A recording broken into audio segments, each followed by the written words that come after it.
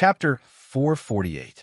I am Le Giazi, the king of the Undulls, Lorna, and ancestors, the ruler of the seven kingdoms and the protector of the realm, little green dragon.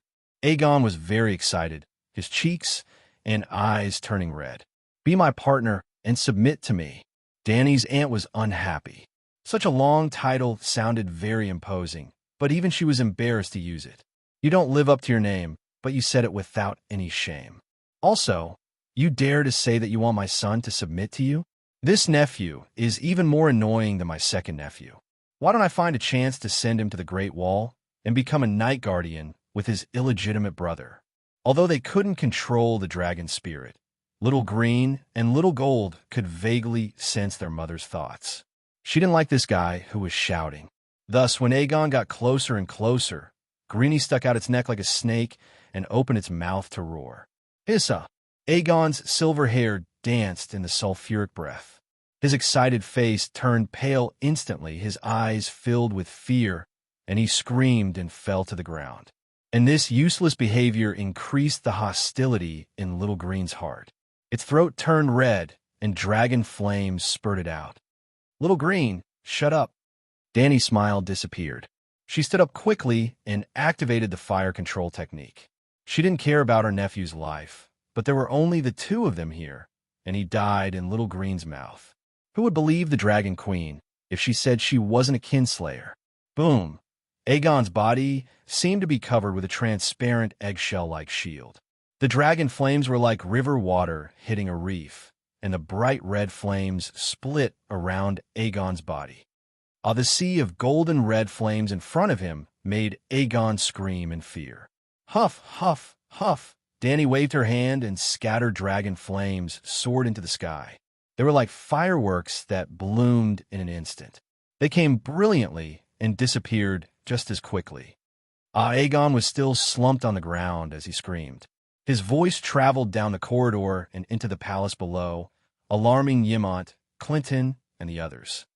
Squeak! The little green centipede let out a squeak and retracted its neck. It lay back down and closed its eyes to rest.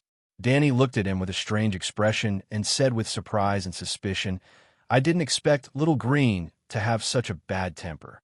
Yes, this fellow had also spat fire at her when she was young. What's wrong? What happened? Clinton hurriedly ran to Aegon's side and hugged him.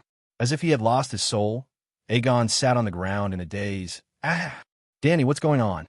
Old Ymont walked over with Cora's help and asked. The old man looked worriedly at her and then at Aegon, as if he suspected that she had done something to him. Dany sighed. Aegon wanted to tame a dragon. I told him to slowly develop a relationship with Little Red. He thought Little Red was too small and wanted Dahe. I told him that Dahe went to Dragonstone Island and had to wait for a few days. He said Little Green was fine too, and then he shouted at Little Green.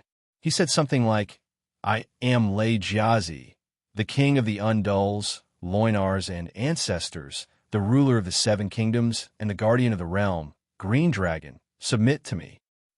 Before Dany could finish, the little devil couldn't help but laugh. In this quiet and serious situation, his laughter was particularly harsh. What's wrong? Dany raised her eyebrows and looked at him. Your Majesty, please continue. The dwarf also noticed the unfriendly gazes of Clinton and the others. That's it. Little Green spat out a mouthful of dragon flames. Fortunately, I was by his side and saved him. Dany said calmly. Ha ha ha. Tyrion couldn't help but laugh at Aegon, who was gradually recovering on the ground. Your Highness, dragons aren't tamed like this. If you do this, even 100 lives won't be enough. To tame a dragon, you should at least prepare a few sheep, a few cows, and feed them with your own hands. Also, you can't wake them up at night from their sleep. Think about it. Even if you're a rational human, if I wake you up in the middle of the night, you'll also punch me in anger, right? Indeed. Old Ymont also sighed and said, before you become a dragon knight, don't put pressure on the Megalosaurus. They're sensitive and can sense your emotions. Your Majesty should have reminded His Highness, Clinton said with some resentment. Remind what? I've never encountered such a thing. In fact, my Megalosaurus guards, a dozen centaurs have taken care of the Megalosaurus for so long, but they've never been attacked by the Megalosaurus. Danny frowned. Yes, the Megalosaurus never spits fire at us. Moreover, under Calixi's guidance, the Megalosaurus also changed its habit of eating humans. Chui Luo said with certainty. The Megalosaurus guards are different from Aegon. Tyrion's eyes flashed with a hint of pride. The Megalosaurus can sense people's emotions. Don't doubt it. If it can't connect with people's minds, why is there the saying, one dragon and one night? Obviously, the Megalosaurus guards are only responsible for taking care of the Megalosaurus and have never thought of conquering them, so they won't be attacked by the Megalosaurus. But the preparatory dragon knights are different. Before the Megalosaurus went extinct, how many Targaryens and Valerians died in the process of dragon taming? Do you really think it's so easy to be a dragon knight? Danny glanced at him and said, You know quite a lot. Your Majesty, I'm not boasting, but in today's world, I'm one of the few Megalosaurus experts.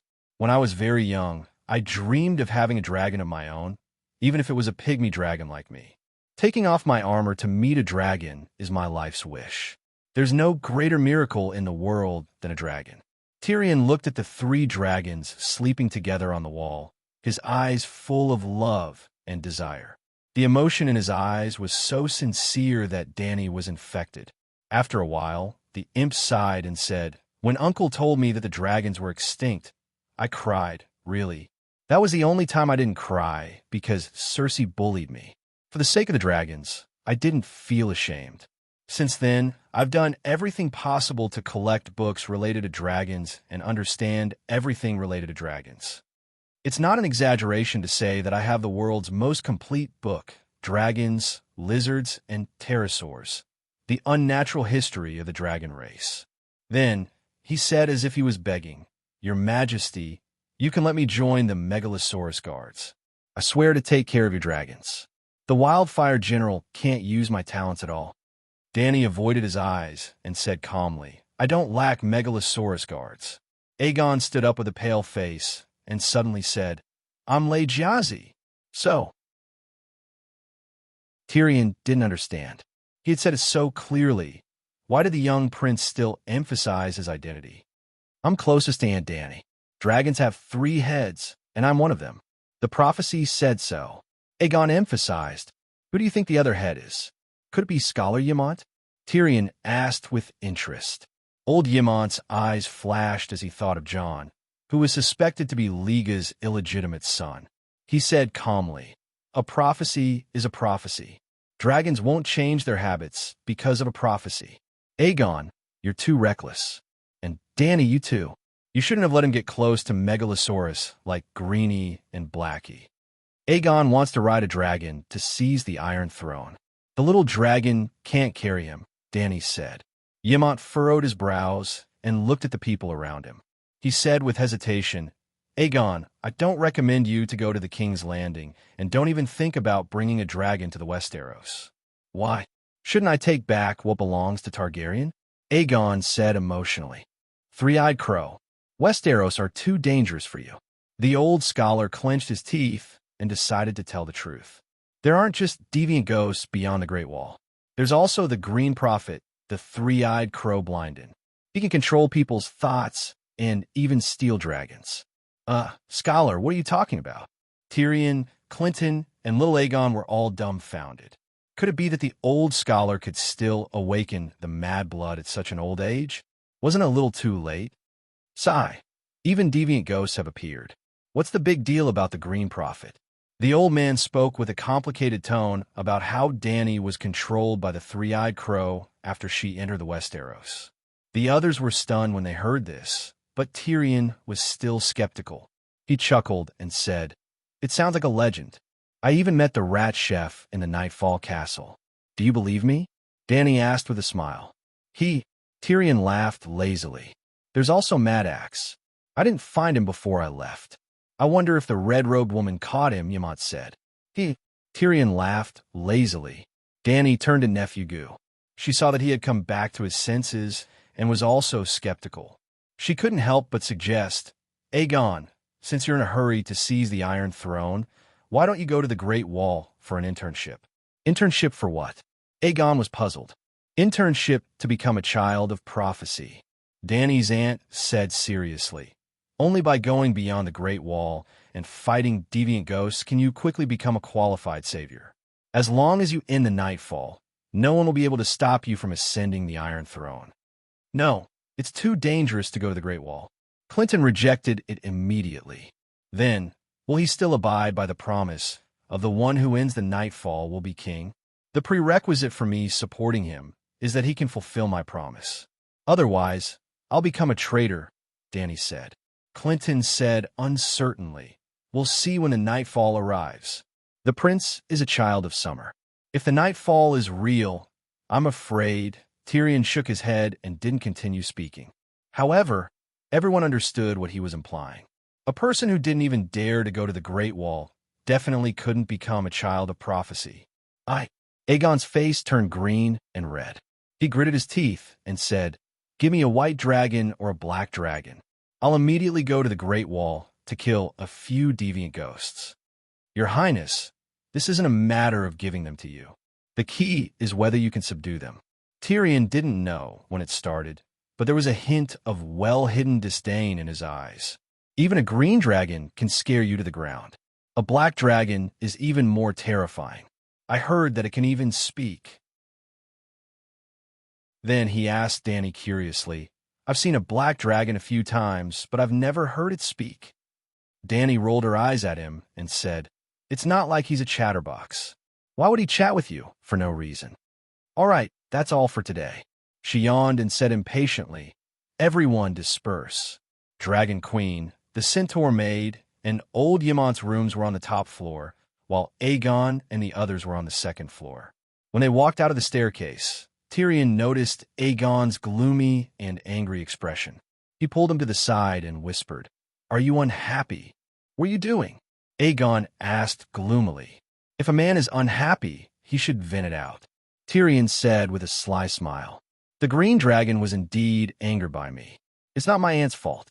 I don't know how to tame a dragon, so I was a little reckless. Aegon sighed.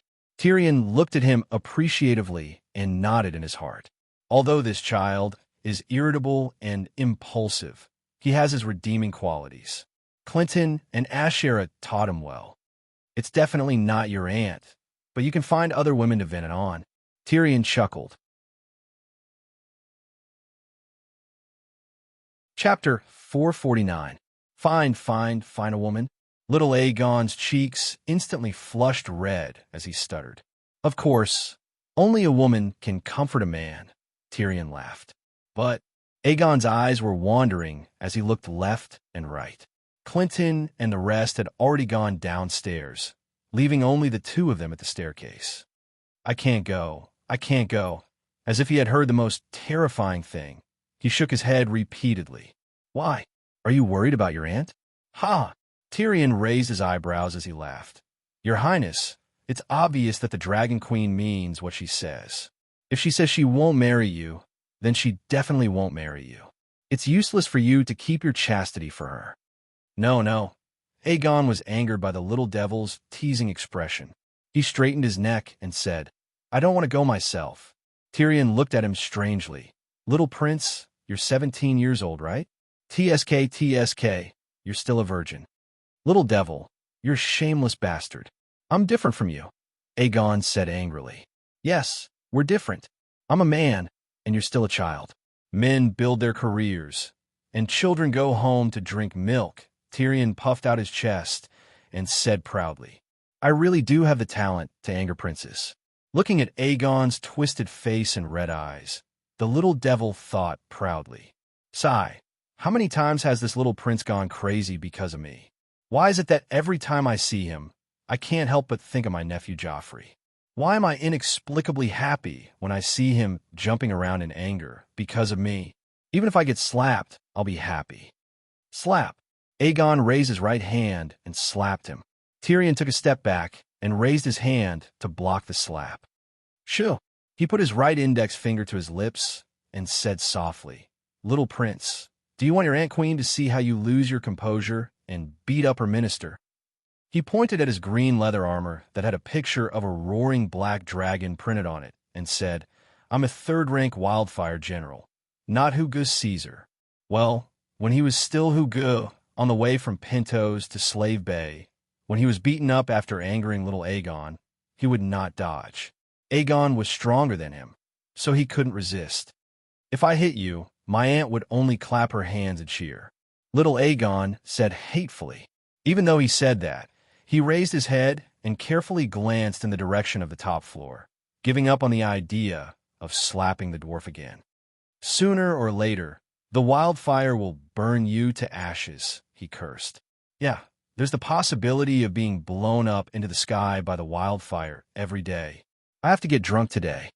Tyrion sighed and walked directly towards the red brick door, saying as he walked, "The Red Nun of the Church of the Seven Gods is one of a kind in the world.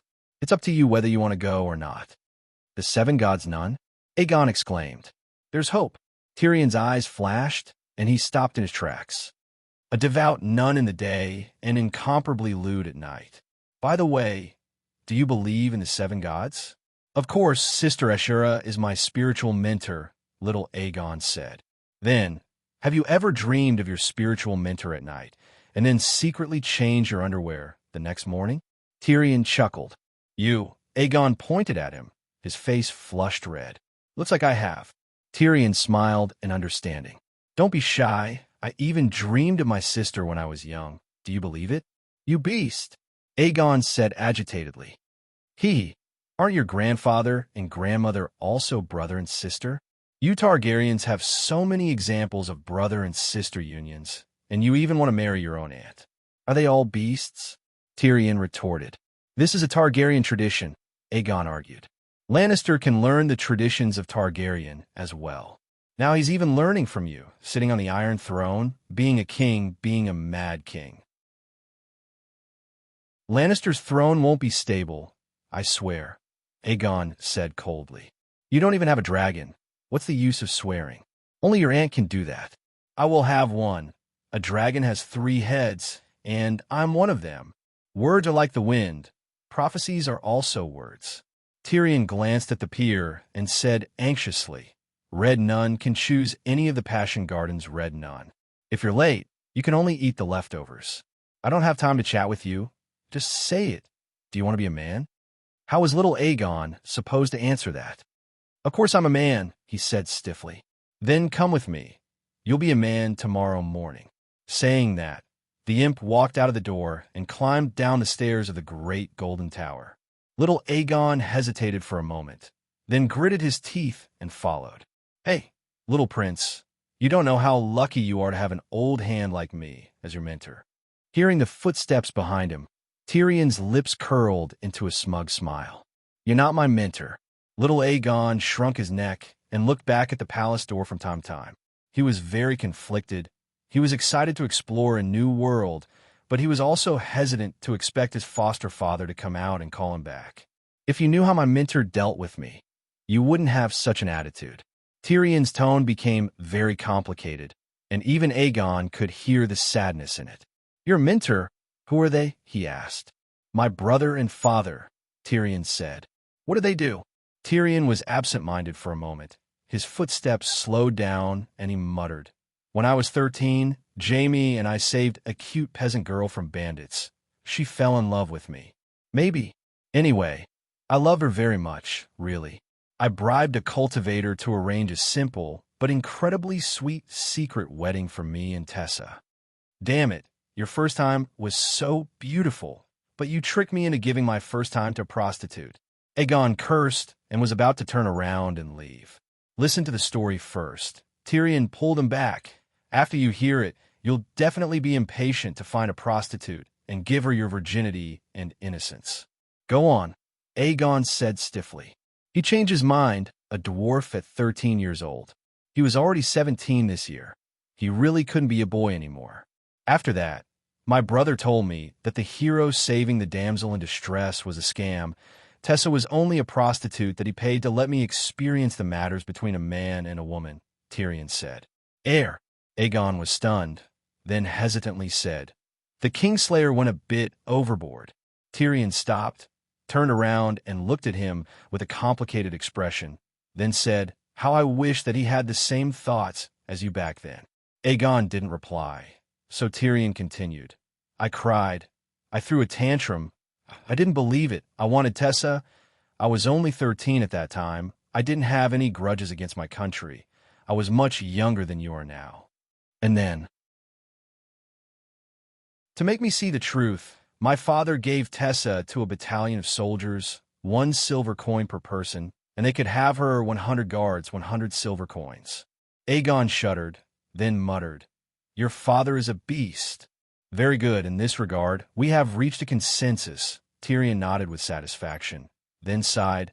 "A beast father gave birth to a beast son. I stood on the side and watched until my dick was about to explode, and then I became the 101st. For this, my father paid Tessa a gold dragon. According to his words, Lannisters should always be a cut above others, and the price should be higher than the average person." "You really are a beast," Aegon said coldly.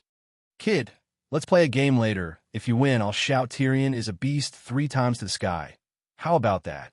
Tyrion said with a strange smile. "What game?" "You'll know in a while." Aegon fell silent again. At this time, they had already walked down the pyramid. The unsullied trainees guarding the stairs at the door only glanced at them, then untied the fence.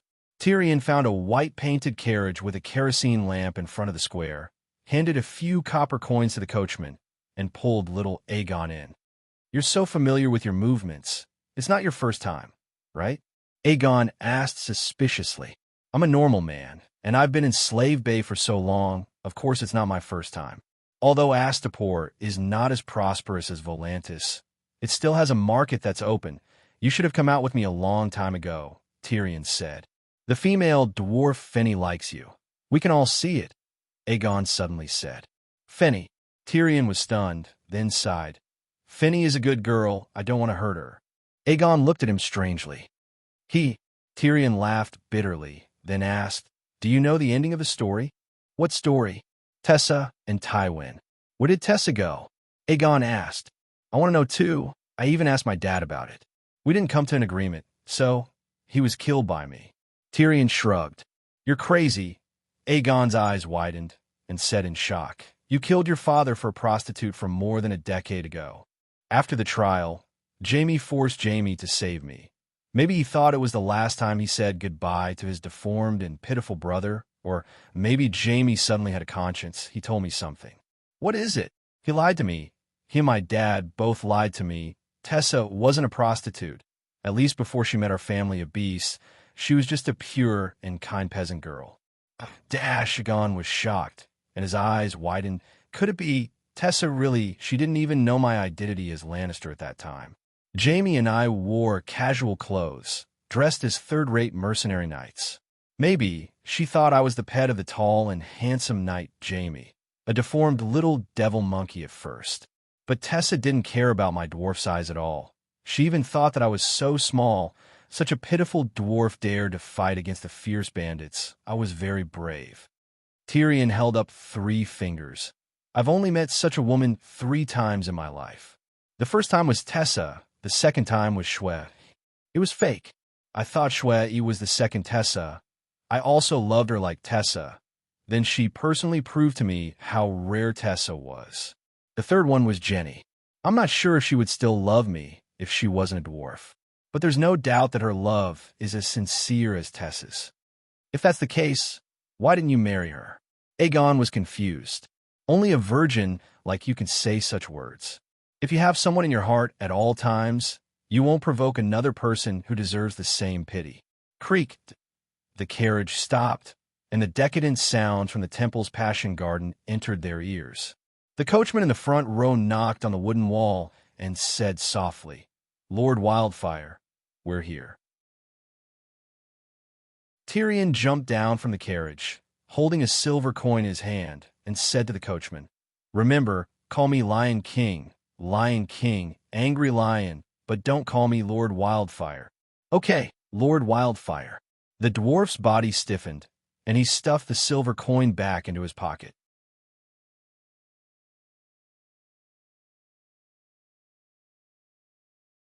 Ooh, Aegon suddenly wailed, miserable and sorrowful. 7 levels of hell. Aegon, you're infected too? Old Yimont's face was pale, and his body was on the verge of collapsing. Oh, I might have been infected by the little devil. Aegon's face was covered in tears as he cried in despair. 7 gods, it's my first time, and I've experienced such a tragedy. If I knew it would be like this, I wouldn't have gone with the little devil. What first time? Yimont asked curiously. Prince Aegon and General Wildfire went to the Passion Garden last night, the old saintess said. Under the reproachful gazes of Clinton and old Yimont, Tyrion sighed. I did out of kindness. The little prince is already 17 years old. If he were in the Westeros, you would have already experienced appropriate aristocratic education. You should know this better than me. You can find a maid, Clinton said, suppressing his anger. In the Queen's palace, find a Queen's maid? Tyrion mocked. It's not a big deal to go to the Passion Garden. Dany waved her hand and asked in confusion. First, explain how the Grey Plague came about. Of course, she knew about the Grey Plague. The Grey Plague had similar symptoms to the grayscale disease, but the degree of harm was different. Strictly speaking, the grayscale disease was not terrible. It was difficult to be infected without touching the lesion on the body. But the grayscale disease could evolve into a Grey Plague with a high transmission rate. A simple analogy could be made. The grayscale disease was the common cold, and the Grey Plague was a virus mutation of the whole rice. Pandemic influenza. But Dany was not too panicked. She did not believe that there was a virus that could infect the immortals. General Wildfire was infected with the Grey Plague, but he did not know it. As a result, when he was performing the 5th move of Spring Cry with Geddy noticed the black and gray spots on his inner thigh. Your Majesty, Geddy is an outstanding blue nun, the old saintess emphasized. There used to be 7 saintesses in the Temple of Divine Grace. The green saintess was the Pope, the red saintess was a holy prostitute, the white saintess was a noble virgin who went to the temple as an intern, and the blue saintess was a healer. There were also the pink saintess, the gold saintess, and the purple saintess, the saintess who served the Dragon King of Valeglia, who had lost their practical significance. Dany saw that the 7 of the 7 saintesses matched the 7 gods, so she kept the saintess system. She also redefined the pink saintess as a singing and dancing priestess, the gold saintess as a book secretary, and the purple saintess as the silent sisterhood. This Geddy was skilled in medicine and had mastered the 7 spring cry techniques. She was a doctor during the day and went to the Passion Garden at night for legal and reasonable entertainment. What talent? Are you sure it's the Grey Plague? Dany asked. The Grey Plague had similar symptoms to the grayscale disease. It was difficult to tell if it did not spread on a large scale. I've never been touched by a grayscale patient, so it must be the Grey Plague. Only the Grey Plague can spread through the air and make me infected unknowingly, Tyrion said in despair. No, not necessarily, Clinton suddenly said. Sorry, I shouldn't have hidden it from you. He sighed and took off the deerskin glove on his right hand, revealing the gray and black spots on his palm. The upper half of his middle finger was completely petrified into gray. Ah!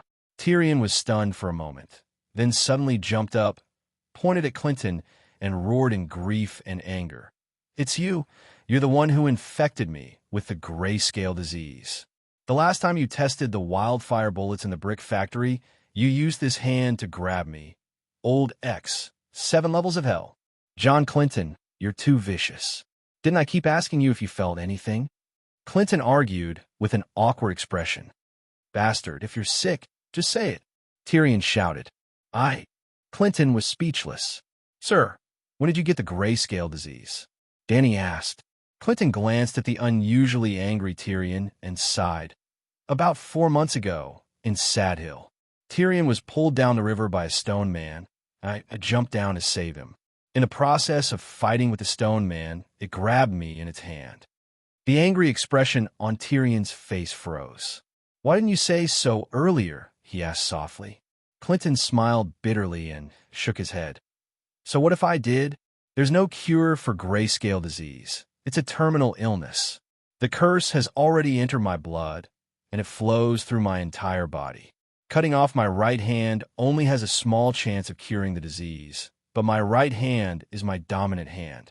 I still have to help Prince Aegon take down the Iron Throne. At that time, I didn't know about the Queen's vow to end the long night as queen, nor did I know that she had already gone to the Westeros. I thought that the Queen would immediately marry the prince, then ride the dragon to Pentos, join forces with the fleet prepared by the Golden Group in Illyrio, and take back the Iron Throne first. That way, Prince Aegon would become the king of the Seven Kingdoms, and even if Her Majesty failed in Slave Bay, she could still return home. As long as you help Targaryen restore their kingdom within 2 years, and let me redeem myself from the failure of the Battle of the Ringing of the Bell, I will return to Vulture's Nest Castle and spend the rest of my life in the mahogany forest where I first met Prince Rhaegar. Silence. Everyone's emotions were complicated, and their gazes towards Clinton were no longer filled with reproach and resentment. Dany sighed in her heart.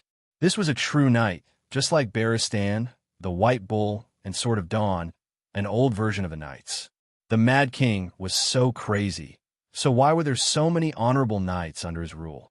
Old Yemont let out a sigh of relief and slowly said, "As long as it's not the Grey Plague, it's not a big problem.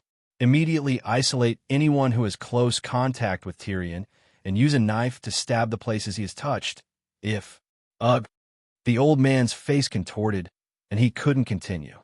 7 gods above, General Wildfire has been going to the Passion Garden almost every night, and most of the ladies are with him.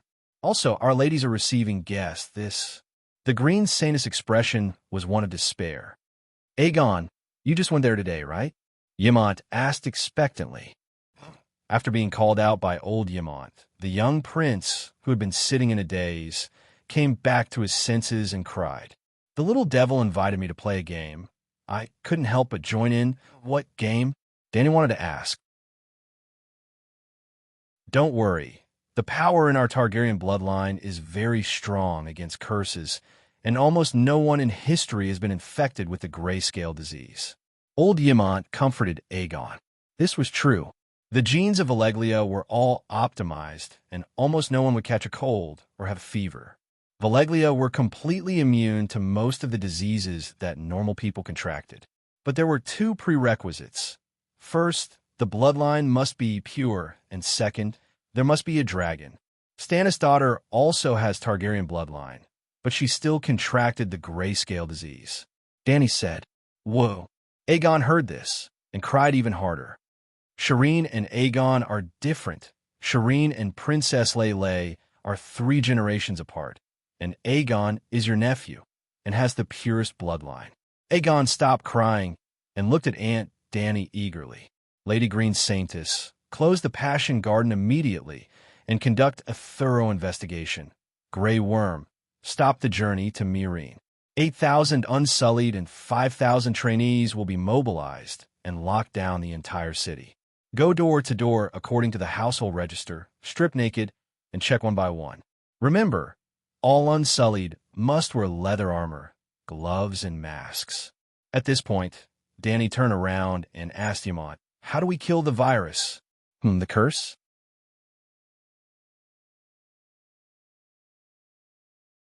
Chapter 451. Old Man, do you know how to kill the grayscale disease virus? Dany stopped Grey Worm, intending to ask about the disinfection precautions.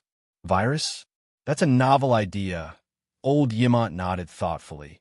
Usually, the patient and the things they come in contact with are burned. Burned? Tyrion's voice was sharp. Is there no other way? The medical profession of the City of Knowledge has been around for thousands of years, but no one has developed a cure for the grayscale disease. First, use boiling water to wash the area infected by the curse, then apply a plaster made of lime and mustard. Yemont said uncertainly. What's the success rate of this method? Dany asked. The old scholar's eyes drifted, his voice so low it was almost inaudible, very low. There should be a 50%, at least a 30% chance, right? Tyrion said expectantly. There's no clear evidence that this method has saved patients, Yemont said awkwardly. Success rate, 0. Dany was stupefied.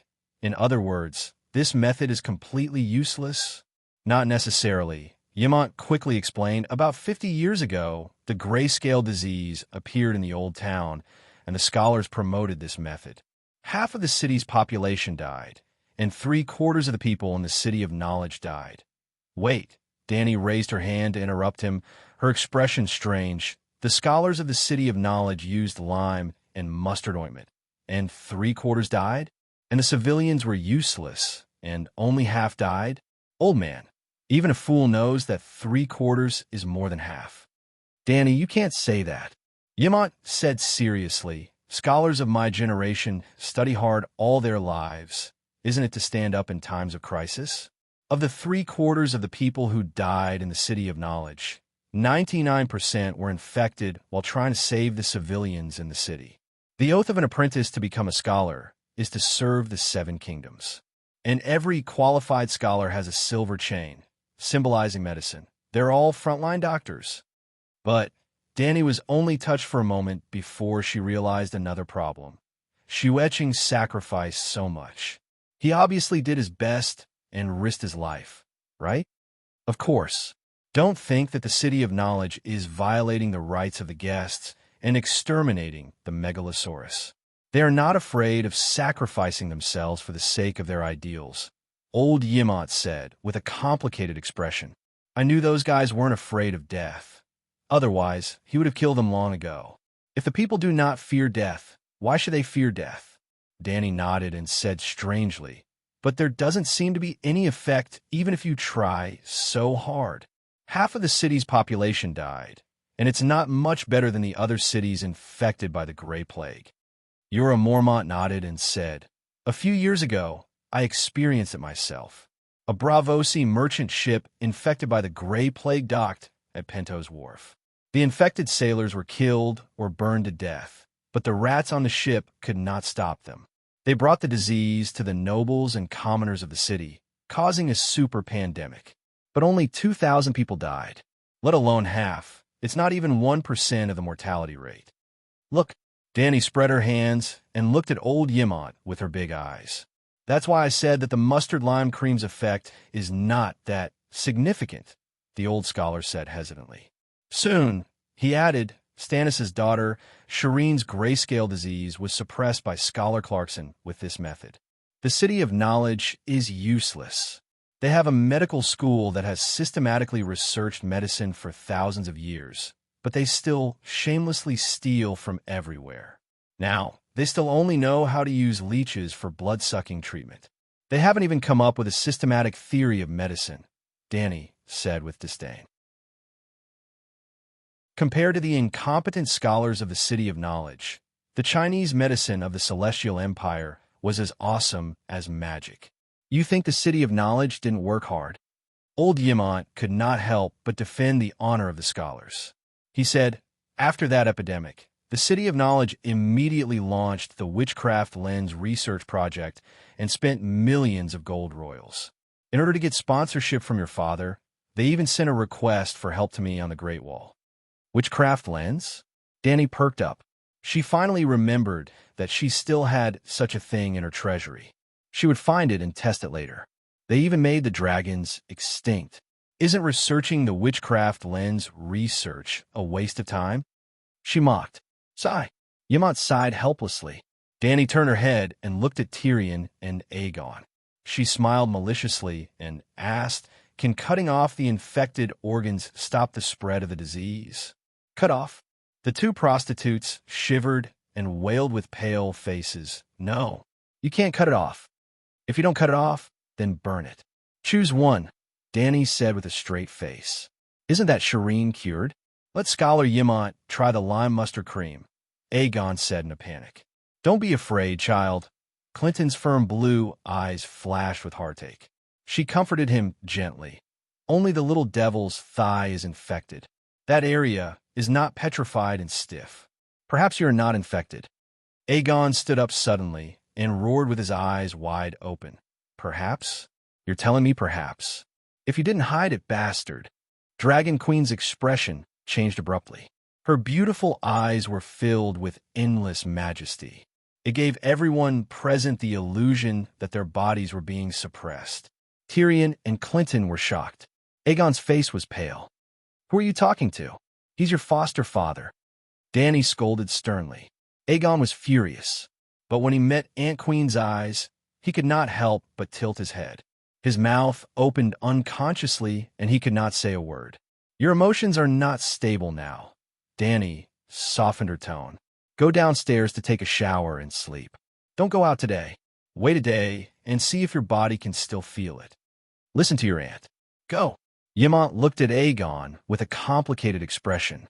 He comforted him and called two Unsullied over to take the dejected Aegon away. "What's wrong with you?"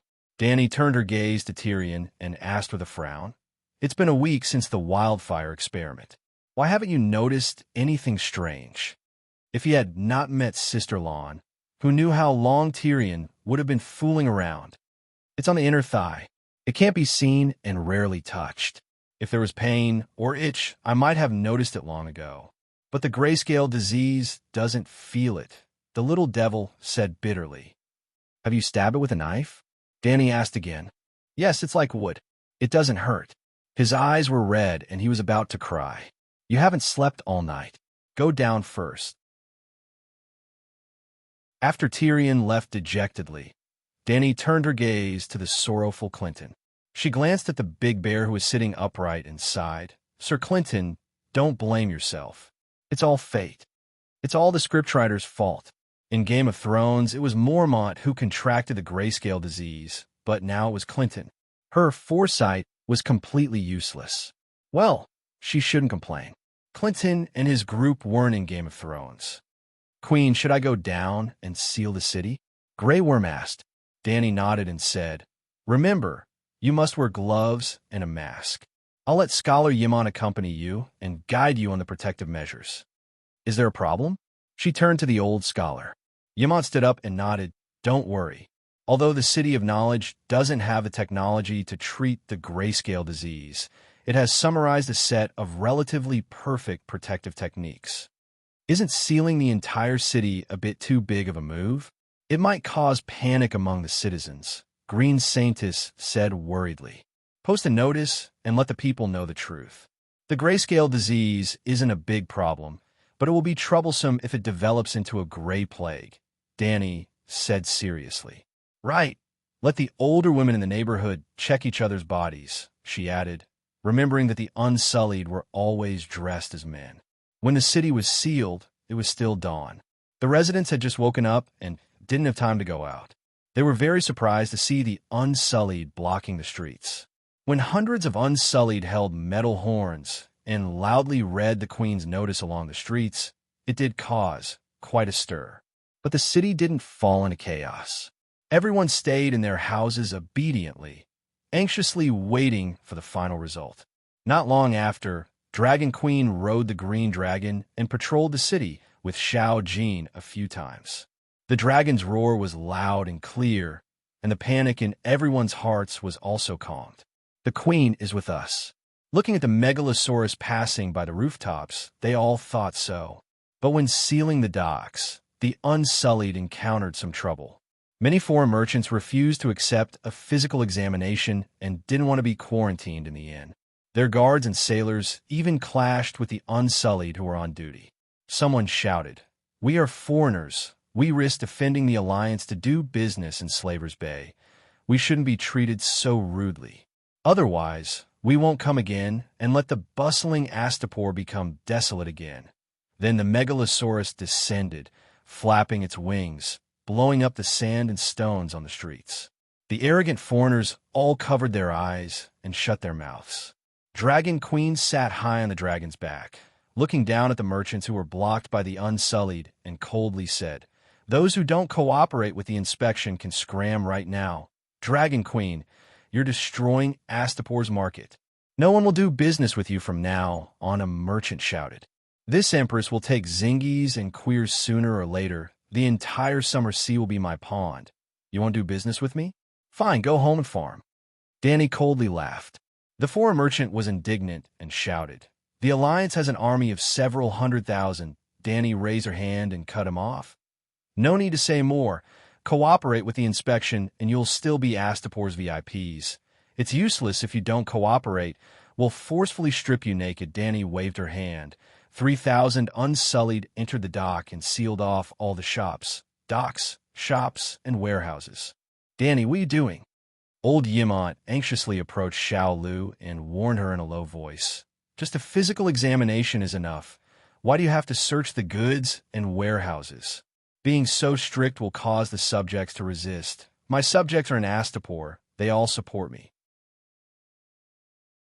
These 4 merchants are after profits. They'll come back." Danny didn't care. Seeing the Unsullied pushing away the sailors and mercenaries, barging into the ships, and opening the warehouses, the old scholar worriedly said, "Back then, in order to deal with the epidemic, Count Quentin Hyder burned all the ships in the harbor, closed the city gates, and strictly ordered his soldiers to kill anyone who tried to escape, men, women, old, and young. But when the epidemic finally subsided and the harbor reopened, not only did the survivors not thank him, they even dragged him and his son off their horses and slit their throats. Do you think anyone can drag me off the dragon's back?" Danny giggled. Xiao Lu's cold, emerald eyes scanned the crowd, white smoke with sparks coming out of her nostrils. "All right, I'll stop joking," Danny said seriously. "I've been neglecting something. Now Tyrion reminded me."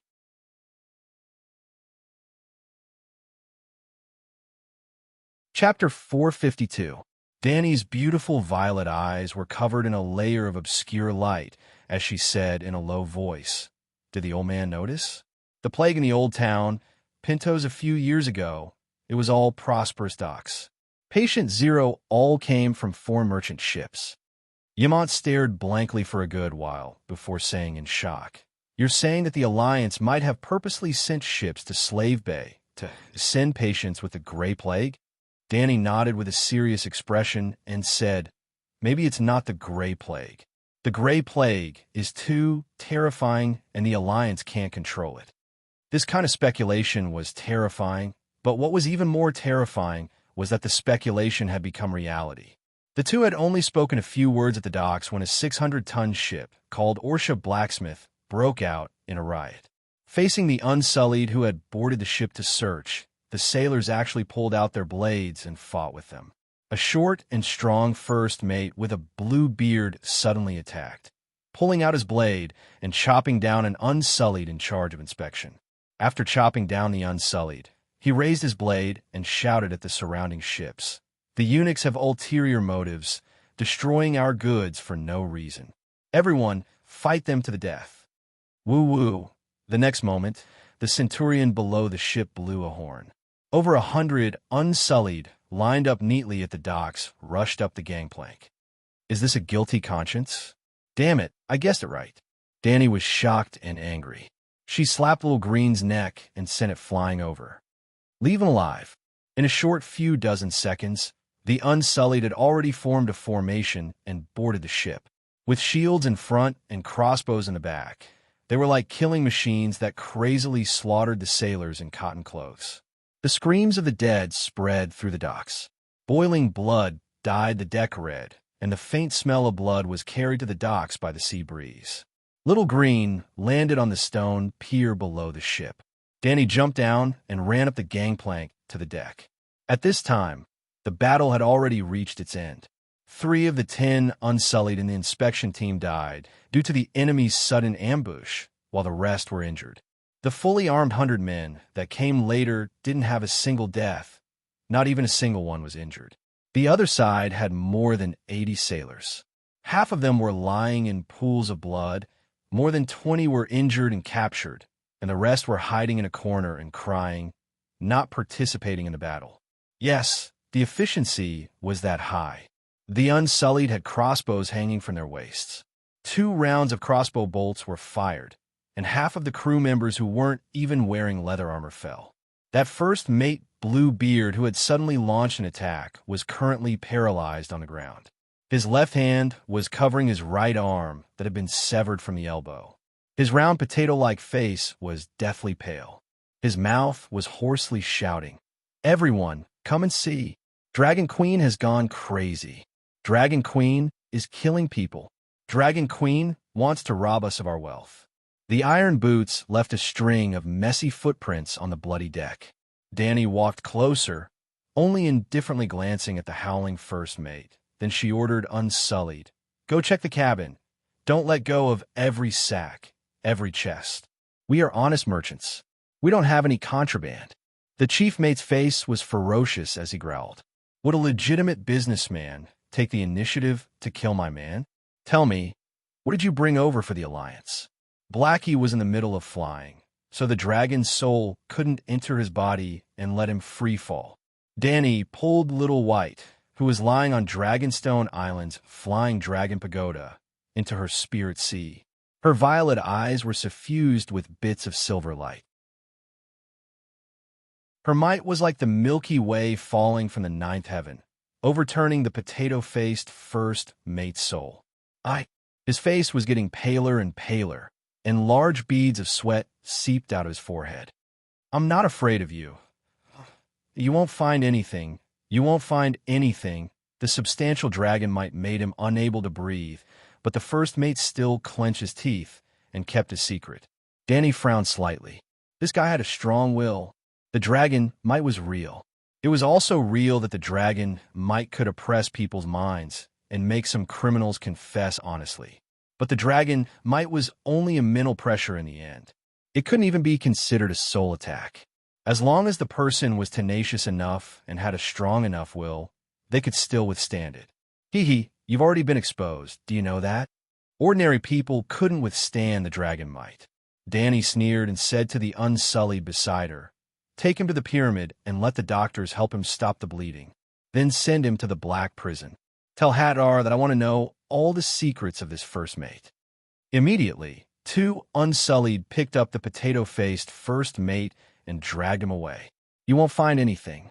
The first mate looked at the Dragon Queen with a sly smile, and then shouted to the sea merchants and crew members who were watching for both sides. "Do you see?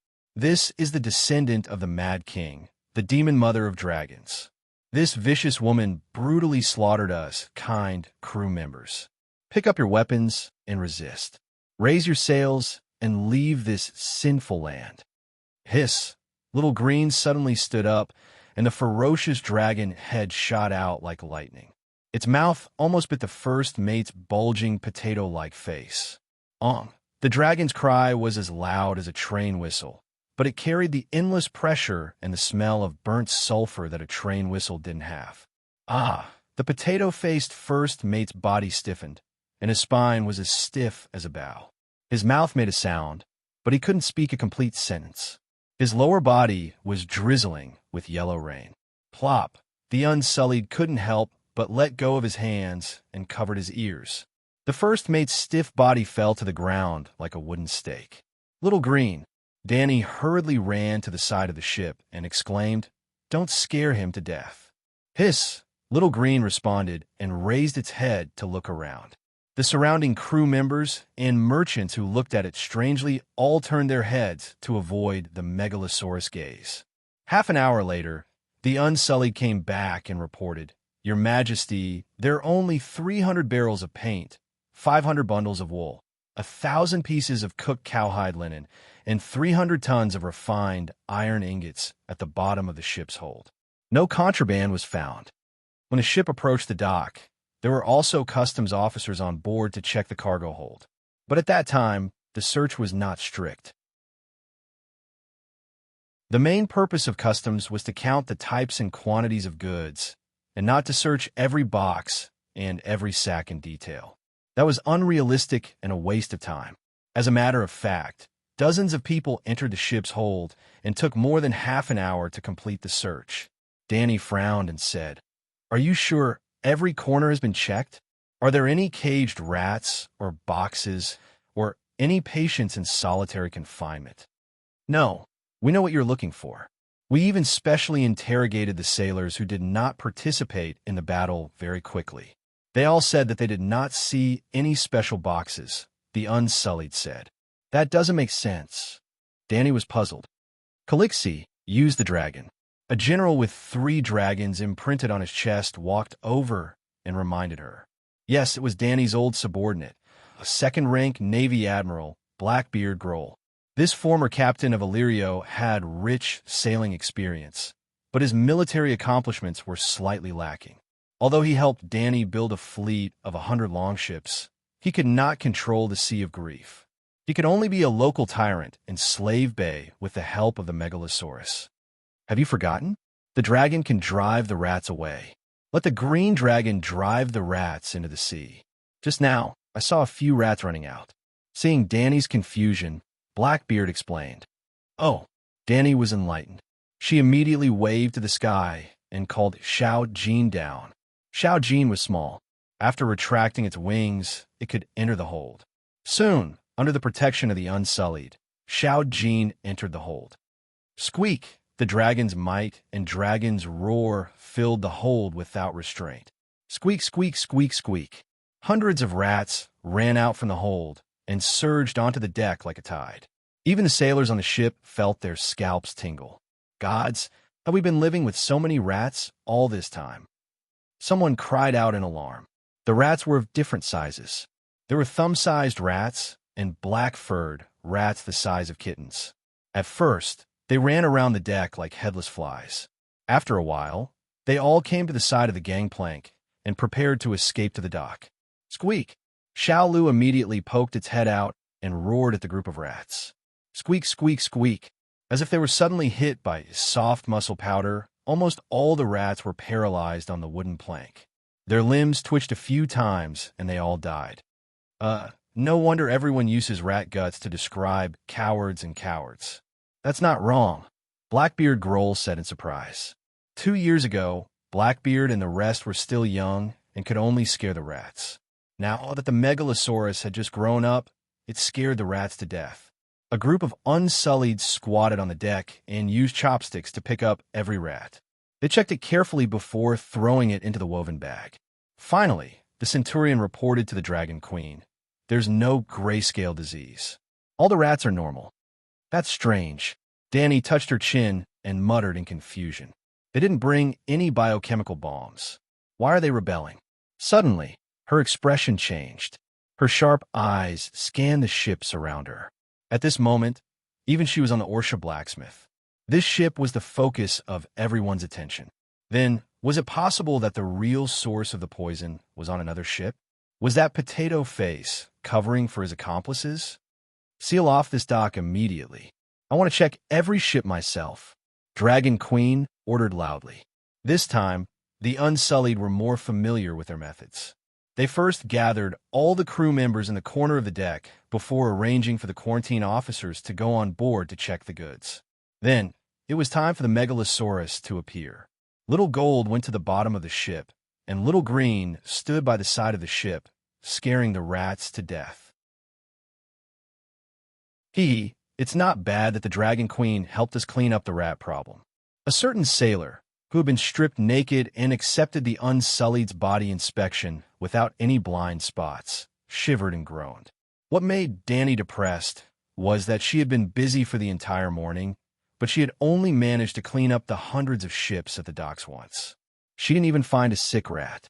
Dany, this is good news. On the way back to the Great Pyramid, old Yimont said happily, there is no plague at the dock, which means that you guessed wrong. The Allies are not as crazy as you think. After all, no one has ever used the plague to deal with the enemy. If I were the Allies, facing the invincible Dragon King, I would also consider sending a few bodies with the plague to the other side city, Dany said. The old man sighed and said earnestly, Dany, you are very smart. You are a natural talent, and your tactical ideas are bold and unconventional. This is very good, but you can't think of everyone as bad as you. I'm not saying that you're not good, but your strategy is specifically targeted at the weakness of human nature. It's a little not so upright.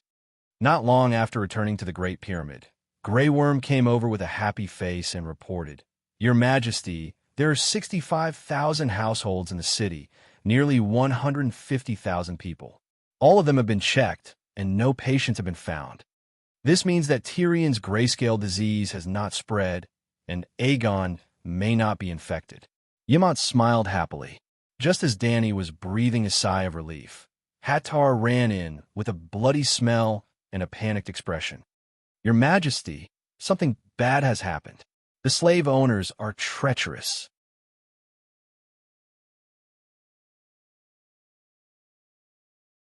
Chapter 453. Devil's Tale. Hattar had been unhappy for the past 2 years. It was not that the Dragon Queen had mistreated him. In fact, compared to the previous great benevolent Lord Grazdan, he liked his current master more. He was a cruel interrogator, but he also had a heart that longed for freedom and hated the slave owners. He was the same as Lord Bao of Mirene. The reason why Hattar was unhappy was that his former friends were doing too well while he was still in the same spot. Devil's Tale, Hattar and Butcher Klein were both the heroes of Astapor during the benevolent lord period. One was the best at butchering pigs in the city, the prettiest pork man. The other was the most vicious interrogator in Slave Bay, the most vicious of all. With their amazing skills, the two of them became famous and could be said to be brilliant. But after Astapor was liberated by the Dragon Queen, the two of them developed very differently. Hattar only showed off once when the Dragon Queen was trying to win people's hearts, but he did not have any chance to show off after that. On the other hand, Klein rose step by step. His status became higher, his wealth became richer, and his reputation became louder. The first count under the Dragon Queen, one of the 8 heroes of the Northern Expedition. Other than the Dragon Queen, the most hated enemy of the slave owners in the world. Mirene has a Klein, impartial and impartial. 7 gods above. Listen to these awe-inspiring titles. Hattar's heart was filled with envy and jealousy. If his friend were doing well, he was not. The last time Klein came to Astapor for trial, he hoped that the queen would hand the butcher over to him, so that his former friends could feel his wrath, jealousy, and hatred, especially when the trial of the son of the Harpy ended. The Count of Shattered Shackles looked for him to drink and eat lobsters. During the meal, he complained to him in a boastful tone. Green Saintess Grazdan was too hateful. She suddenly confessed her crimes in court, causing the climax of the trial the defendant, Klein, in front of countless people, to express his thoughts to come to an abrupt end before it even arrived. The speech that Klein prepared for a long time, and even secretly asked the Dragon Queen to moisten her pen, also became a waste of paper. This reduced his chances of showcasing his talent as a great songstress by 99%. Moreover, everyone was discussing the answer between the Dragon Queen and the Green Saintess. Very few people were talking about Lord Bao of Mirene. Well, with a sense of superiority, the butcher introduced the story of Scholar Bao of the Sea of Sunset to the interrogator. Most of it was made up by the butcher himself, because the Dragon Queen never told him the story of Lord Bao in detail. Hattar wanted the same fame and fortune as Butcher. Once, there was an opportunity in front of him, but the interrogator was powerless and was defeated. Yes, the female faceless who tried to assassinate the queen. The Devil's Tale used all its means to torment the other party for a few months. In the end, he gave in shamefully and didn't even get a useful word out of the other party. What a disgrace. For several days, he didn't dare to go out, afraid of meeting people. At that time, Butcher was helping Dragon Queen attack the pyramid in Kaiyuan. He was victorious in every battle, and reports of victory kept coming in. Finally, the straw that broke the camel's back came. Butcher became the lord of Mirene City, and Butcher became the only count under the queen. Hattar woke up from his depression. He couldn't continue to be muddle-headed like this. He had to pull himself together. He had to strengthen his business ability. He began to train his whip technique like crazy. Why did Faceless, a mere woman, keep her mouth shut under his peerless whip technique? Is Faceless powerful? Then he should be stronger than her. He had to improve his cultivation. Finally, after a few months of hard training, his whip technique entered a new realm. Even more fortunately, he got another chance to show off his achievements to the Dragon Queen. 100 days to weave a whip, today I whip it. Hattar, with a bloody smell, quickly walked to the front of the Dragon Queen, respectfully saluted, and said, "Your Majesty, fortunately I didn't disappoint you. I have pried open the spy's mouth." Hattar was a fierce-looking man. He was 2 meters tall and had muscles all over his body, especially his 2 arms. They looked like they were made of black iron. When he bulged his biceps, it looked like two basketballs were strung on his arms. In terms of appearance, he was definitely the most muscular man under the Dragon Queen's command. So fast, Danny was surprised. The Dragon Queen's expression made the devil's tail very happy. He opened his mouth full of yellow teeth and smirked. "Your Majesty, after failing to interrogate Faceless last time, I trained hard and finally broke through to the realm of divine transcendence, so my efficiency has increased a lot." Divine transcendence? Danny was a bit confused, just like what Sir Barristan told us about the realm of swordsmanship. Moving the finger like an arm, lifting the heavy as if it was light, lifting the light as if it was heavy, divine transcendence. You should know that I have already reached the peak of lifting the light as if it was heavy. Saying that, the devil's tail couldn't help but sigh.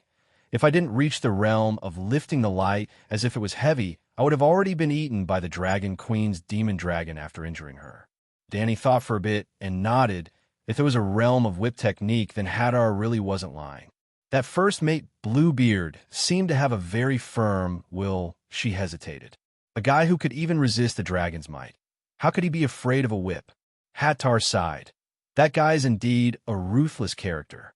A month ago, I absolutely couldn't do anything to him.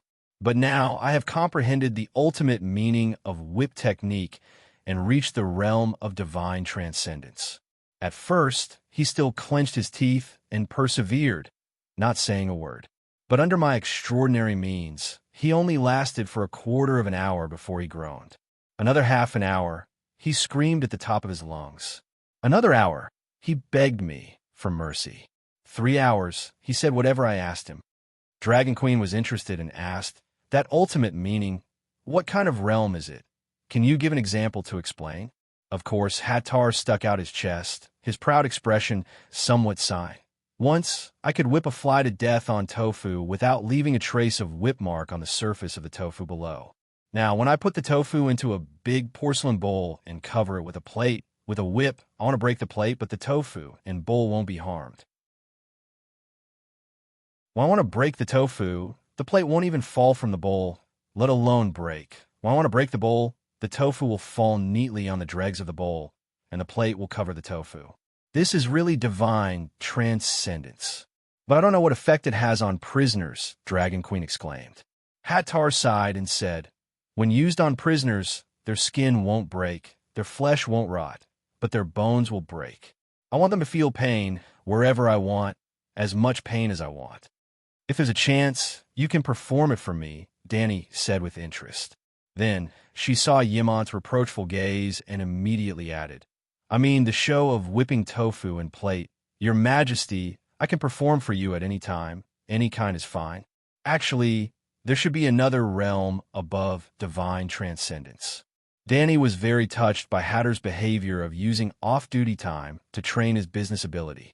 It was like a certain programmer who had signed a contract to sell himself. He was already working at 996, but he was still working hard on coding at home on the 7th day. How could the boss not be touched? She should encourage and provide some help to such a motivated employee. Once, in Whis, Dragon Queen was halfway through her sentence when she suddenly noticed the old scholar Yimant beside her. He was an old Westeros and a scholar. What Westeros story could deceive him? Ahem, when I was in Westeros, I heard a story about an ancient sword saint. His name was Invincible Loneliness. He often said to people, "I, who stand at the peak of swordsmanship, am too lonely. My greatest wish in life is to be defeated by a strong person." Isn't this too strong? Hadar was fascinated. Even old Yimant temporarily suppressed his doubts of why have I never heard of this invincible loneliness swordsman, and muttered, "To be able to say such words and not be beaten to death, he must be a peerless, strong person." Hadar, do you know what level invincible loneliness swordsmanship has reached? Above divine transcendence. The first stage, there is no sword in the hand, but there is a sword in the heart. The second stage, there is no sword in the hand, and there is no sword in the heart. Everything can be a sword. The Dragon Queen sighed and encouraged the burly executioner. "Hattar, you are very talented. Continue to work hard, and one day You will also become Hatter's Whip of Solitude. Solitary whip? The executioner muttered with a dazed look in his eyes, as if he was in a daze. Yamant did not care about the level of the burly executioner in front of him. He directly asked, Hattar, I saw that you looked panicked when you first came in. What did that spy say? Hearing this, Hattar snapped out of his reverie and said anxiously, Your Majesty, please send someone to seize the ship Erdite immediately. That is also a spy ship. They transported 10 stone men and threw them into the sea beside the dock. Stone men? Are they patients with a grayscale disease who are completely petrified? Danny asked. Yes, they're the stone men found from the Sorrowful Hill. The demon's tail's face was filled with anger. The spy wrapped them in oilcloth and pressed the cloth bag to the bottom of the ship. This way, they could avoid our customs inspection. When the ship docked at the docks of Astapor, Kayuan, and Marine, they took the opportunity to transport the goods into the city and threw the stone men into the wells of the residents. 7 gods above, the Alliance army is really so vicious. Old Yamant stared with his eyes wide open. His face was pale, and his body was swaying. Danny hurriedly supported him and turned around to ask, Hattar, did you record Bluebeard's statement? Yes. Hattar hurriedly handed over a roll of blood-stained dragon's paper. Danny's craftsman spent 2 years and finally invented the technique of making paper. They named the paper Danny's paper. Dragon Queen felt that it was a little low class, so she changed it to dragon's paper. The interrogation statement was very standard, including name, place of birth, age, department, immediate superior, contact person. Danny hurriedly skipped over the above content. She focused on the Alliance Army's sinister plan to throw the stone men into the public well in the busiest area of Slave Bay. The grayscale disease could not be explained by the medical science of her previous life. This disease would cause the patient to slowly turn into a stone man. It was too magical a real stone man. Stone men were naturally denser than water, so they could sink into the well without being discovered. The stone men at the bottom of the well were not completely dead. No one knew how long they could live, so they were a long-term source of infection. However, the outbreak of Tyrion's infection was so sudden that it interrupted the Alliance Army's plan. In order to avoid being caught red-handed, Bluebeard decided to abandon the Rook to save the king. He crazily courted death and attracted the attention of Dragon Queen and the Unsullied, giving Erudite a chance to destroy the corpse. Oh, the corpse was not destroyed. Those bastards threw it into the sea.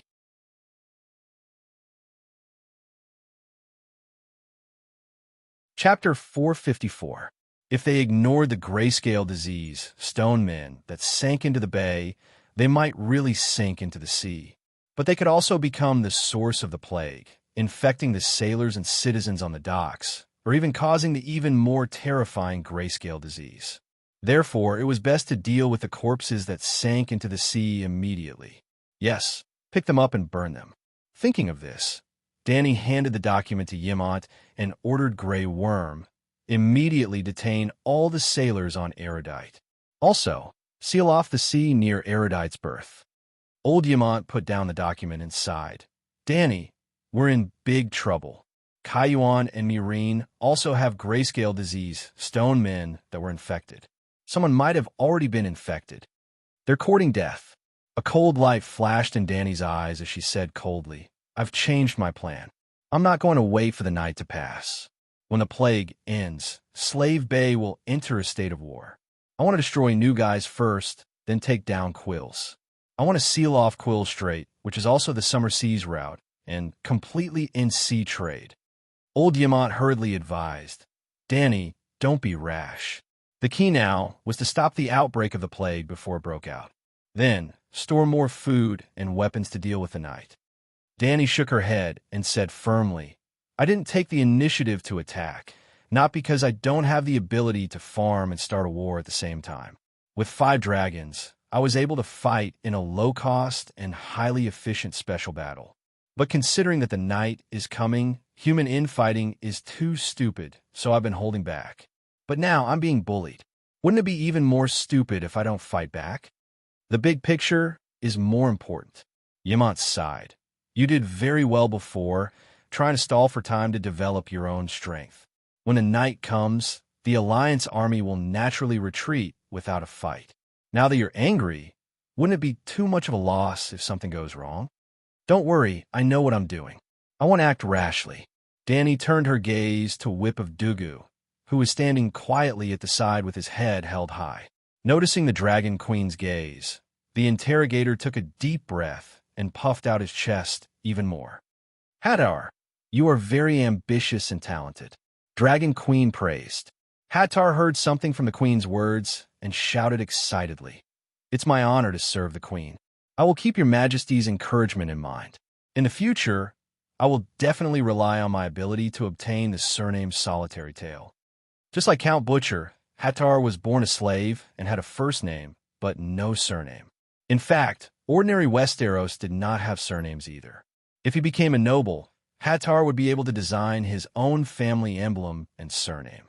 Of course, in Slave Bay under Dragon Queen's rule, the commoners had long been qualified to give themselves a surname. However, most of the commoners were illiterate and did not know which surname to choose. Many people simply did not want a surname. There were also some who planned to join the Dragon Queen's Mother of Dragons Guard and have the Queen bestow upon them a surname. Very good. Dragon Queen nodded and said, I have decided to launch the Southern Expedition at the last minute, but the original plan cannot be changed. Defending against the Alliance army coming from Materis is my strategic focus. Therefore, the position of the Southern Expedition General is lacking. Are you interested? Southern Expedition General? 7 gods above. This was reaching the heavens in a single step. He would immediately be on the same level as Clayton's Western Expedition General. Thinking of this, Hatter's face turned red like a tomato. His voice trembled as he swore, Your Majesty, I will work harder than Clayton and be more outstanding than him. Clayton? Danny was stunned. Clayton had the bones of Scholar Lie and the skin of Lord Bow. If you are more outstanding than Clayton, then you should show off. She did not know that Hattar and Clayton were competing with each other. She also did not know that Hattar was jealous of Clayton while setting his own life goals based on Clayton's achievements. Very good, this goal is not bad. Dragon Queen did not ask much and only nodded. Before the Southern Expedition, you have to help me get rid of those spies. I want you to find out the color of their mother's clothes. After a quick lunch, Danny brought the Unsullied to the pier. Tyrion and Clinton followed along. The two of them had been to the Sad Territory and had seen many grayscale disease, stone men. More importantly, the two of them were already infected. Even if they touched the stone men, their condition would not worsen. At this time, other than the pier, the city of Astapor had been unsealed. The residents had resumed their daily lives and production. However, the number of people on the streets was much less than before. Yes, Danny did not do a 14-day quarantine. She only put up a notice telling the people not to hold hands and not to touch each other for 7 days. The grayscale disease was indeed not as harmful as the Gray Plague. If one did not come into contact with the infected area, they would not be infected. This morning, she checked the citizens of Astapor, the nuns of the Passion Garden, the pier merchants, more than 100,000 people. Currently, only the 2 red nuns were found to be infected. There were grain-sized gray spots on their necks. If one did not look carefully, they would not have noticed it. Of course, the quarantine for the grayscale disease was never done with the eyes. As long as the skin was found to be of an abnormal color, one had to poke it with the tip of a knife. If one cried out in pain, it meant that they were not infected. If there was little bleeding after the skin was poked and the color was dark, the person involved would not feel any pain. Then, there was a 99% chance that they were infected. Other than the 2 red nuns, more than 20 dock merchants were infected. This was only the first census. In the following week, every day, the people would have to check themselves. Then, on the last day, the Unsullied would seal the city again and conduct a thorough check on everyone. In the hot afternoon at the pier, the seawater was blue and the sun was glaring. The surrounding ships had all been moved away. A middle-aged fisherman wearing a straw hat threw out his fishing net with all his might. The bundle of silk net suddenly unfolded in midair like a huge lotus flower. The silk threads reflected bits of silver brilliance under the golden sunlight. Whoosh! The fishing net that bloomed like a flower landed in the splashing seawater, covering the spot where the erudite was originally. The experienced fisherman knew what he was trying to net. He felt a little uneasy as he spat on his palm, held the rope tightly, and began to slowly pull up the net. The wet net floated to the surface of the sea, sparkling under the sunlight. Gulp! The nearby sea merchants, shop workers, and sailors all swallowed nervously. The fisherman felt his hands sink as he exclaimed, "There's something." Ah! The onlookers took a step back and craned their necks. The two emotions of horror and curiosity made them feel conflicted. Ah! Stone men. Suddenly, horrified screams sounded like a tsunami from the pier and nearby streets. The fishing net was gradually pulled ashore. Inside were three grayish-blue figures that were entangled like lobsters. They struggled slowly. Stone man. Tyrion was standing by the pier. When he saw this scene, his heart turned cold. He bared his teeth and said, "Is this a world war? Everyone is willing to go to any lengths? But my sister will probably like this style. It's simple, practical, and economical." Dany lowered her head and glanced at him. She said calmly, "The dozens of men that were infected by you kept asking me to skin you alive." Dozens of men? Tyrion's ugly face contorted. After a while, he let out a long sigh of relief. He pointed at the 3 stone men that were pulled ashore and said, "Does this count as a reward for my crimes?" Dany nodded and said, "I will announce to the public that General Wildfire saw through the Alliance's plan due to his own experience of being infected with the grayscale disease and saved the millions of people in Slave Bay. He will be rewarded with a yellow mandarin jacket and the title of Wildfire Knight." This, Tyrion didn't show any joy. Instead, he said worriedly, "If I say this, will the Alliance hate me? When I was in Volantis, I heard about the butcher Count Klein's deeds. He was cursed and scolded by the Alliance just because he drove the Gith captives to break the pyramid. If it was me, when the whole city was closed for quarantine this morning, I had already told everyone the cause and effect. It was you, General Wildfire, who brought the grayscale disease to Astapor and spread the virus because of your improper behavior." Dany lowered her head and looked at his deformed head. She sneered and said, "More than 100,000 people in the city can't wait to eat your flesh and skin you. I gave you the yellow mandarin jacket to save you. Do you understand? So, I can only choose between Slave Bay and the Alliance. But I don't want to pick a side. I don't care about the slavery system. I'm a Westeros." The little devil said with a wooden face, "What's wrong with Westeros? I'm also a Westeros. Barristan, Cora, Clinton, Yemont, John Bolton, and so on are not Westeros. Also, you're already a General Wildfire. You don't think that slave owners like to bathe in the wild, do you?" Dany said with a faint smile. The little devil held his forehead and groaned. "So, I've already boarded the pirate ship. No, you've already embarked on the path of glory. Look, you've also become a knight. An honorary knight personally conferred by the Archbishop. If your old man in the Seven Hells knew about this, he would definitely laugh in relief." Tyrion's face twisted. "What's the yellow mandarin jacket?" He changed the topic. "A jacket woven with golden threads. It's an honor that was specially made for you.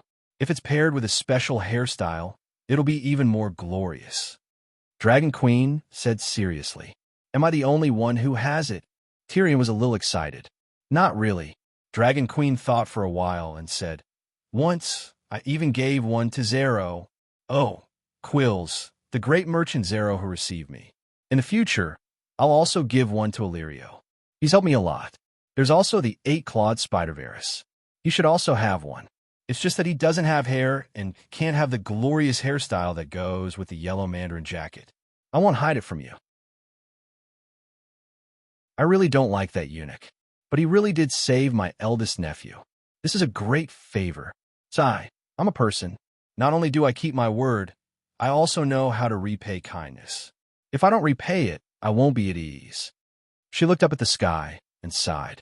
Woo-woo, no, no, pity, mercy, queen, have mercy. A wave of ghostly wails and howls came from afar, from the street all the way to the pier.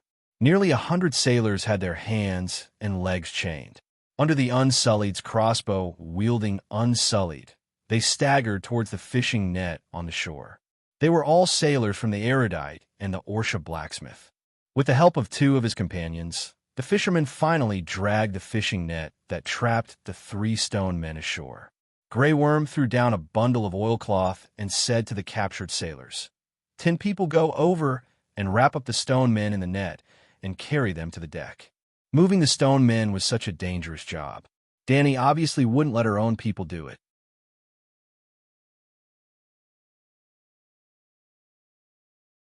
Chapter 455. The stone men were not transported into the city. The prisoners wrapped them in oiled paper and transported them to the ships. The ships immediately left the port and traveled 50 kilometers west, sending the stone men to a desolate rocky beach on the Astapor Peninsula.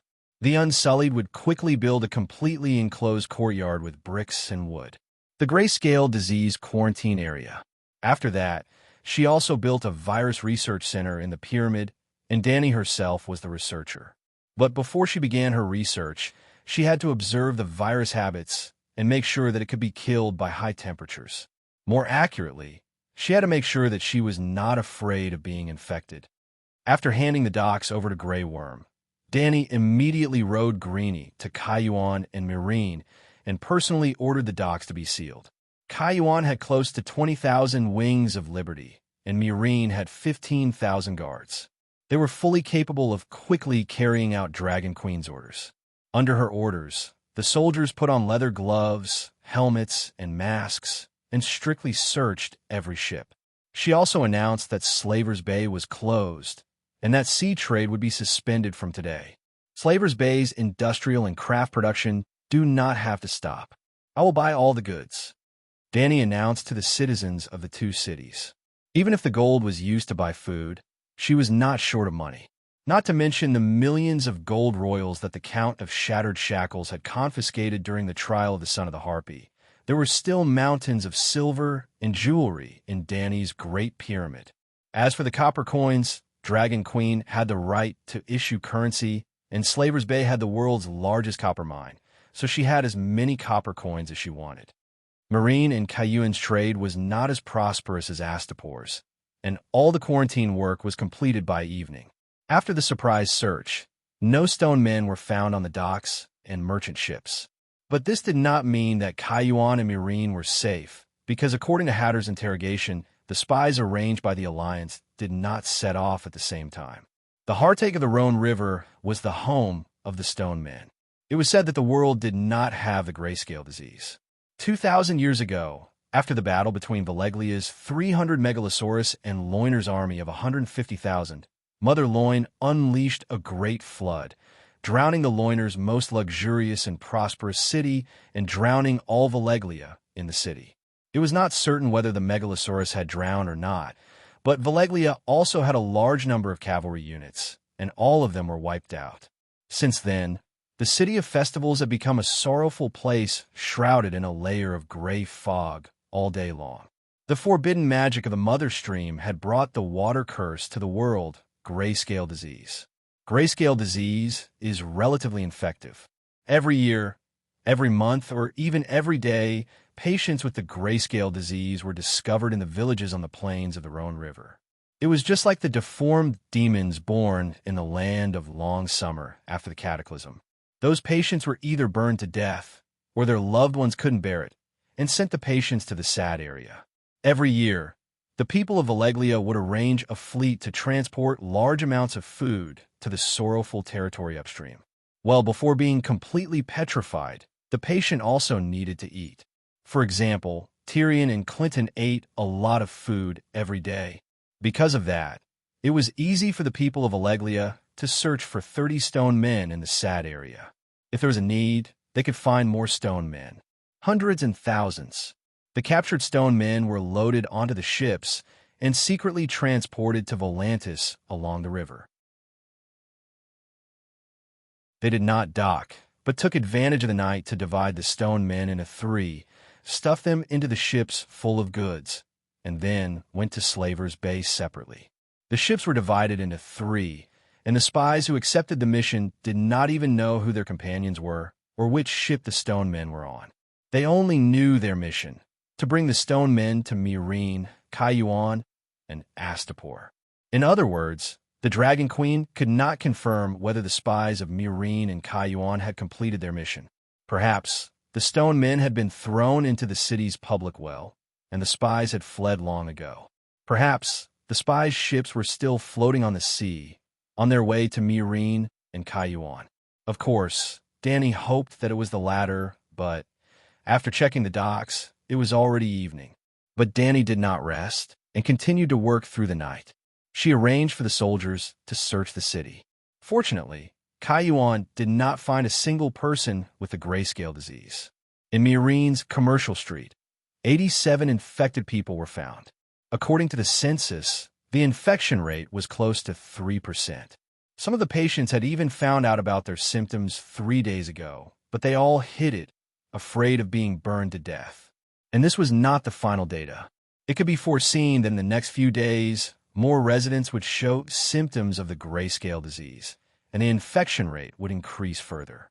Without a doubt, Misty had been infected. The funny thing was because the count of shattered shackles caught 80,000 people and threw them into the labor camp outside the city. It caused the people in Misty to panic and the businesses to wither. Although the number of patients was high, not many people were infected. Well, most of the infected were the Gith people, small merchants who migrated from Cayuan to Misty. The rich and famous Gith people in the commercial street had long been arrested and sent to prison. The busiest streets were empty, without any merchants or customers, and the stone men were thrown into the busiest streets public well. The next morning, outside Misty City, in a remote manor, Dragon Queen rode on her dragon's back and said to the 87 desperate patients in the courtyard, "Do not be afraid, do not panic. I swear in the name of the Queen, you are my people. I will not abandon, not give up on any of you." Seeing that their faces were still ashen and their eyes dim, not livened up by her comforting words, Danny sighed and added, "Cayuan's spy has not been caught, and I still have to research a cure for the disease, so I don't have much time to come to Misty. But from today onwards, every 3 days, I will be here to have lunch with you." Danny did as she said. At noon that day, a long wooden table was set up in the hall, and she shared the same pot of food with the grayscale disease patients. The food was not too sumptuous: brown baguettes, beef and potato soup, vegetable salad, boiled eggs, milk. Seeing the Dragon Queen slurping down a pot of meat soup, 2 pieces of bread the length of an arm, 3 boiled eggs, a large glass of milk. For some reason, the Gith people suddenly felt a sense of security and warmth in their hearts. Becoming the Dragon Queen's people seemed to be a good thing. They thought so. After lunch, Danny did not return to Astapor immediately. Cayuan and Astapor were not infected, so her focus should be on Misty. But Mirene's mayor, Clyde, had just been removed by her and was still recuperating in Astapor whipping. The commander of the guards, John Bolton, had gone to Astapor for a meeting and was on his way home. Misty was a little empty. The top garden of the Great Pyramid, the pool. Under the light blue water of the pool, 2 pairs of similarly slender and beautiful jade legs were kicking the water, creating splashes of water. It was Danny and the red-haired female knight, Lila Amber. There were only the 2 of them in the garden, and they had been busy all night, neither sleeping nor bathing. They were now naked, lying by the pool and chatting leisurely. "Your Majesty, the best way to prevent grayscale disease is to get rid of the patients immediately. Anyway, they're all Gith, so it is better to kill them and burn them as usual," Lila said seriously. At lunch, she did not accompany the Queen to the manor where the patients were quarantined. Now that she knew that the Dragon Queen was eating with the patients, she was shocked and anxious. "There's no need to be so extreme, just strictly quarantine them. If we really kill them, there will be patients who will deliberately hide their illness in the future and even have thoughts of revenge on society. You don't want to be one day walking on the street and be pounced on by a grayscale disease patient and bite your ankle, right? Lila lifted her well-proportioned, slender legs out of the water, and her feet twisted a few times mischievously, saying, "I have been wearing iron armor and iron boots recently. He can't bite me." Danny covered her face with a wet silk handkerchief and said lazily, "There are always people who don't wear armor. And grayscale disease is not incurable. I have the witchcraft lens, and I know that Stannis' daughter has antibodies in her body. Scholar Yimont's medical skills are also. Sigh, at least he is qualified. In short, as long as they are my people, no matter what race they are, I will do my best to save them. Isn't this what a queen should do?" Splash! Lila put her feet back into the water, and the surging waves gently caressed Danny's silver hair that was suspended in the water like seaweed. "But you can't take the risk." The red-haired female knight sighed. "It's not considered a risk. Grayscale disease is not a gray plague. It won't be contagious without contact. And as soon as I came back, I roasted my whole body with fire, killing all the viruses." Thinking of the scene where the Dragon Queen roasted herself with fire, Lila was silent. Even she did not think that the curse of grayscale disease could withstand the burning of the fire. After a moment of silence, Danny said, "I originally intended to let you be the Lord of Meereen, but now the situation has changed. My elder brother's son, Aegon, is here. Do you know? Little Prince Aegon? I have seen the letter you sent to Jon." Lila nodded and asked, "What's wrong? Are you sure he's real?" "Jon and I both feel that the baby swap is too legendary. It sounds fake. All the evidence proves that his identity is real." Danny's heart skipped a beat. Maybe I can use the witch lens to do a blood test for him." Lila understood the meaning behind the Dragon Queen's words and said in surprise, "You intend to let the little prince be the Lord of Meereen? We haven't found all the grayscale disease patients in the city, and the 10 stone men have not been found, and Meereen will be a battlefield in the future. Won't it be too dangerous?" "It depends on whether he has the courage. I won't force him. He still wants to fight for the Iron Throne. Meereen is safer than the Westeros, isn't it?" Danny said indifferently, "You really intend to give up the throne? The little prince's identity is unknown. Even if we take a step back, he is only your nephew, not your son." Lila frowned. "Ending the long night as king. This will not change, so the Iron Throne may not be mine. If Aegon was really brave and dared to go to the Great Wall to fight the other ghosts, so what if Aunt Dany gave him the priority to fight the other Ghost King? As long as Aegon defeated the Night King, she would really help him ascend the Iron Throne. The Iron Throne was devalued to a pile of dung. She was not willing to fight for it. To be honest, the most valuable thing in the Westeros now was the Church of the Seven Gods. Dany had a vague idea a long time ago. The Seven Gods were fake, but the faith of the Seven Gods was real, and the demigods could use the power of faith. Dehei could definitely become a demigod dragon, in fact. He already was. So could Dehei take over the Magpie's Nest? If this plan worked, she would benefit greatly. If her guess failed, the Great Sparrow was over 60 years old now. Could he survive her? Even if he escaped the evil hands of the Sex Queen and died a normal death, at most 20 years, wouldn't the Church of the Seven Gods be hers? Dany stood up, water droplets rolling down her white, curvy body. As she dried her hair, she said, "Lila, close all the public wells in the city. If the residents need to fetch water, they can go to the nearby pyramids. I have to go back to Astapor and see if my nephew can escape." There were exclusive wells in the pyramids, and there were guards outside the pyramids, so spies could not sneak in a poison.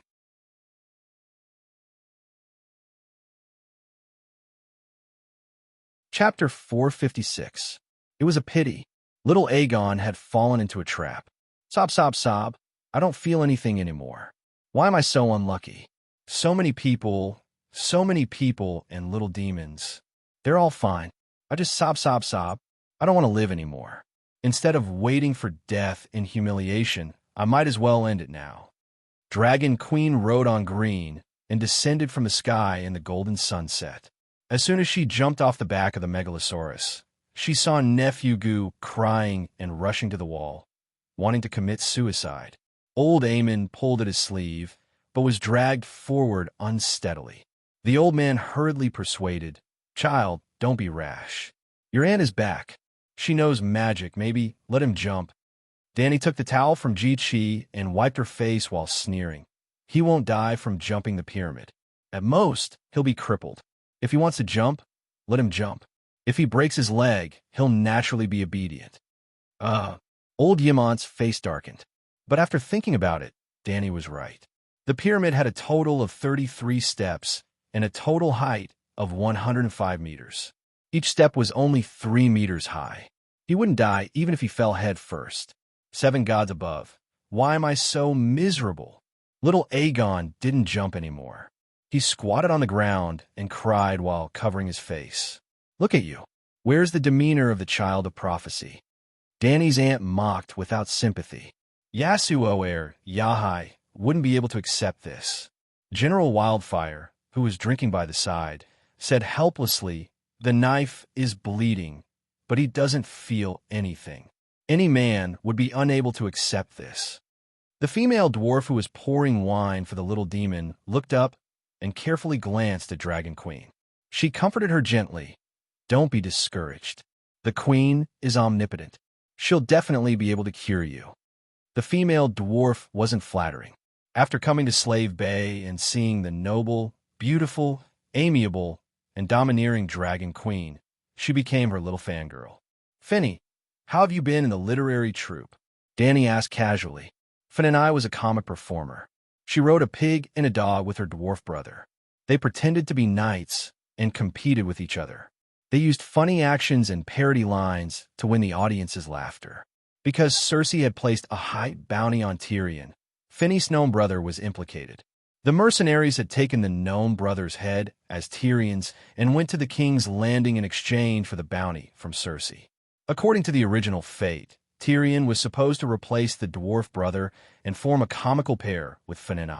But although Dragon Queen didn't like Tyrion, she didn't like the ending of Game of Thrones. She didn't want to humiliate him and make him a clown.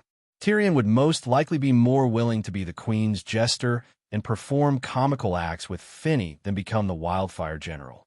There was also a suitable place for Finny in Slave Bay, the militia literary and arts troupe. She had been adapting to her new life in the literary and arts troupe. "Everyone is very kind and nice to me.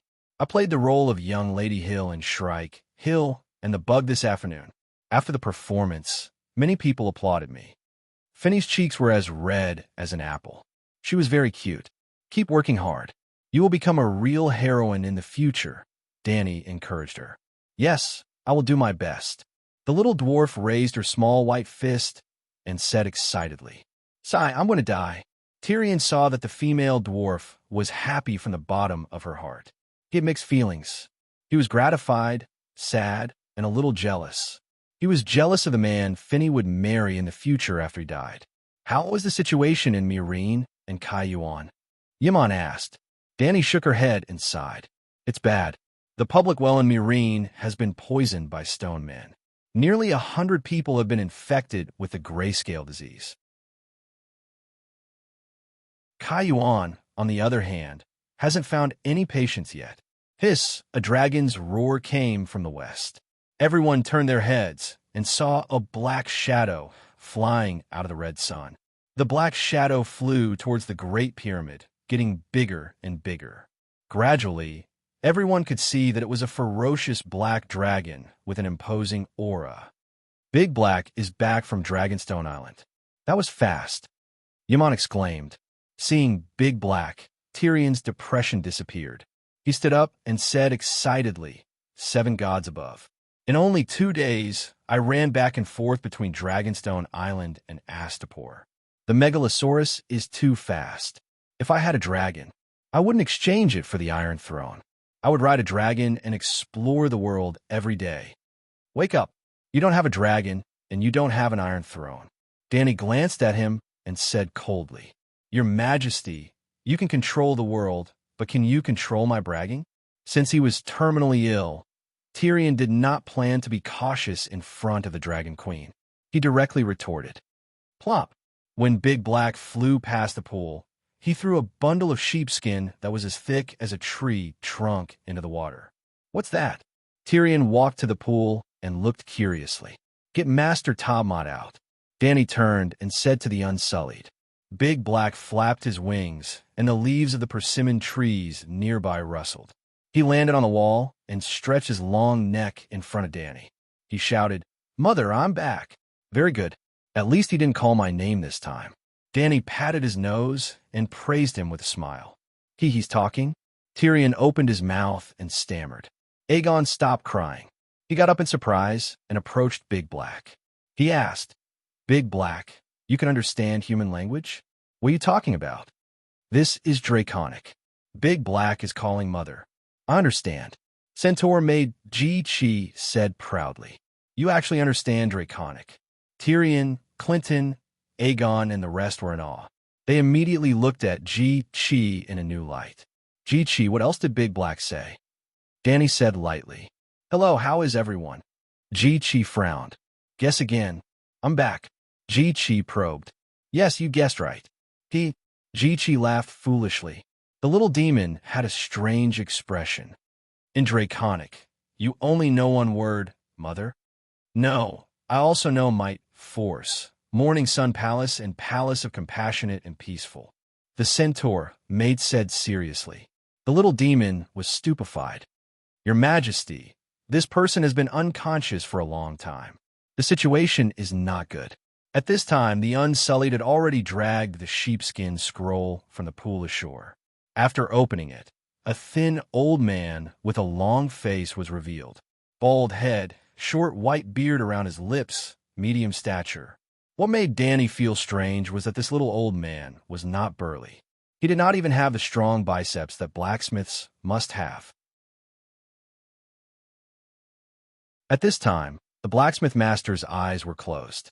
His thin face was green. His lips and collar were sour with vomit.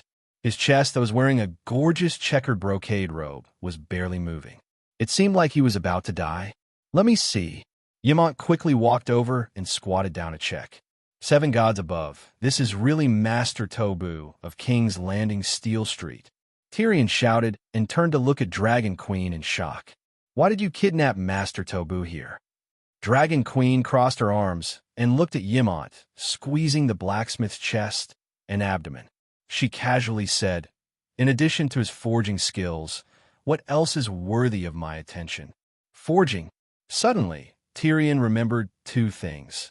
Tobu had recast the tile steel sword for his dead father, and Dragon Queen had snatched dozens of tile steel swords in Volantis. "You want to recast the tile steel sword? Is it necessary to tie people here for a sword?" The little demon found it hard to understand. Cough, cough, cough. Under Ymont's rhythmic squeezing, the blacksmith master's thin face gradually faded, and his breathing slowly became heavier.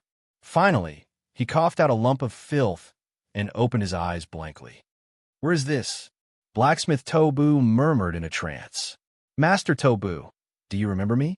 Tyrion moved his face closer and asked with concern. Tyrion's noseless, deformed face scared Tobu to scream, and his body struggled to retreat. Master Tobu, it's me, Tyrion Lannister," the little demon awkwardly said. "Oh." Blacksmith Tobu took a few breaths and looked around. He saw several megalosaurus and saw the extraordinary temperament of the silver-haired, purple-eyed girl. He looked up to the sky and sighed. "I'm really at Slave Bay. Finally, you still have me as an old acquaintance." Tyrion softly comforted. Blacksmith Tobu's status was very high. He was the Blacksmith Guild president of King's Landing Steel Street. Tyrion had seen him a few times. During the rebellion of the Four Kings, Tyrion had cooperated with him for a period of time in order to build the iron chain that blocked the river. The two of them had a little friendship. "Oh, you suddenly came over.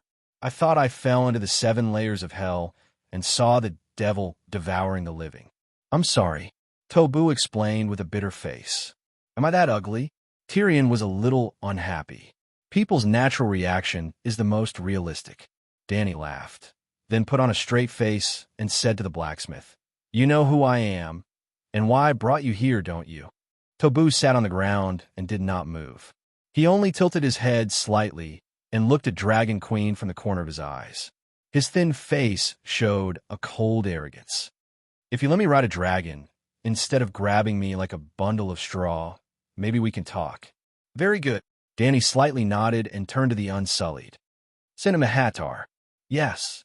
Immediately 2 Unsullied walked over, one on the left and one on the right of the sneering blacksmith grandmaster, and walked towards the stairs. Humph. You want me to surrender? Impossible. Tobu turned to look at Dragon Queen and said with a firm face, Master Tobu, don't be stubborn. That Hattar is known as the Devil's Tail. He is very scary. Tyrion looked anxious. He looked at his old friend and then looked at Dragon Queen. Your Majesty, if you have something to say, we can talk.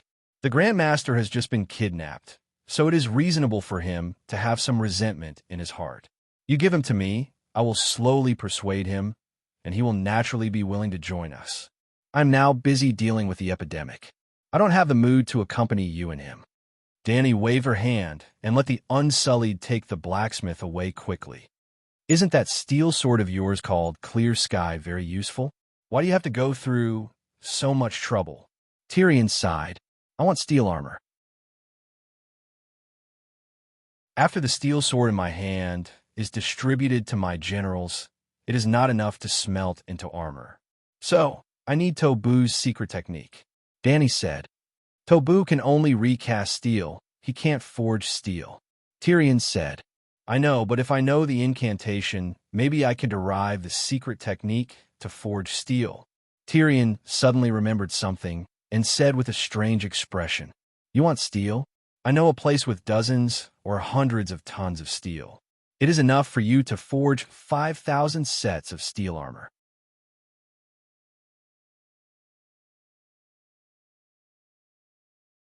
Chapter 457. 100 tons of tile steel? Where?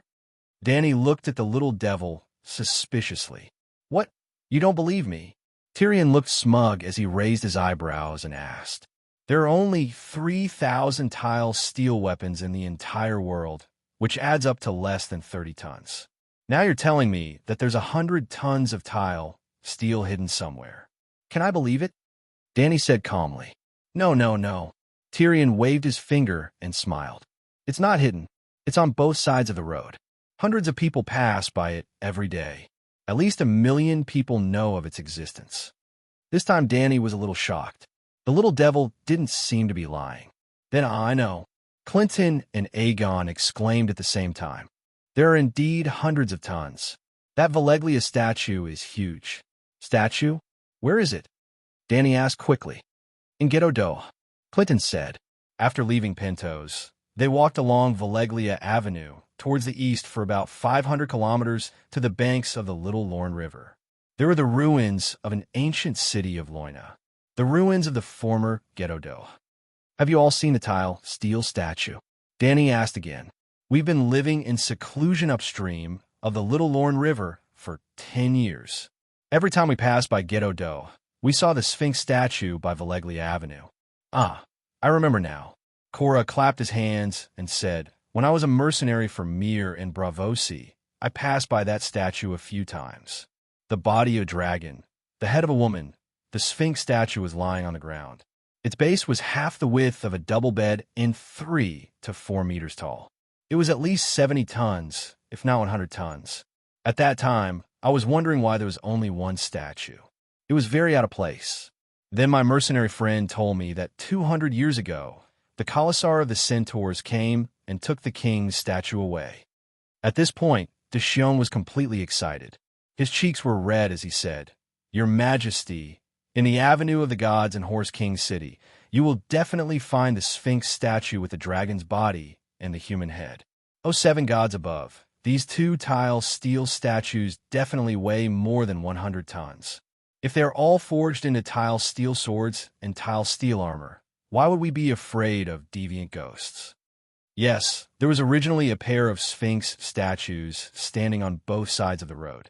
One of them was installed on a huge wooden wheel by the Centaurs and was dragged all the way back to Horse King City. Clinton nodded.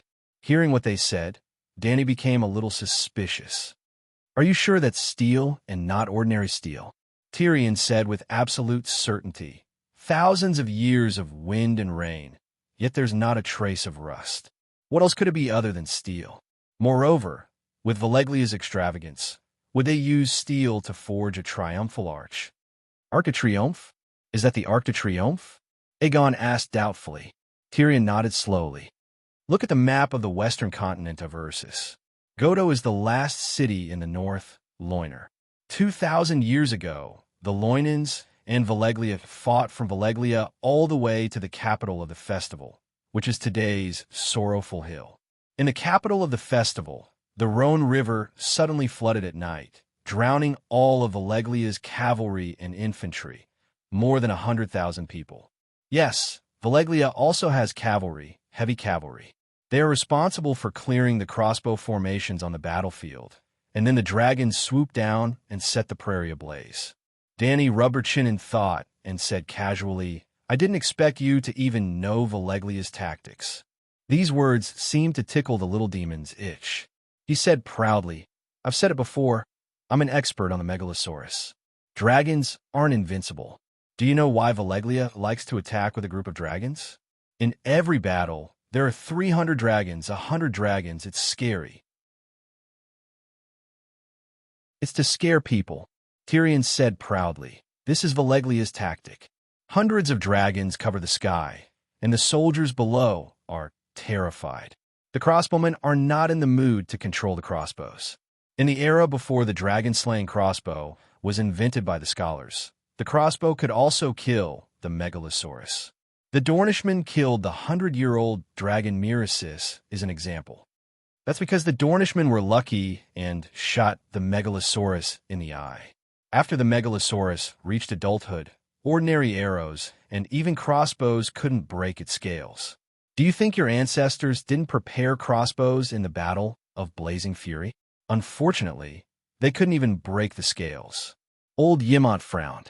Yep, the Battle of Blazing Fury was between Targaryen and Lannister of the West plus Highgarden Gardener. It was also after that battle that Lannister submitted to Targaryen and dutifully served as a good subject for 300 years. Tyrion sighed and said, Look at Blackie, his eyes are now the size of bowls. In the future, as his body grows larger, his eyes will inevitably grow larger as well. An eyeball that was bigger than a window, wasn't that a fatal flaw? Any qualified archer could hit a window 200 meters away with a ballista, right? When the Megalosaurus spits fire, its mouth is down, its head is down, and its eyes are also staring down at the target, right? If it can stare at you, it means that its eyes are already exposed to you. As long as you're not afraid of death and have a strong will, you'll definitely be able to shoot it. After all, the attack range of a dragon's flame will never be as far as an arrow. Before the fire reaches you, you'll definitely be able to shoot the last arrow. Old Ymont was speechless. Dany turned back to look at Blackie and Greenie's large, shining eyes. She also seemed to be deep in thought. Tyrion continued, Dragons are very powerful, but they're not invincible. The people of Valeglia know this, so they formed a heavy cavalry that was second only to the Loinars. The Megalosaurus dragon might help our heavy cavalry suppress the enemy's heavy cavalry, and our heavy cavalry helped the Megalosaurus clear the archers and crossbow arrays. This cooperation is the true reason why Valeglia is invincible. How do you know all this? Aegon was shocked. Books, Silvas, Tyrion said. Silvas? Aegon had a strange expression. Ha! Tyrion's black and blue eyes flashed with a bright light. He chuckled and said, Do you know who invented Silvas? The Volantis, Aegon said. No, they were still Valeglia back then. Tyrion emphasized, The Valyrians set their own rules. The dragon eats the elephant eats the heavy cavalry eats the catapults, the archers, and the siege scales. Then the catapults eat the dragon, and the siege scales eat the dragon. The fact that the people of Valeglia set such a rule means that in their countless wars of conquering the world, they must have encountered situations where the catapult threw stones to shatter the Megalosaurus's skull, and steel crossbow arrows pierced through the Megalosaurus's vitals. Seeing that silence was listening to everyone, Tyrion smiled proudly. He turned to Aegon and said, "So, do you know why I can easily beat you every time I play chess? It's because I know the rules. Dragons can never be too far away from heavy cavalry. Knowing this, you'll definitely win more than you lose when you play Sylvis. The reason why you lose is because your opponent also knows this rule and does it better than you."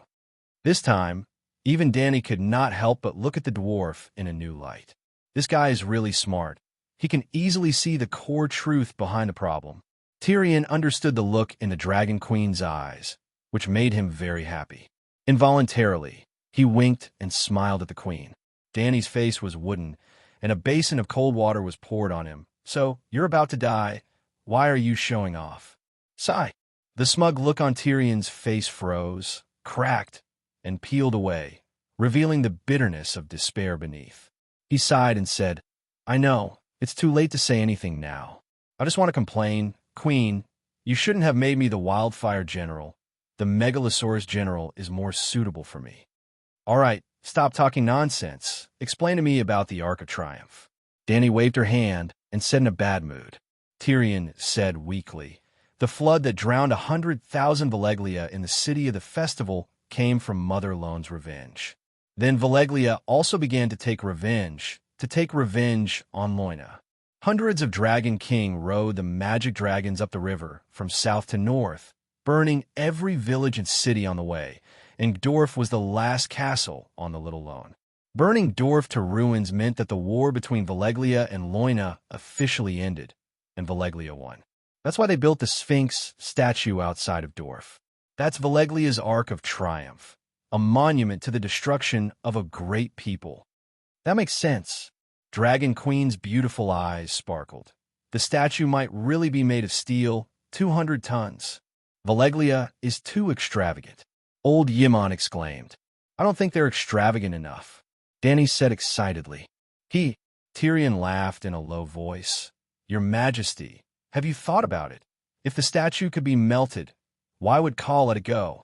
Even the centaurs could use huge wooden wheels to transport the statue to Horse King City. Why couldn't Khal of Blacksmith City do it?" "Why? Do you know the reason?" Dany calmed down and asked. "I don't know the exact reason, but I'm sure that all the blacksmiths in Khal couldn't melt it," Tyrion said with certainty. Tap, tap, tap. While they were talking, Hattar walked up the stairs with heavy steps. He bowed respectfully and said, "Your Majesty, I didn't disappoint you," the old man confessed. "So fast." Tyrion was surprised. "Sigh, he only took a dragonfly skimming the water from me, and he was scared." Hatter's melon-like face showed some loneliness. He sighed and said, "At this time, I'm actually looking forward to meeting another faceless one. I have dragon-slaying skills, but in front of me is only a group of snakes, insects, rats, and ants. It's too lonely." Tyrion shuddered, and his vision blurred. The tall, burly man seemed to have transformed into a tall hat and a wide belt, with long hair and a long beard, a lonely, peerless swordsman. Under the full moon, he stood proudly on the peak of a lonely mountain, his long hair and robe swaying in the wind. He held his sword and looked down at the mountains alone. "All right, bring the blacksmith here. I have something to ask him." Dragon Queen's impatient scolding pulled Tyrion back to reality. He looked again. The boar was still the boar, vulgar and ugly. Together with the butcher count, they were called the Slave Bay's twin devils. 10 minutes later, two unsullied came back with the blacksmith, Tobu. The old blacksmith's face was pale, and his eyes were a little absent-minded, but there was not much change. His checkered robe was not stained with blood, and there were no traces of being whipped. Dragon Queen greeted him with a smile and said politely, "Bring a chair for Master Tobu. The master is an important guest. How can we let him stand? Jichi, make a pot of black tea for the master." Seeing the Dragon Queen's sweet smile, the muscles on the blacksmith master's thin face twitched a few times. He forced out a humble maid-like smile and said, "Your Majesty, what do you want to know? I will tell you everything I know."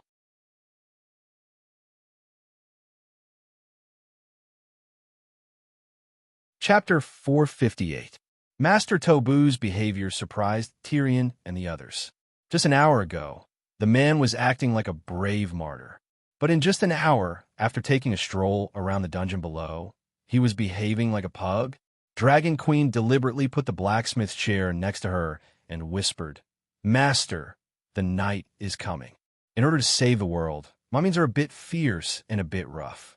I hope you can understand." The blacksmith master nodded again and again. "I understand. I completely understand. I am willing to contribute to the fight against the demons. I am willing to tell you all the spells to recast the steel weapons." "Don't worry," Dany waved her hand and asked with a soft smile. "Master, do you know Ghetto, which is 500 miles east of Pentos?" "I know. My ancestral home is Coer. In recent decades, I have settled in King's Landing. I often take the road Pentos, Novos, in Valeglia." Tobu said, "Ghetto has 2 Sphinx statues made by the people of Valeglia. Are they made of steel?" Dany asked again. Tobu's thin face gradually showed a look of understanding. He sighed. "I understand what you mean. The statues are indeed made of steel. In fact, we Coer people had the idea of making them. But the size of the statues is too big to be put into the furnace." "Can't you make a bigger furnace?" Tyrion curiously asked. After a few words, Tobu gradually recovered from the fear of the demon's tail. His look and bearing revealed a bit of master style. He said in a deep voice, "It is not an ordinary furnace. Recasting steel requires magic spells and blood sacrifice." "Is the legend true?" Ymont was shocked and murmured. "What legend?" Tobu asked. "There was a scholar from the City of Knowledge who disguised himself and went to Coer to explore the secrets of steel. When he came back, he left a record. Coer blacksmiths sacrificed slaves on a large scale to forge steel through blood magic." Ymont said, "Well, scholar." Tobu coldly snorted and did not hide the disdain on his face. "That's right. We need a living person as a blood sacrifice, because we don't have enough magic power," he told the Dragon Queen honestly. Tyrion's eyes flashed, and he said coldly, "How many people did you kill when you helped my father reforge the ice in the House of Stark?" Tobu noticed that Dragon Queen's flower-like smile had been replaced by an unapproachable flower. His heart jumped as he whispered, "Less than 100 people. Less than 100 people?" Tyrion grinned. "Looks like we'll have a chance to reunite as father and son in the 7th level of hell." "Master, I don't think you're as tall and sturdy as a blacksmith," Dany said. Tobu looked at his bamboo-like arm and sighed. "If a blacksmith master is 60 years old and still needs to lift the hammer to forge iron, then he must not have accepted apprentices. In other words, if I learn your spell, I can also become a Grandmaster Blacksmith?" Dany smiled. Tobu wryly smiled. "Your Majesty, you can look down on me, but please respect the profession of blacksmith. Smelting is a profound knowledge. The spell to reforge iron is just one of the most dazzling pearls on the crown." Dany was startled. After a while, she solemnly said, "You're right. I'm too arrogant." Tobu looked at the Dragon Queen in surprise. Seeing her serious look, he couldn't help but feel a little bit of resentment towards the Dragon Queen. His heart was filled with resentment towards the Dragon Queen. He reminded her, "Your Majesty, if you need to reforge iron weapons, you can let me do it. The spell is not of much use to you, but it's the reverse scale of the Call Blacksmith Guild. If they know that I told you the spell, of course I'll die you." Speaking of this, he looked around and seemed to feel that there were too many eyes around. He raised his eyebrows, moved his chair closer to Dragon Queen, and said in a very low voice, "Your Majesty, the Blacksmith Guild and the Black Goat religion are 2 sides of the same coin. The Black Goat priests are proficient in the blood curse technique. I'm not sure how strong the Black Goat God is, but you should know how overbearing the Red God Church is, right? Just a year ago, because your dragon brought magic to the world, the Red God priests recovered their extraordinary power, and the believers of Kalalo were not willing to be oppressed.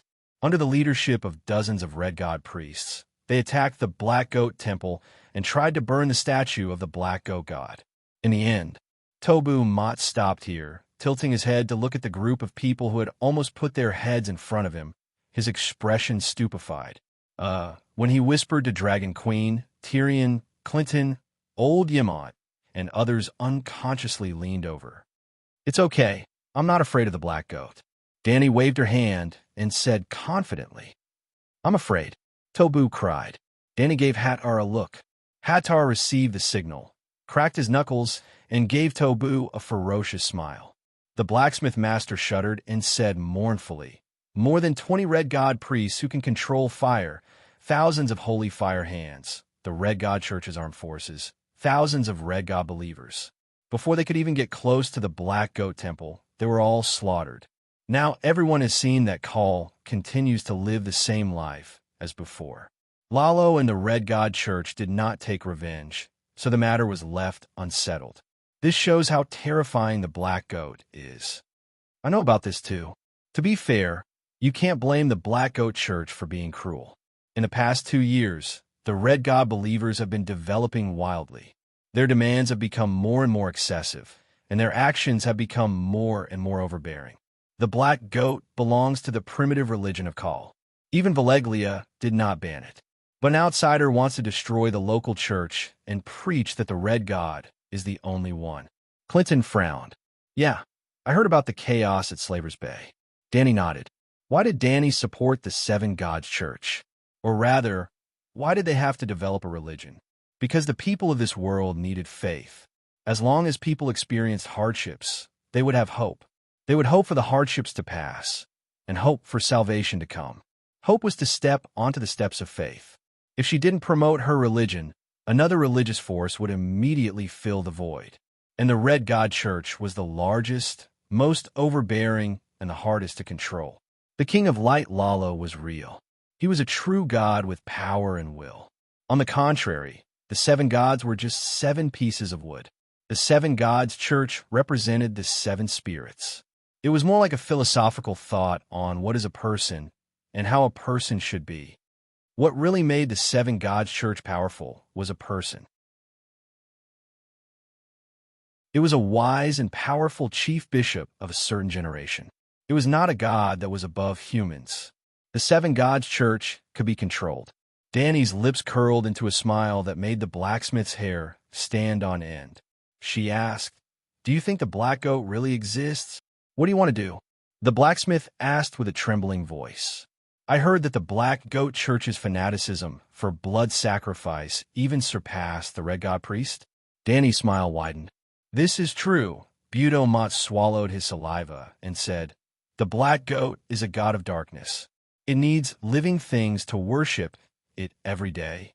On ordinary days, the priest will offer calves, bulls, and horses. On holy days, convicted criminals and slaves who do not please their masters will have their throats slit by the priest. If necessary, the nobles in the city will offer their children to the Black Goat as a show of comfort. They hope that it can protect the city." "Ha ha, good, good, good." Dany laughed out loud and said good 3 times. "What's good?" Tyrion asked curiously. "My son is growing and lacks God to eat." "What?" Tyrion opened his eyes wide and said in disbelief, "Eat God? Are you crazy?" Dany waved her hand and said loudly, "Master Tobu, tell me the incantation to melt steel. I want to melt the Sphinx statue. I want to choose 1 out of 100,000 soldiers, 1,000 battle wolves. Oh, dragon warriors. If the dragon warriors could wear steel armor and hold steel swords, even without the help of the Megalosaurus, they would be able to kill the demon god Black Goat." As soon as the Dragon Queen had this idea, a demigod of darkness in Kohor, thousands of miles away, felt a sense of danger. In the center of the city, there was a dark temple that was tightly shut. On the altar, there was a fluffy black goat statue that was the size of a wild bull. Its red eyes, which were polished with blood crystals, suddenly began to flash with a red light. A moment later, a group of black-robed priests with their faces covered by hoods gathered in the corridor outside the main hall. Creak! The door of the temple opened, and a middle-aged man with silver hair and purple eyes with a dignified appearance walked out.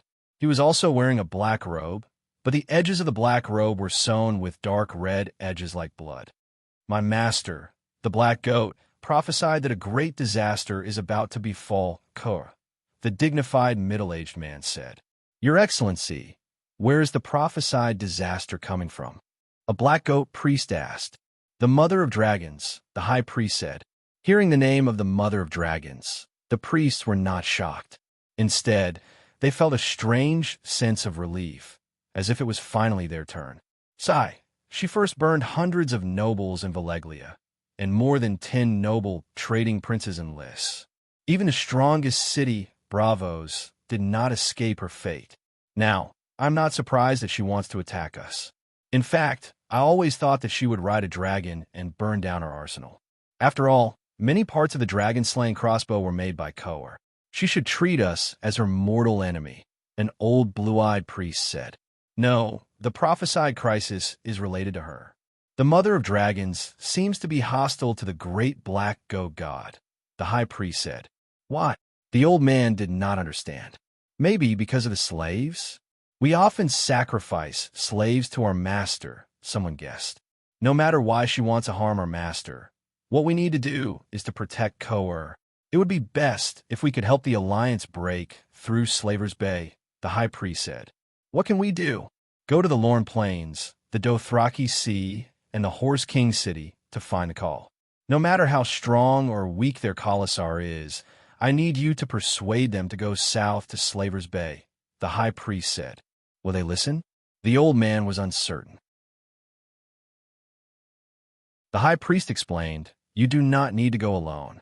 There will be caravans carrying large amounts of supplies with you. In a way, the centaurs are very trustworthy. When they accept our gifts, they will definitely repay us. It is up to them to decide when to repay us. Your mission is to join the Call's Khalasar and remind them to go to Slaver's Bay. High Priest, the Dragon Queen, is also the widow of Khal Drogo. She is a Khaleesi. Will the centaurs be willing to be enemies with her? Khal Jocko, Khal Bono will definitely be. The High Priest laughed in a low voice. Especially Jocko. He killed her son. With the Dragon Queen's temperament, would she let Jocko go? In the first half of the year, when Jocko passed by Koer, it was the naming day of his son, Wild Horse Django. He was as strong as a wild horse. At the age of 2, he had already tamed an 8-month-old red pony. For that, I gave the young Khal a saddle, a small scimitar, and a horsewhip as a gift for his naming day. At that time, Jocko had already expressed his fear of Dany Rice.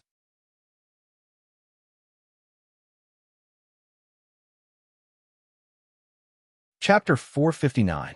With dragons, many miraculous things could really be done. Blackie brought Butto Mott back to Astapor in the evening, and by midnight, even Whitey from the Stone Steps Archipelago had returned.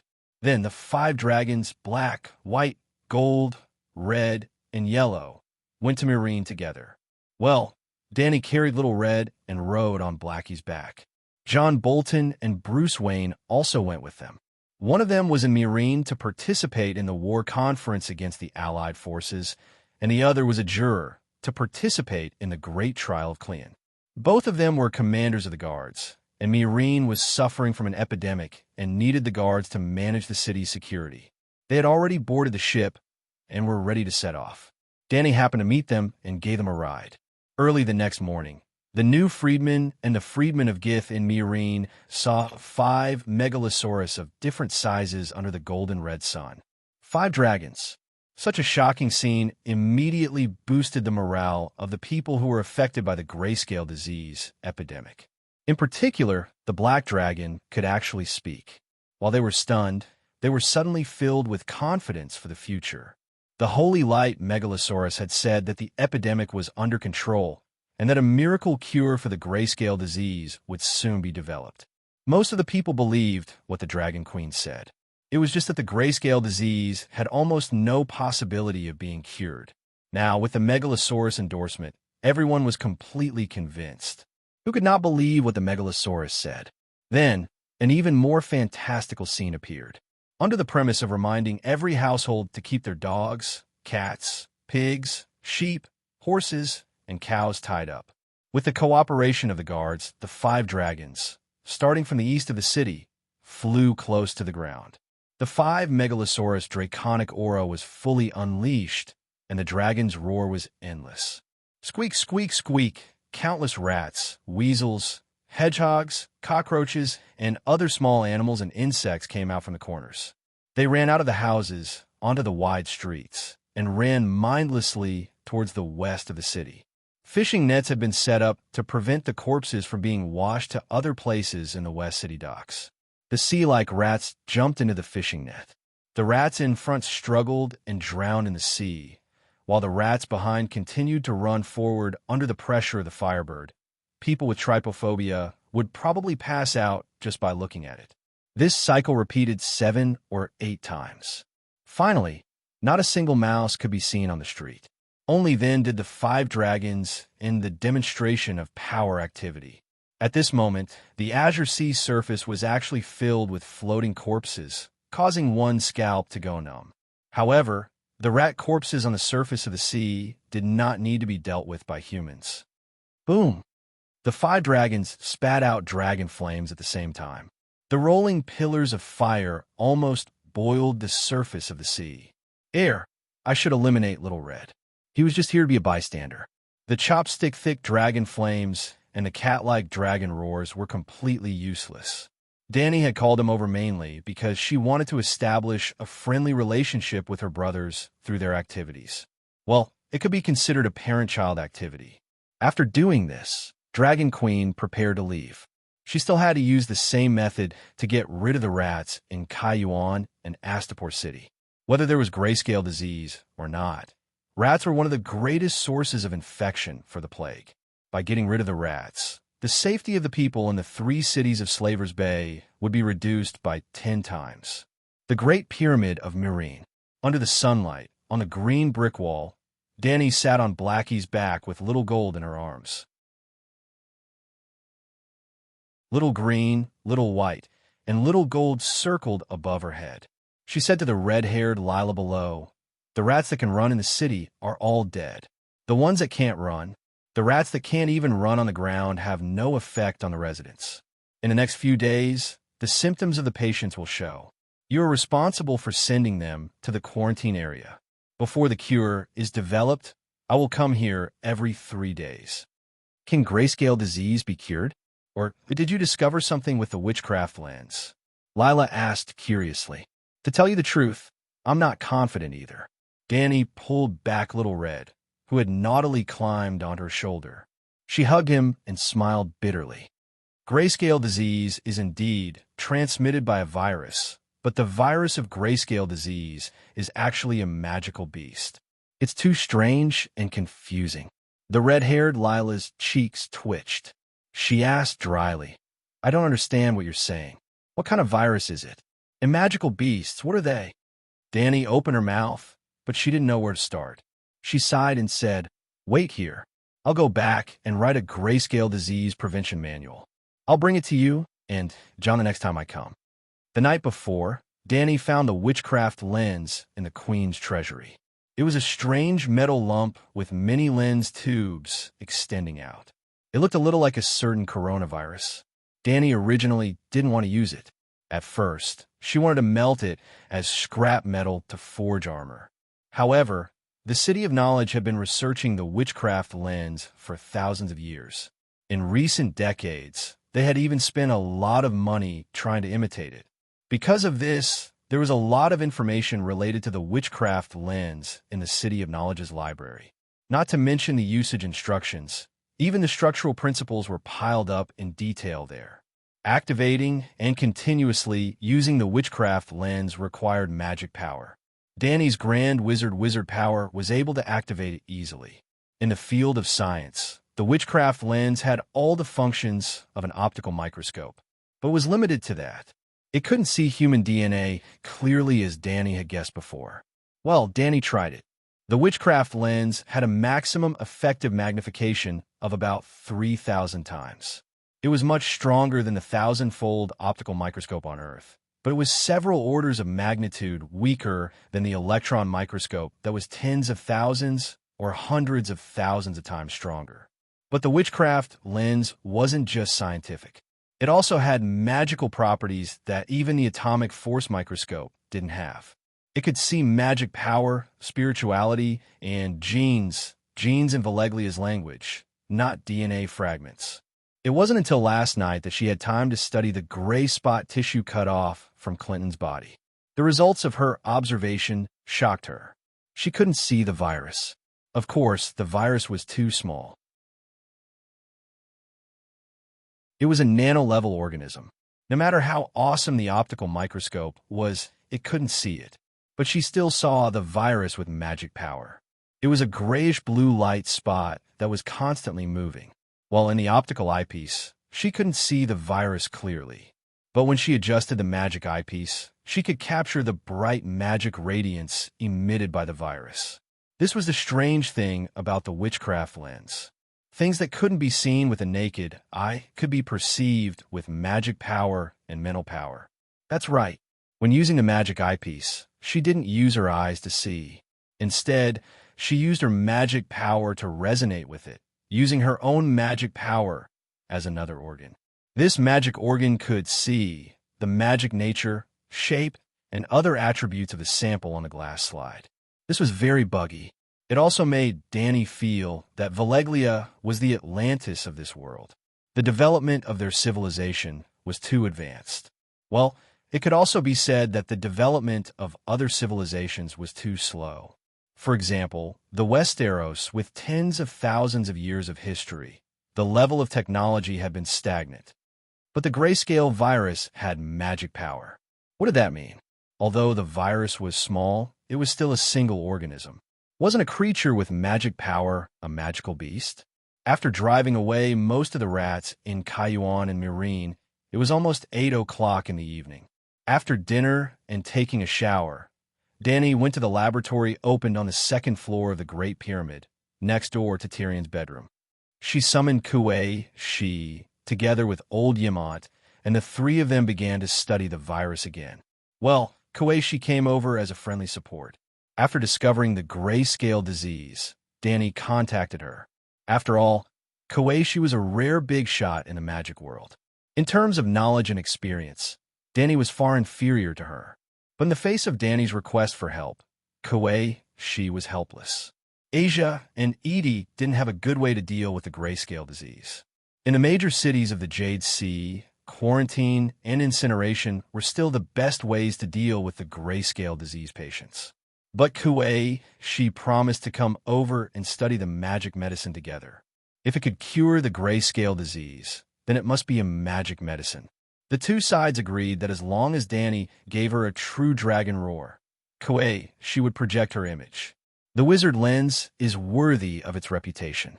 There are 15 kinds of lenses that can observe spiritual quality. The Edie's imitations only have 2 sets of spiritual quality lenses, no magic lenses or optical lenses. After seeing the dim spiritual quality of the grayscale disease with her own eyes, Kuei Shi was filled with emotion and gently stroked the wizard lens with a look of awe. They actually let you use the Edie lens? It seems that the title of number 1 of the young generation in the East is really famous. Danny said in surprise, "I told you, don't mention number 1 to me." Kuei Shi's face darkened. Well, this time Kuei Shi didn't wear a mask.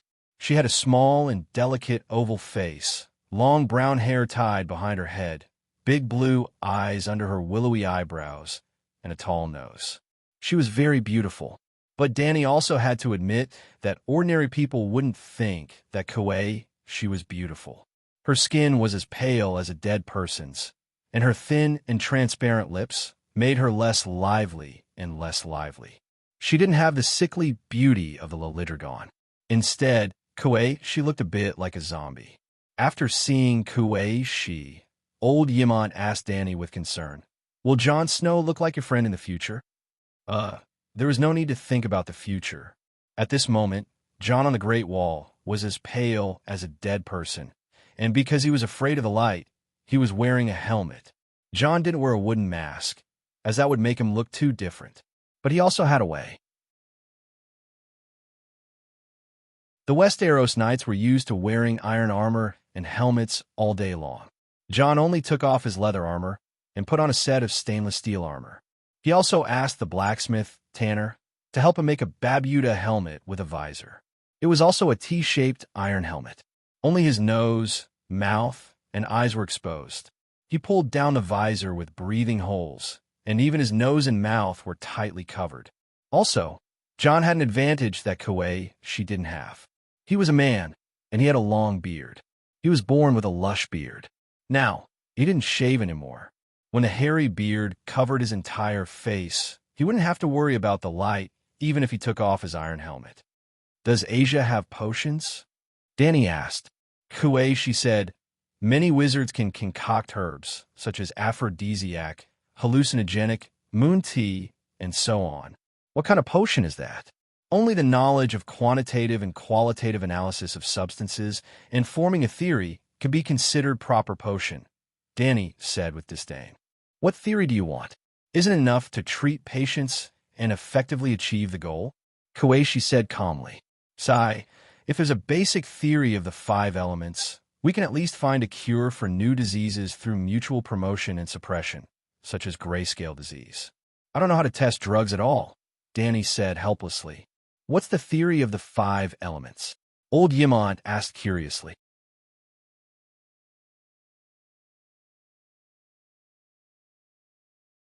Chapter 460. What kind of theory is the 5 elements theory? Yimont asked curiously. Danny was a doctor in her previous life, but she was a modern surgeon. She did not understand traditional Chinese medicine and could not accurately explain the 5 elements theory of traditional Chinese medicine. But since she had already bragged, she did not want to admit defeat so easily. Anyway, there was no real traditional Chinese medicine expert here. Yimont and Kuei, she were from another world and had never heard of the 5 elements theory of traditional Chinese medicine, so it did not matter if she spoke nonsense.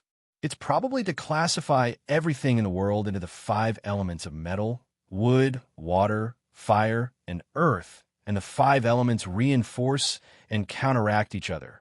So, Danny stumbled, combining her understanding of the 5 elements theory that she had read in novels with her own professional knowledge. She made a mess and served it to the 2 people opposite her.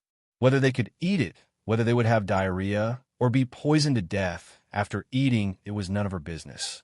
At first, Kuei was calm and did not care about a certain person's fallacious theory. But as she listened, she was shocked to find that regardless of whether the Dragon Queen's theory was true or false, it was indeed a very systematic, very reasonable, and very magical medical theory. "This is indeed a very advanced way of thinking," Yimont said thoughtfully. "Our current medicine only has medicine and no theory. As for the potions, they were all improved from folk recipes. Scholars can't develop new medicine out of thin air and can't develop corresponding medicine for a certain disease. We have no theory and don't know how to start. We can only test a variety of herbs. But the patient is weak. How can they withstand the experiment? So, the bloodletting therapy, which may be useless but is absolutely harmless, has become a panacea in the hands of doctors. This 5 elements theory of yin and yang is worth a try." Kuei she nodded in agreement. Then she sighed. "The problem is this kind of medical theory also requires a lot of time to experiment, verify, and accumulate experience. For the current grayscale disease." Speaking of this, Kuei she suddenly froze and was stunned. Danny saw that her expression was not right and could not help but ask with concern, "What's wrong?" "The 5 elements reinforce and counteract each other. Water counters fire, and water and fire do not mix, right?" Kuei she asked. "Isn't it obvious? If your house is on fire, just put it out with water." "Deadwood can't be lit," Danny said casually. "No, your understanding is too shallow." Kuei she shook her head and said seriously, "The 5 elements reinforce and counteract each other. It should be related to the cycle of the laws. With the 5 laws as the foundation, a complete world can be built." It was Danny's turn to be dumbfounded. She asked blankly, "What are you trying to say?" Kuei she opened her mouth and wanted to explain, but she had just come into contact with the theory of the 5 elements, and it was Dragon Queen's second hand that was full of mistakes. She had some understanding in her heart, but she could not form a complete idea. Sighing, she directly suggested, "The grayscale disease was born from Leona. Theoretically, it belongs to the water element, and your dragon belongs to the fire element. Perhaps you could try to see if your dragon blood can kill the grayscale disease virus. That's not a problem. Danny frowned and thought for a moment before reluctantly nodding in agreement. Taking blood was very simple. At the top of the Great Pyramid, the 5 dragons were sleeping on the huge stone wall. She woke Blackie up and poked a small hole in his fleshy wing. Hot dragon blood with smoke dripped into the test tube. It was not much, about 3 milliliters. The wound on the dragon's wing stopped bleeding and slowly healed. Then, Danny quickly returned to the laboratory and smeared a layer of dragon blood on the grayscale disease sample, 7 levels of hell. What is going on? Danny turned pale with fright when she used the wizard lens to observe the blood sample. The grayscale disease virus is multiplying rapidly in the dragon blood. And even mutating? She said in disbelief. Koichi leaned over and looked for a while. Her pale face became even paler. She muttered, This doesn't make sense. It doesn't conform to your theory of the 5 elements. Let the theory of the 5 elements go to hell. Danny immediately took out the sample and used the fire wizard power to burn the sample stained with dragon blood into ashes. Koichi looked at the burning sample in the dry pot and wondered, It doesn't make sense. The fire wizard power can burn the virus. How can dragon blood have the opposite effect? Water restrains fire. That's normal. Old Yimont thought it was natural. No, water restrains fire, but fire can't create water, Koichi said. Oh, Danny slapped her forehead and groaned. I was just kidding. The theory of the 5 elements is not suitable for this world. Why is it not suitable? I think it makes sense, Koichi said. Old Yimont nodded and sighed. Human medicine has been developed for tens of thousands of years, but there has never been a theory. Now that you, Danny, have developed such a scientific and magical theory, we can't just abandon it. Danny was stupefied. The old man's words were, I've never even seen a woman before. Now that my wife is beautiful and seems to be able to give birth, it doesn't matter if she's crazy or not. Kuei, she continued, not only can we not give up, but we should also invest a lot of manpower and resources to research it and perfect it. One day, when this theory is perfect, we should write it into a book and let all the doctors in the world see it. Up to you. Danny sighed. Yima was worried. If the dragon's blood promotes the growth of the virus, will the megalosaurus be infected with the grayscale disease? No, the high temperature will kill it. At this point, Danny suddenly froze. After experiments, burning with fire could indeed prevent the grayscale disease. Fire could kill the virus. Then, with her non-burning physique, she was immune to the grayscale disease. Blackie could also withstand the burning of ordinary flames, so it should also be immune to the grayscale disease. But the problem now was that Blackie's blood was conducive to the growth of the virus. Try with my blood, Danny said. What? I want to see if my blood has antibodies. Well, let's see if the blood can kill the virus. As she spoke, Danny took out a dagger and cut her little finger. A drop of blood fell on the sample 3 minutes later. Looking at the virus growing wildly in the blood, Danny felt a chill run down her spine. This doesn't make sense, she said hoarsely.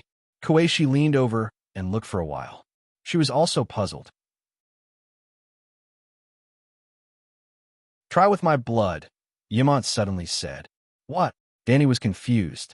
Your blood and that of the megalosaurus have magic, but I don't know magic, Yimont explained. Danny was shocked and immediately began the experiment. Then, she let out a long sigh of relief. Old Yimont guessed right. His blood did not have any effect on accelerating the growth of the virus. After that, Danny rode the dragon and went to the wildfire processing plant 10 kilometers away to take the blood of a group of fire mages. The result was that their blood had an accelerated effect, but it was not as strong as the megalosaurus and Danny's. Why is that? Can the grayscale disease virus absorb the magic in the blood? According to this theory, transcendents are more likely to be infected with the curse, but the reality is the opposite. Koichi was puzzled. In fact, few mages were infected with the disease. After a while, Danny said seriously. I'll try it myself. How? Kueishi asked. Try to see if the virus can infect my body, Danny said. Danny, are you crazy? You're the queen. How can you put yourself in danger? Old Yimont cried out in panic. Kueishi also advised, don't be stupid. Only 100 people in Slaver's Bay are infected. The worst result is that they'll be burned to death. 100 people in Slaver's Bay is really nothing. Plagues are not uncommon in the major cities, especially in the coastal ports. For example, there's an outbreak in Flanders, and it's the terrifying grayscale disease. Hundreds and thousands of people die every day. Is that so? Danny smiled faintly. Wait until I test the poison and develop a cure. Then I can save thousands of people. But what if you're infected? Yimont said anxiously. Danny smiled strangely. Don't worry. I'll use the witch lens to observe. As long as there's a virus in my body, I'll burn it to death immediately. What if it doesn't die? If it doesn't die, I'll cut off the flesh with a knife before the virus spreads. Danny's expression was firm, and her whole body exuded a fearless spirit of sacrifice. Kueishi asked, which part are you going to infect? Danny looked at her right hand.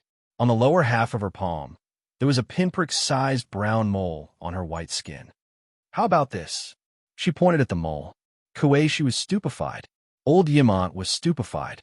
Danny fixed her right hand under the lens, and, after adjusting the magnification, she used her empty left hand to pick up a slender silver needle.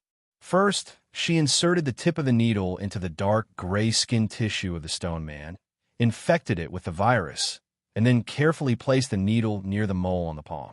She gently touched it. Kueishi was responsible for observing the target under the eyepiece, and, after seeing the dark blue magic spot, she immediately said, Okay, the virus has fallen into your palm. Danny pinched the silver needle with her fingers, and an orange flame ignited on the tip of the needle. Putting down the sterilized silver needle, Danny nervously looked at Kueishi, waiting for the final judgment. The waiting time felt like years. For a long time, Kueishi didn't say anything. Danny couldn't help but ask anxiously, How is it? Am I infected? Kueishi looked up at her and saw that her smooth forehead was sweating. Obviously, she was anxious and scared. Kueishi couldn't help but laugh. Weren't you very brave before? You wanted to test the poison with your own body to find the miracle medicine that can save the people? Phew! Seeing Kueishi smile, Danny let out a long sigh of relief. It seems to be working well? She asked casually. Kueishi nodded and said, The virus that fell on your mole didn't spread, and it didn't multiply. Instead, it died after entering the pores on your skin. In other words, the magic spot under the eyepiece is disappearing. It's strange. Your blood promotes the growth of the virus, but you're indeed immune to the grayscale disease. The shadow binder looked very confused. After a while, she looked up at Danny and said, We still need a group of fire mages to do the experiment. We need to test whether you're special or all transcendents are immune to the grayscale disease. Testing this won't help with curing the grayscale disease. Our main goal now is to cure the disease. Also, the fire mages under me are weak. They can only conjure wildfire. They can't even gather fire to light a lamp. It'll be terrible if they get infected, Danny said. Kueishi frowned and thought for a while. She said, My projection is about to end. Why don't you get the Black Dragon to pick me up from Thunder Island, and I'll come to Slave Bay to help you research the miracle medicine. You're not sealing the evil god of the underground palace? Danny asked in surprise. According to the Brandon Evil Suppression Formation you gave me, I ordered a new batch of magic materials from Yashia. I have about a month of free time, Kueishi said. Okay, I'll get Blackie to pick you up. After Kueishi left, Danny didn't end the experiment.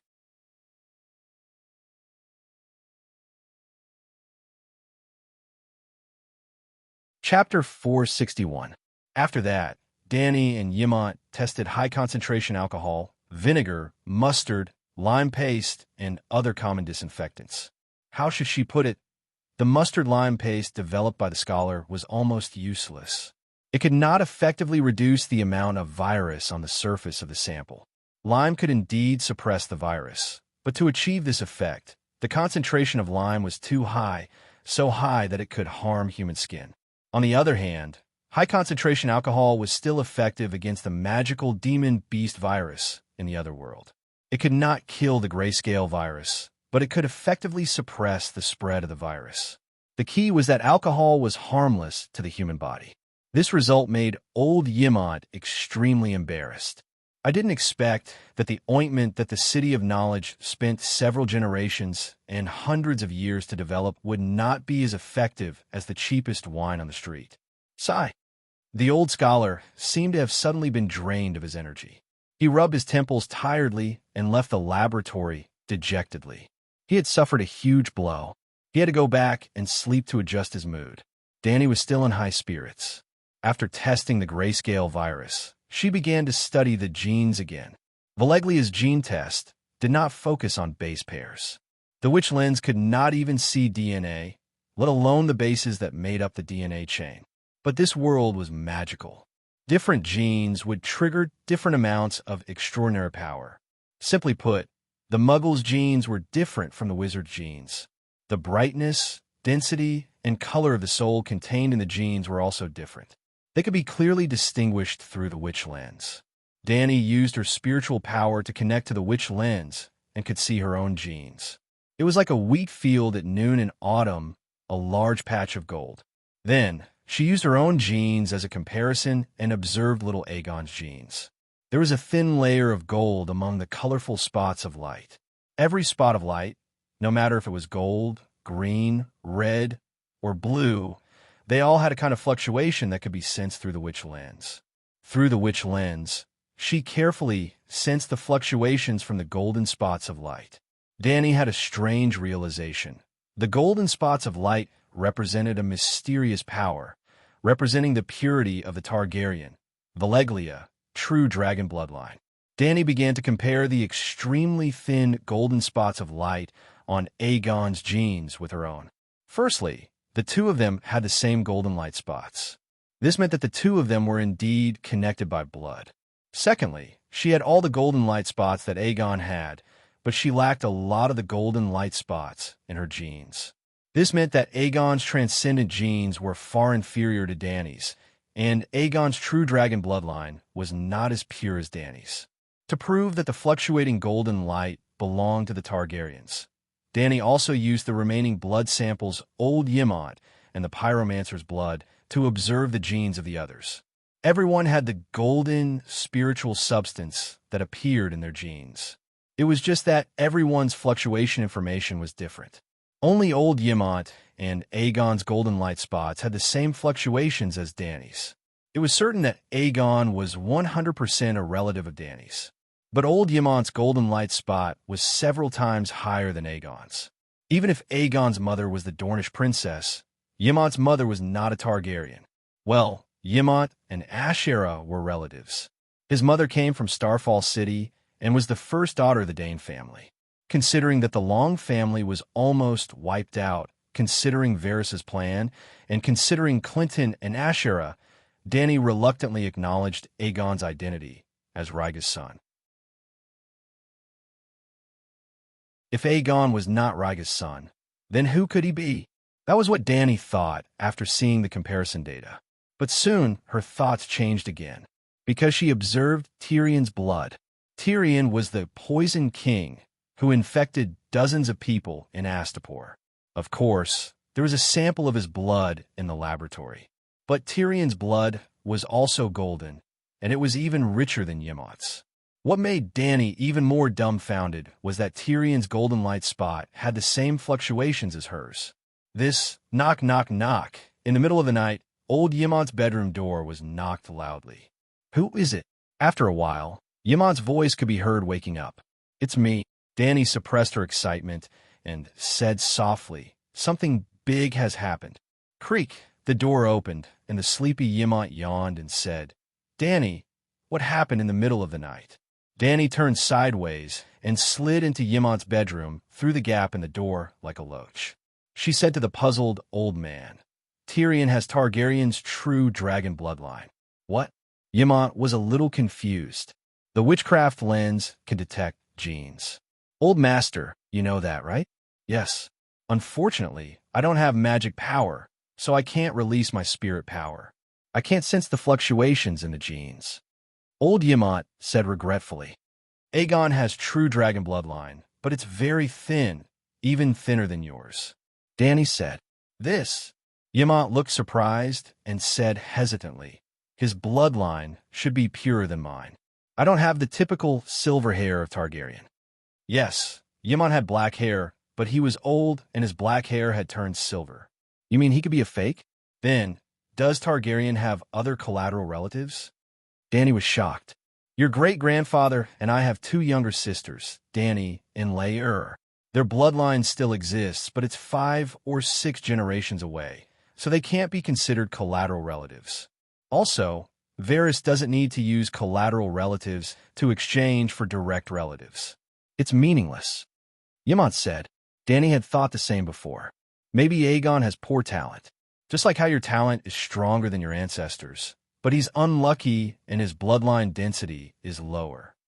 Yamant guessed. Sire, the point isn't Aegon. Dany waved her hand, her face full of disbelief. Old Master, Tyrion also has true dragon bloodline.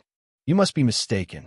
Our Targaryen doesn't have a princess to marry Lannister, and Tyrion's parents are cousins. Yamant shook his head. I'm not mistaken. Genes don't lie. His bloodline density is very high. In terms of bloodline, he seems to be closer to me than you or Aegon, Dany said with certainty. This. Yamant was completely stunned. He hugged his head and paced back and forth in the spacious bedroom a few times. Suddenly, the old man paused and said, Dany, quickly contact Sir Barristan.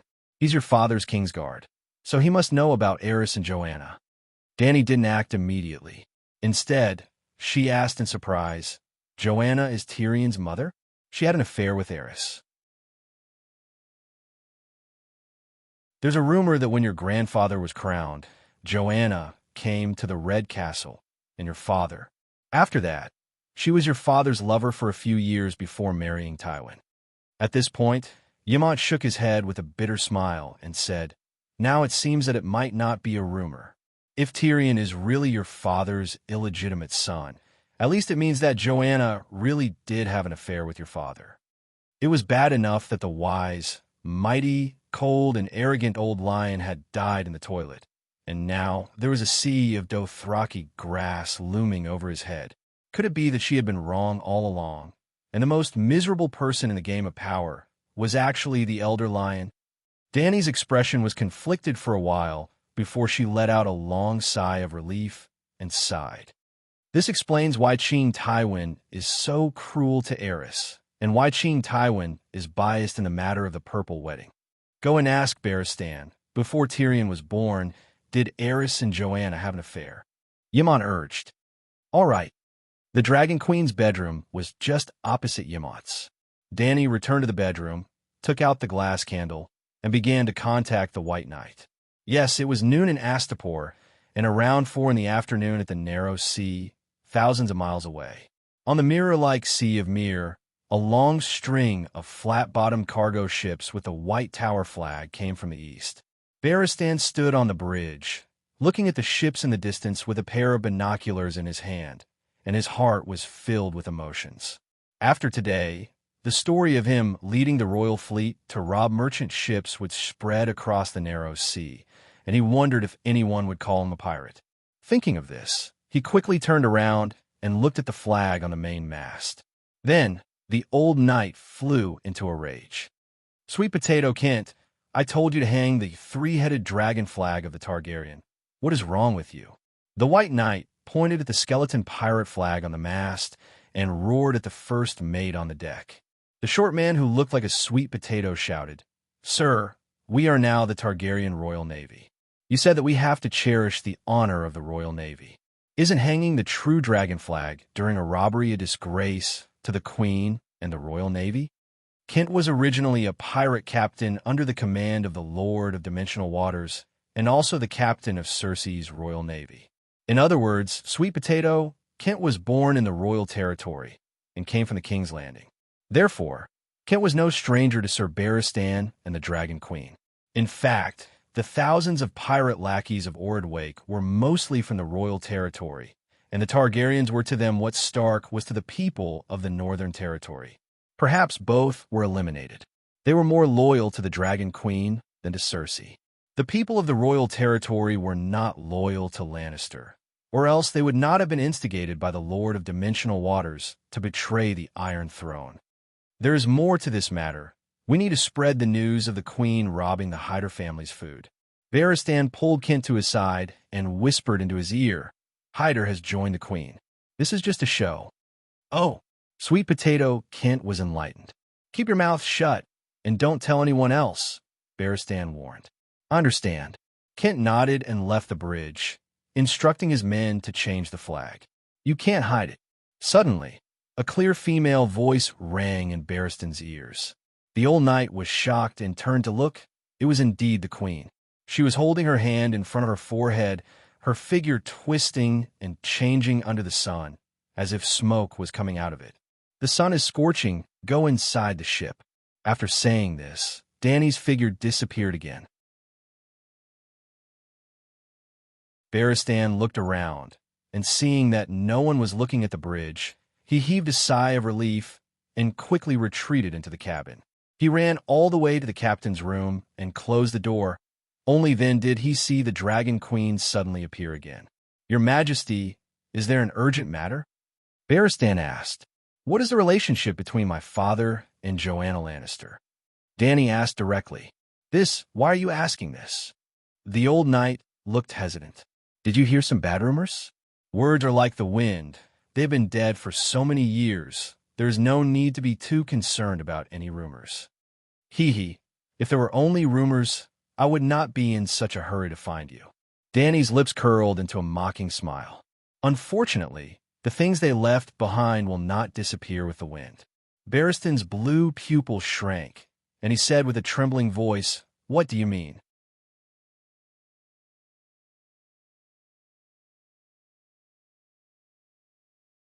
Chapter 462. Dany looked at the old knight's panicked and incredulous face and sighed. "As you thought, Aerys and Joanna had an illegitimate child. Have you guessed who it is?" His pupils contracted and he muttered, "Tyrion. Tell me, why isn't it Cersei and Jaime?" "I heard that Joanna not only gave her virginity to Aerys, but also was his mistress for a few years before asking Tywin to take over," Dany said. "Take over? The mistress?" The White Knight didn't understand the word, but he didn't spend too much energy on the unfamiliar word. More important things occupied his attention. "It's a rumor," Barristan said with certainty. "There's only pure love between Joanna and King Aerys." "Are you sure?" Dany looked at the old knight suspiciously and reminded him, "In front of me, you don't have to worry about damaging Aerys' reputation. We all know that he doesn't have that at all." "No, Your Majesty, you misunderstood." Barristan quickly shook his head and explained. "In the beginning, when Miss Joanna came to the Red Castle to serve as Princess Lele's maid, she and Duke Tywin weren't lovers. On the contrary, Aerys, who was still a prince, fell in love with Joanna at first sight, and they truly loved each other." Seeing that he stopped and looked at her nervously, Dany was eager to continue eating and urged, "Continue." You're not angry?" The White Knight looked at her carefully and asked, "Angry about what?" "Layla is your mother," the old Barristan mumbled. "I was having a good time eating, Layla. If you didn't remind me, I would have almost forgotten." Dany rolled her eyes and said bluntly, "Aerys is my father. This is too bad, too melodramatic. I don't want to be involved at all." "Okay." The White Knight nodded and relaxed and continued. "Your Majesty, you have to understand one thing. Prince Aerys was generous and selfless in his youth, handsome and courageous. Wait." Dany raised her hand to interrupt him and complained, "I only want to hear about Aerys and Joanna's love history. You don't have to worry about his identity as the king and my father. Don't flatter him." "Flattery?" Barristan suddenly raised his voice, widened his eyes, and shouted, "I have always adhered to the path of honesty. Why would I flatter the king?" "All right, I've poked the old knight's sore spot." The Dragon Queen immediately nodded and admitted her mistake. I said the wrong thing. You were just protecting the honor of the emperor. Sigh, your majesty, I'm telling the truth. Barristan panicked. He, Olba, had been wearing a white robe for dozens of years. He had experienced 1 king, 2 kings, 3 kings, 5 or 6 kings. When had he not been upright and outspoken and sincerely admonished? Even if it was for the glory of the king, he would at most remain silent. Why would he deliberately flatter the king? But Danny frowned. The young talent you mentioned has nothing to do with the Mad King.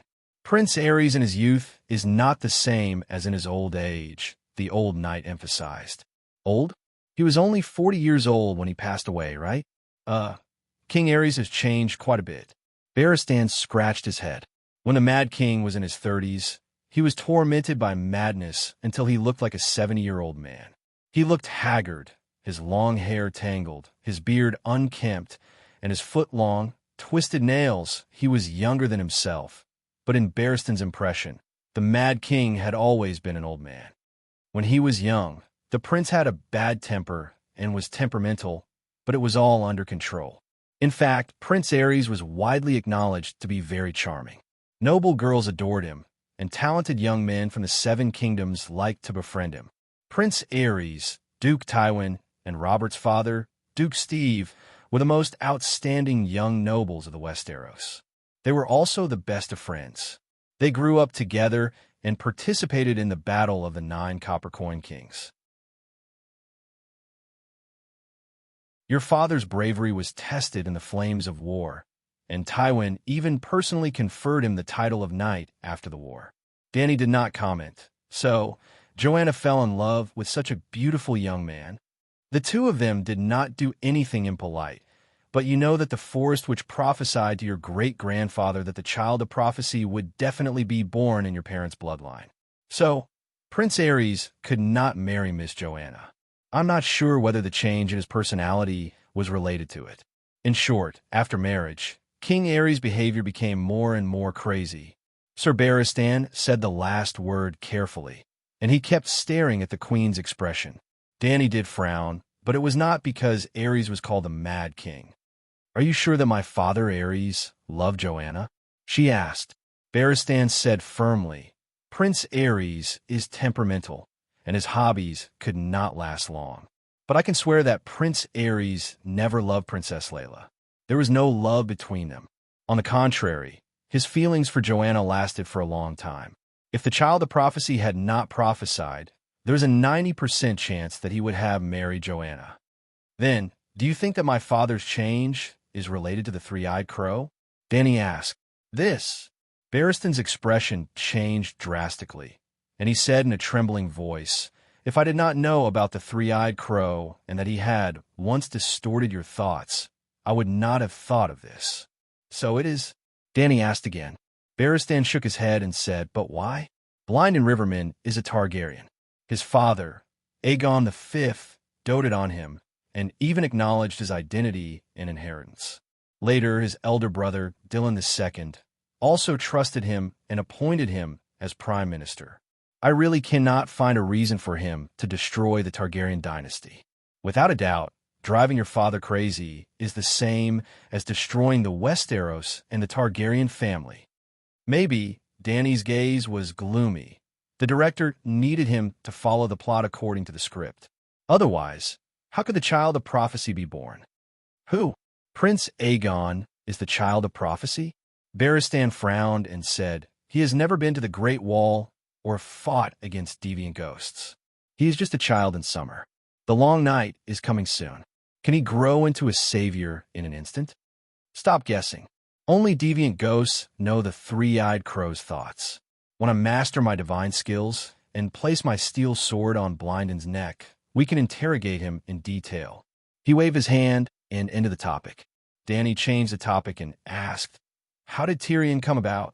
Joanna has been staying in Casterly Rock City since her marriage. How could she have the chance to give birth to Tyrion? No, there was a chance. 10 years after King Aerys' coronation, there was a tournament held at the King's Landing. Joanna brought Jaime and Cersei over. Joanna gave birth to Tyrion the next year and died in childbirth. I only know that they had one time, but I didn't know that Tyrion was an illegitimate child. Barristan stuttered and spoke with great difficulty. Does Tywin know? Dany asked strangely. I don't know. Barristan shook his head repeatedly. It was very likely that the elder lion knew about this. As expected, everyone in Game of Thrones lived in hell. At this moment, the sound of a sailor calling for Barristan came from outside the door. It seemed that the royal Megalosaurus fleet had encountered the Hathor family's grain transport fleet. Your Majesty, is there anything else? Barristan asked uneasily. The Alliance's spies secretly transported the grayscale stone men to Slaver's Bay and planned to throw them into the city's well. 7 gods above, are they crazy? Barristan exclaimed. They have already succeeded in 1/3 of their plan, Dany said. Aren't the Alliance afraid that you will use the same method to take revenge on them? Do you think I should do that?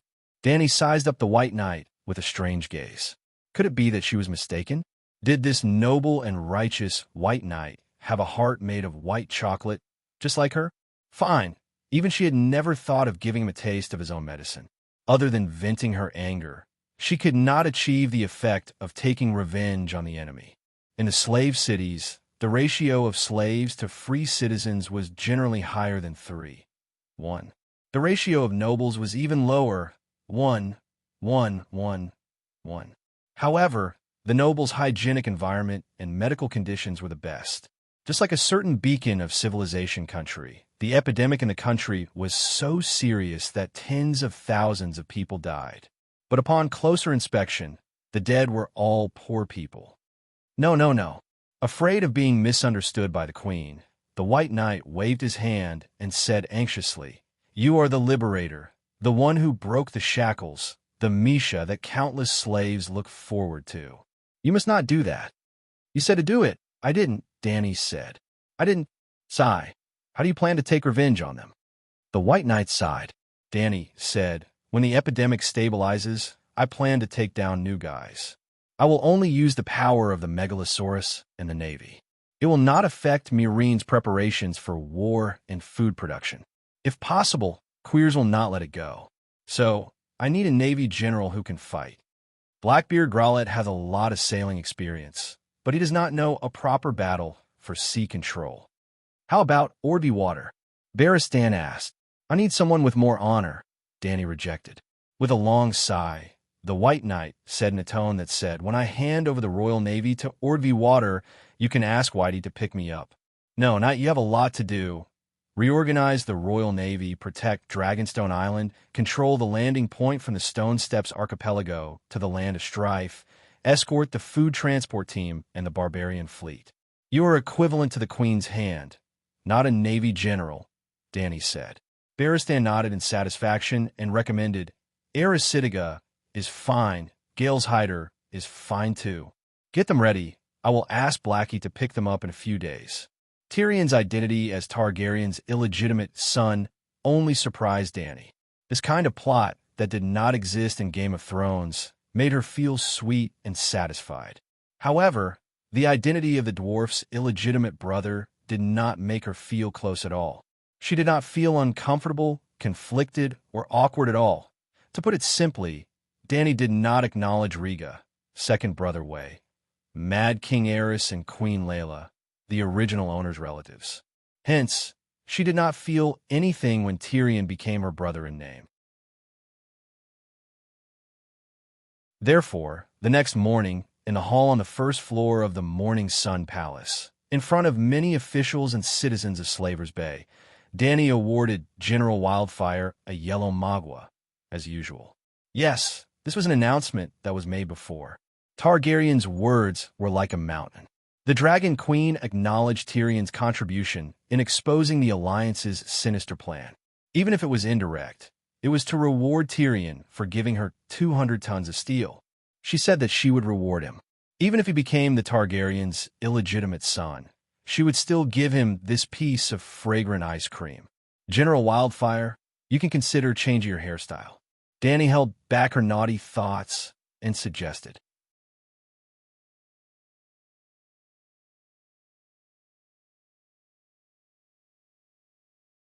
Chapter 463. Your Majesty, I don't want to shave my head.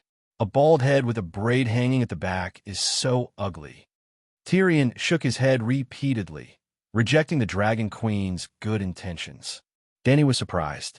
So far, Tyrion was the only one who clearly said that the braid hairstyle was ugly. This guy's aesthetic is normal.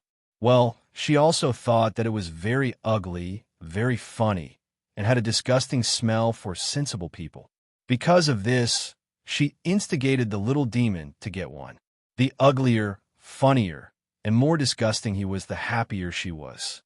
After learning that he was Targaryen, Dany hated the little demon's performance in the finale of Game of Thrones even more. She wanted to see him make a fool of himself, to see him get a minion's head without knowing it, who knew that his aesthetic was the same as the normal people of the Celestial Empire.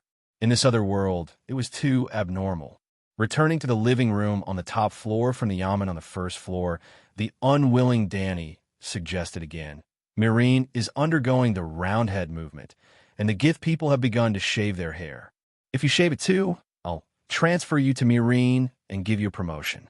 A second-grade official is qualified to participate in the Imperial Conference. The Queen's words were half true and half false. The last thing Klein did as the mayor of Meereen was to urge the Gith people to change their customs and shave off their originally stiff black and red straight hair. But it was not a minion's head. It was somewhat like a Mongolian warrior who shaved off the top of his head, leaving only a circle of hair at the temples and the back of his head. It was also ugly. Moreover, the so-called second-grade official was only a promotion, not a position. The little demon was still a wildfire general. Tyrion waved his hand dejectedly and said, I have the grayscale disease and am about to die. There's no point in having the Iron Throne in front of me. On the side, Aegon, who was nestled in a daze on the soft couch, seemed to empathize with him. His eyes reddened, and he was about to cry. Sigh. Clinton also sighed. His eyes dimmed, and he looked like he had lost all interest in life. Sister Ashara's eyes were filled with pity, but there was nothing she could do. She could only silently stroke Aegon's back and whisper some words of comfort. Seeing this, Ymont comforted them. Don't worry, the Queen has the witch lens and has already studied the characteristics of the grayscale disease virus. Later, Larissa will teach you the fire magic that the Queen has personally taught you. Combined with a high concentration of alcohol, you will be able to effectively stop the spread of the grayscale disease. Maybe he can be like Shireen Byra and Theon, only partially petrified. I've also attended the Queen's witchcraft lectures, and I've also tried the glass candles. I don't have the talent for witchcraft, so I can't learn it. Tyrion shook his head. Ymont thought for a while and said, Dahe went to the Thunder Island in the Jade Sea to pick up Master Koaishi. She is the most talented sorcerer in the East. Maybe she can come up with a miracle cure. Koaishi? 7 gods above, it's actually her. Tyrion face-bombed and sighed. Dany asked curiously, You know Koaishi too? I heard from the fire sorcerers that she is the strongest among the young generation in the Eastern Transcendent world. Together with Lisbon, they are known as the twin heroes of the East and the West. Tyrion sighed again and again. What bullshit strongest among the young generation? It's fine if you're just fooling others. But I know Lisbon. That bastard even used the 3 gods return to cave to cheat me of a bag of silver coins. In the end, he was stabbed into a dead end by a mercenary. How unlucky. Instead of relying on that kind of person to save lives, it's better to fight with a wildfire. How do you fight with a wildfire? Aegon raised his head and asked. I have an idea. Tyrion stared at the Dragon Queen's face with a pair of expectant eyes. The Queen's fire control skills are unparalleled in the world. Can you accurately control the wildfire to burn off the infected skin? You can try. Try burning your entire dick to ashes. Dany complained in her heart about the little devil's rotten idea. It won't work. Ymont immediately shook his head and explained, by the time the symptoms are discovered, the virus will have already entered the bloodstream and circulated to all parts of your body. Therefore, amputation as a treatment that is widely spread among the people has never been recognized by the City of Knowledge. For example, even if Sir Clinton's right arm is chopped off, there's a very high chance that the other parts of his body will be infected. Tyrion, you could try drinking a few mouthfuls of the wildfire. Perhaps you can awaken the immortal bloodline. Dany said with a wicked smile. Dany. Old Yemont increased the volume of his voice and glared at her meaningfully. After leaving everyone's line of sight and entering the laboratory, old Yemont warned her, Dany, don't tell Tyrion his true identity. Why? There are too many dragons. Yemont smiled bitterly. If there are too few true dragons, there's a danger of extinction. If there are too many true dragons, there will be bloody infighting. Including Jon, there are already 3 adult Targaryens. You don't care about the Iron Throne, but they might fall out over this. Jon Snow's identity is still uncertain, even if he is Rhaegar and Lyanna's son. He is also an illegitimate child like Tyrion. Illegitimate children have no right to inherit. Dany said, according to tradition, it is. But Aegon is different from you. You are 100% the daughter of Aerys and Layla, a true dragon. Everyone knows that. But Rhaegar's children died 16 years ago. This is also a fact that everyone knows. In the hearts of the nobles of the Seven Kingdoms, a prince with a doubtful identity is not nobler than an illegitimate child whose identity is confirmed. I am sure that if there is a chance to convene a great council, Jon, Tyrion, and Aegon's appeal and inheritance will be equally divided, unless you are determined to support one of them. Yemont stared at Dany's eyes with a burning gaze, as if trying to see through her inner thoughts. Unfortunately, you don't like the 3 of them, do you? Dany was a little embarrassed. Her eyes drifted, and she said, Old Master, a relative suddenly popped out. Don't tell me you are so devoted to him. Old Yemont nodded seriously and said, when I was at the Great Wall, before I knew about Jon and Tyrion's identities, I already had an inexplicable good impression of them. What about Aegon? Aegon. Yemont was stunned and sighed. Maybe he appeared too suddenly. Not so, Dany argued. I admit I don't like them, but I have no ill intentions. Otherwise, why would I tell you about Jon and Tyrion's identities? Then what do you plan to do with them? Yemont asked. What do I do? I'm already too busy with my own matters. Let them fend for themselves. What do they think? Why don't you tell me what to do with your seniority? Dany threw the ball back again. Sigh. Jon has already put on black clothes and is destined to be a night watchman for the rest of his life. Tyrion, let him continue to be Lannister. Don't tell him his identity. In the future, you can help him become the Duke of Casterly Rock City. After all, Aegon is the son of Rhaegar. The Iron Throne will be given to him. Yemont looked at Dany and asked tentatively, how about this arrangement? Okay, as long as Aegon has the courage to participate in the Battle of the Long Night, as long as he can kill the strange Ghost King. Dany nodded in agreement without any pressure. At around 3 o'clock in the morning the next day, the sky was still a deep indigo color. Blackie passed through the dark sky like a ghost and landed on the torch-lit walls of the Great Pyramid. Blackie had indeed never been to Thunder Island, but Dany's spiritual projection had been to the underground palace of Thunder Island many times. Blackie, who could communicate with Dany's dragon spirit, naturally knew the direction of Thunder Island. Kuashi was still dressed the same as when they first met, wearing a loose blue mage robe with a hood and a red wooden mask. She didn't come alone. There was a white-haired old man with her. In addition to the 2 of them, Blackie also carried a large canvas bag with 400 to 500 pounds of magic herbs in its claws. Blackie, Tyrion, and 4 or 5 unsullied, holding torches were waiting on the pyramid. Her Majesty's apprentice, Larissa, greets President Bution and Mage Kuei-Shi. General Wildfire, and I represent Her Majesty to welcome the 2 of you. When Kuei-Shi and the white-haired old man slid down from the dragon's back, Larissa said again, I have already asked people to prepare wine and guest rooms. The 2 of you must be tired from the journey.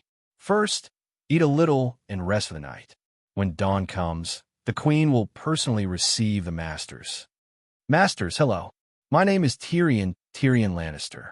Actually, other than General Wildfire, I'm the only one bestowed with a yellow mandarin jacket. The little demon was wearing a golden mandarin jacket. He strode over with his short legs and walked over with his head held high. I will accompany the two of you for dinner on behalf of the queen and introduce the epidemic in Slave Bay. Yes, Tyrion was here to accompany them. At this time, the Dragon Queen was sleeping and couldn't receive guests. However, he couldn't let the guests sit in the living room and eat alone. General Wildfire, who was bestowed with a yellow mandarin jacket, accepted the task of accompanying the guests. After all, he could drink and had a sharp tongue. He was most suitable to be a receptionist. Master Kueishi, I have long heard of your great name. After the introductions, Tyrion began to show off. He walked in front of Kueishi, who was wearing a red wooden mask, and gave him a thumbs up. He praised the best of the younger generation, and the same as Volantis Lisbon. Enough. The shadow, binding knight, who had been silent all this time, almost shouted, I'm not the best of the younger generation. Don't compare me to Lisbon, she said in a low voice after catching her breath. Tyrion didn't know what to do for a moment, but immediately smiled as if he understood something. This female wizard was very modest, very shy, and even a little shy. Wizard Kuei, she is truly modest. But who doesn't know your name? Who doesn't know? Even an outsider like me knows your position in the transcendent realm. You're too modest, he praised loudly. He couldn't be rude just because she was too modest. On the contrary, the more he praised a modest person, the better impression she had of him in her heart. After all, he had contracted an illness and needed her treated. Kueishi's gaze was deep. Several shadows flashed in her bright, mirror-like eyes, but the red wooden mask blocked her gaze. The dwarf gave a thumbs up and waved it in front of the barbarian elder and Kueishi. He praised loudly, Wizard Kueishi, the best of the younger generation. Who else could be better than you? Kueishi's body trembled slightly. She unconsciously clenched her fists. However, the night wind at the top of the tower blew at her loose wizard robe. Her hands were also hidden in her sleeves. No one could see. I'll give this dwarf retribution sooner or later. The Binding Knight thought. Black Sister Larissa felt that the atmosphere was a little strange, but she couldn't figure out what was wrong with Tyrion's praise. She was already the best of the younger generation.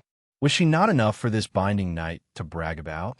Thus, she began to suspect that the two guests were dissatisfied with the queen for not personally coming out to greet them. Thinking of this, she smiled and explained, the queen has been staying up late recently to study the grayscale disease. Tonight is no exception. She just fell asleep not long ago. She didn't mean to be rude. The white-haired elder waved his hand and looked deeply into Blackie's human-like eyes. He said meaningfully, Actually, I've already met the Dragon Queen. The great wizard's dragon spirit innate gift is both enviable and revered. The barbarian elder wore a high hat and a wide belt. He had an awe-inspiring aura and exuded a noble aura. Larissa wondered what dragon spirit innate gift was, but the other party was an honored guest who had come from afar.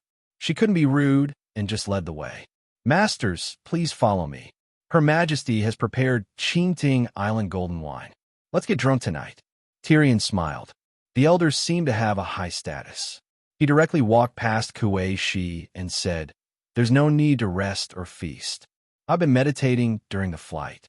I'm not tired now. Take me directly to the laboratory, the legendary wizard lens. How can I sleep when I think of it next door?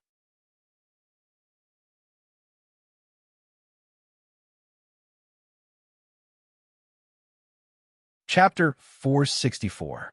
The next morning, when Danny met the old man in the lab, he was observing the grayscale disease virus under the liquid of the dragon excrement. Kueishi and Larissa were brewing potions on the other side. President Bution, you came to the lab so early. Danny walked with vigorous steps to the side of the old man. She was wearing an exquisite dark purple skin-tight leather armor that outlined her youthful body. The old man was called Bution, the brother of the current king of barbarians and the president of the Necromancer Association. Kueishi was not the only mage who sealed the underground palace of Thunder Island. Bution was also one of the people in charge. Knowing that she was going to leave Thunder Island for Slave Bay, Bution was interested. First, he wanted to meet the Megalosaurus and the Dragon Hatcher Queen. Second, he was very interested in the legendary witch lens. Third, there was an outbreak of the grayscale disease in barbarians. After receiving Kuei-shi's request, Danny immediately agreed. Other than the old president who could help her research the antidote, she also encountered many problems in necromancy in the process of creating the ghost meditation technique. She also wanted to ask for his advice. Bution stared at Danny for a while and sighed. "Your Majesty, you are so young. Haha, you are still hale and hearty despite your age.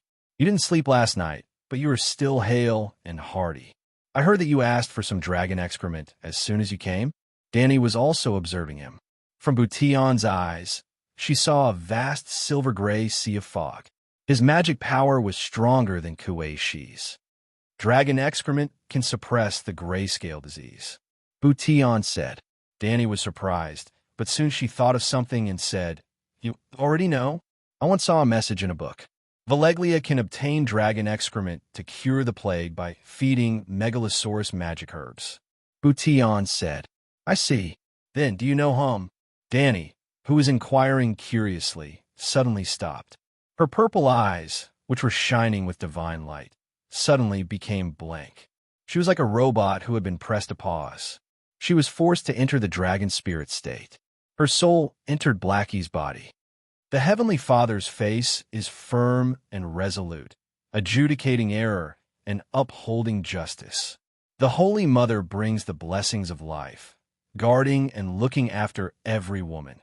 The Song of the Seven Gods, sung by thousands of people, appeared in Danny's ears, and an image appeared in front of her eyes.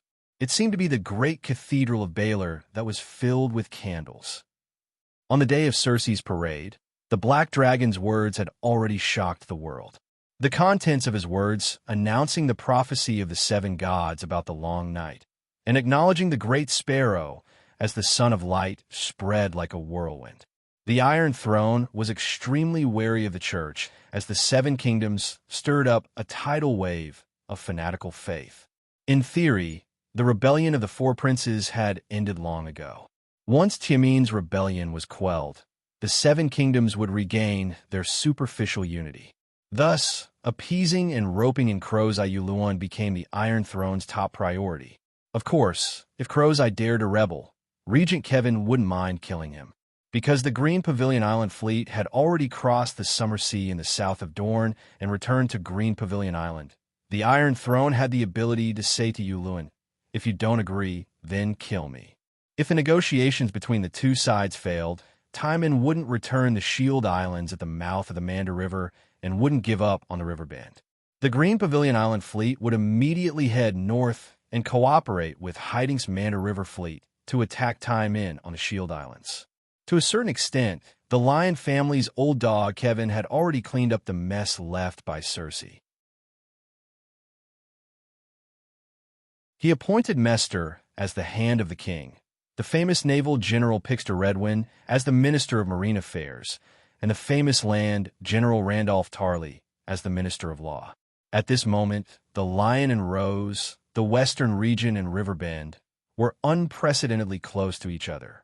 Today, when Riverside, the Stormlands, and the Northern region were crippled, this alliance was the strongest force in the Seven Kingdoms. The Aran Valley was gradually controlled by Littlefinger, but Littlefinger was never a threat, the nobles of the Seven Kingdoms thought. Dorne was still stable, and there were no signs of rebellion. Prince Dalong also promised to send his niece to the Imperial Conference. In this way, as long as the marriage between Circe and Yuluan was successful, the court of the Tommen dynasty would be stable. At that time, the Iron Throne would attack the church. The Great Sparrow put Marjorie and Circe on trial, trampling the glory of the two top families into the mud.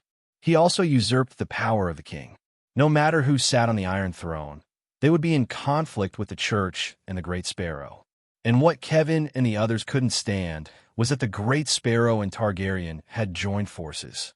As long as the Iron Throne and Tiamin's negotiations were successful, as long as Circe married Yuluan, As long as Timon swore loyalty to the Iron Throne again, the Iron Throne would immediately attack the church.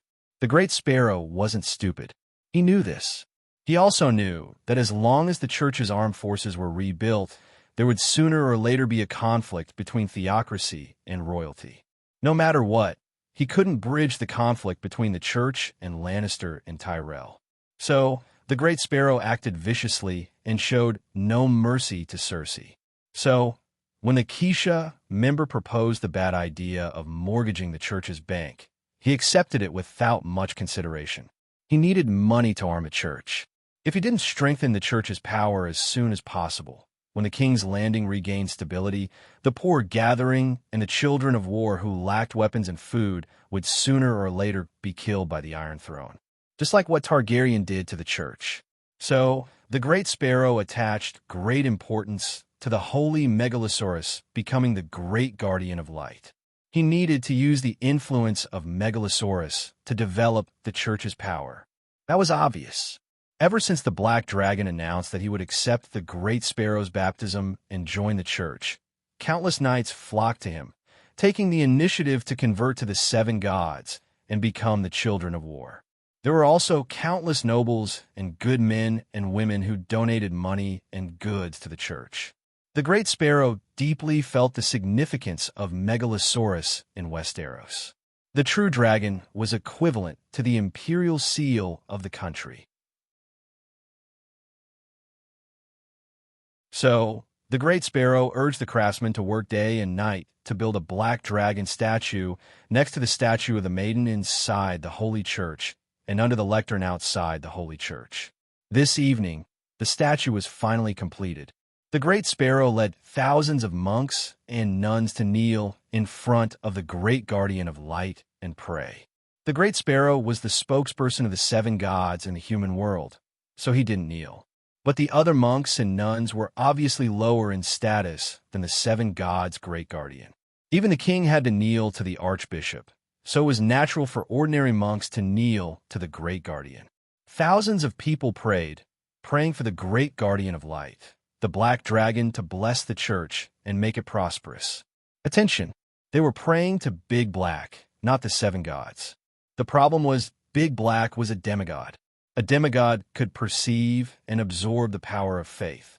If an ordinary demigod established a small church, even if 2,000 people prayed to him at the same time, it wouldn't increase the demigod's power of faith, because the number of people was too small and because the prayer time was too short. In this time of low magic and low martial arts, the power of faith, like magic, was extremely scarce. But the Church of the Seven Gods was a little special. It had existed for at least 8,000 years. First, it was the Undulls on the Andros Plains. Then, 6,000 years later, all of Westeros, except for the northern border, believed in the seven gods. Other things aside, 10 million people had believed in the seven gods for 6,000 years. The accumulated power of faith was even more terrifying than Christianity on Earth. Even in this magical world of ice and fire, it was the first in the world. That's right, the accumulated power of faith of the Church of the Seven Gods surpassed that of the Red Gods.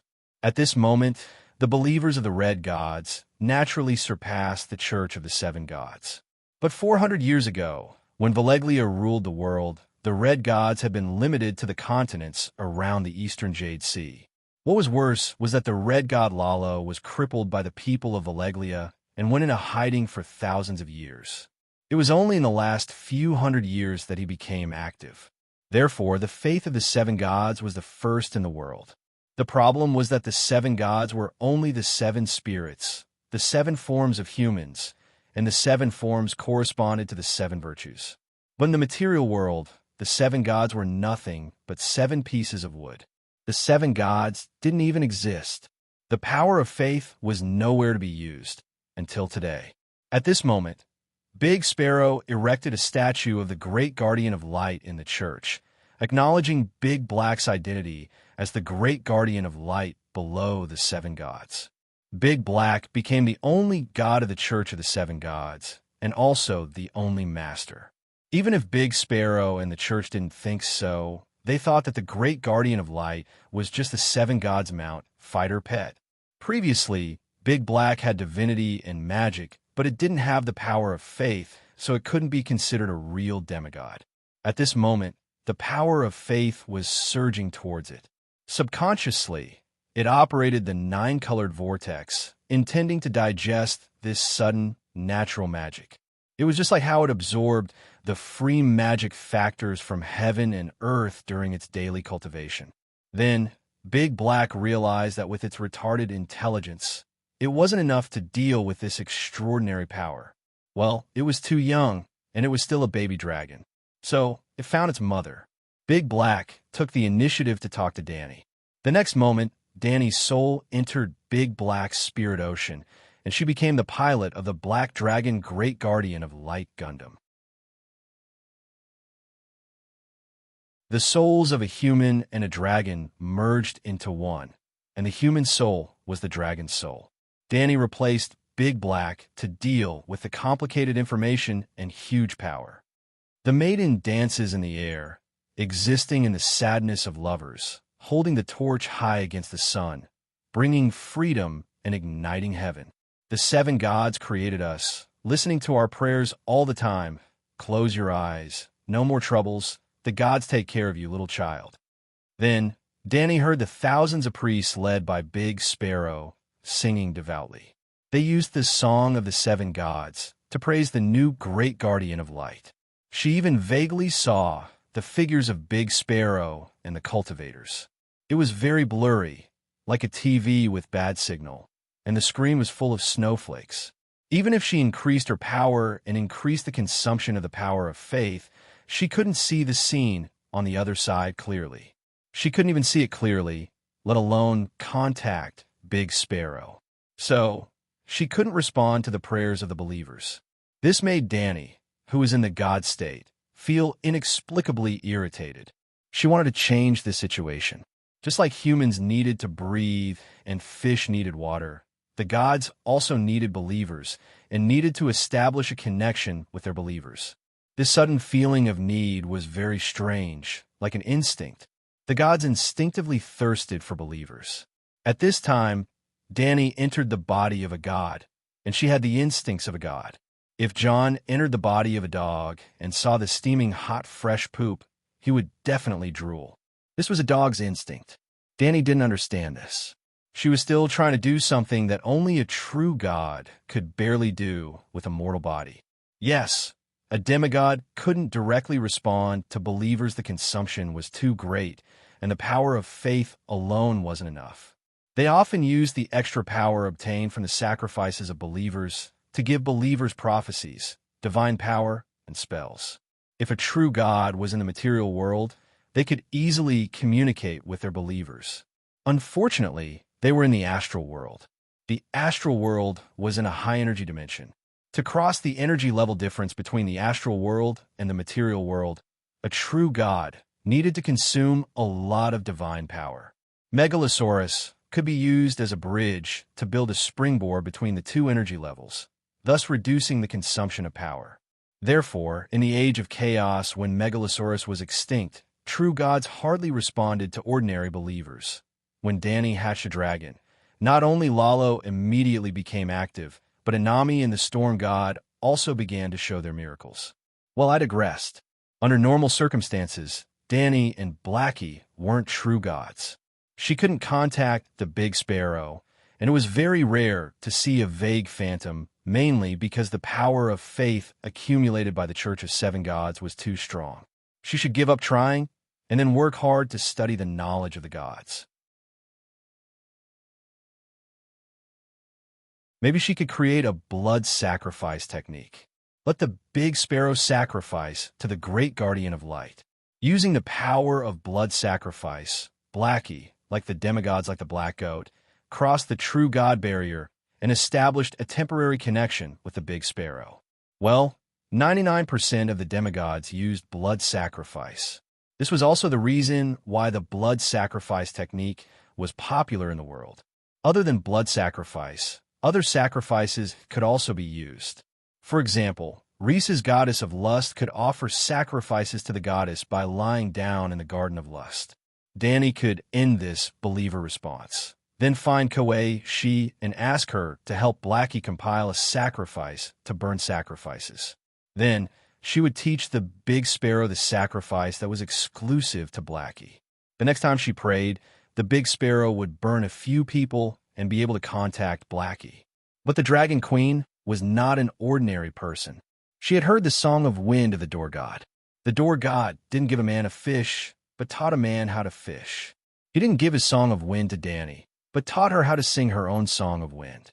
In a hurry, Dani unconsciously entered the state of epiphany of the song of wind, integrating her thoughts into the wind.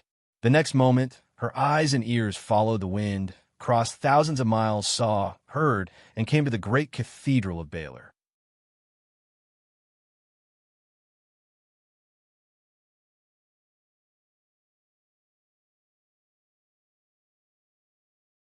Chapter 465.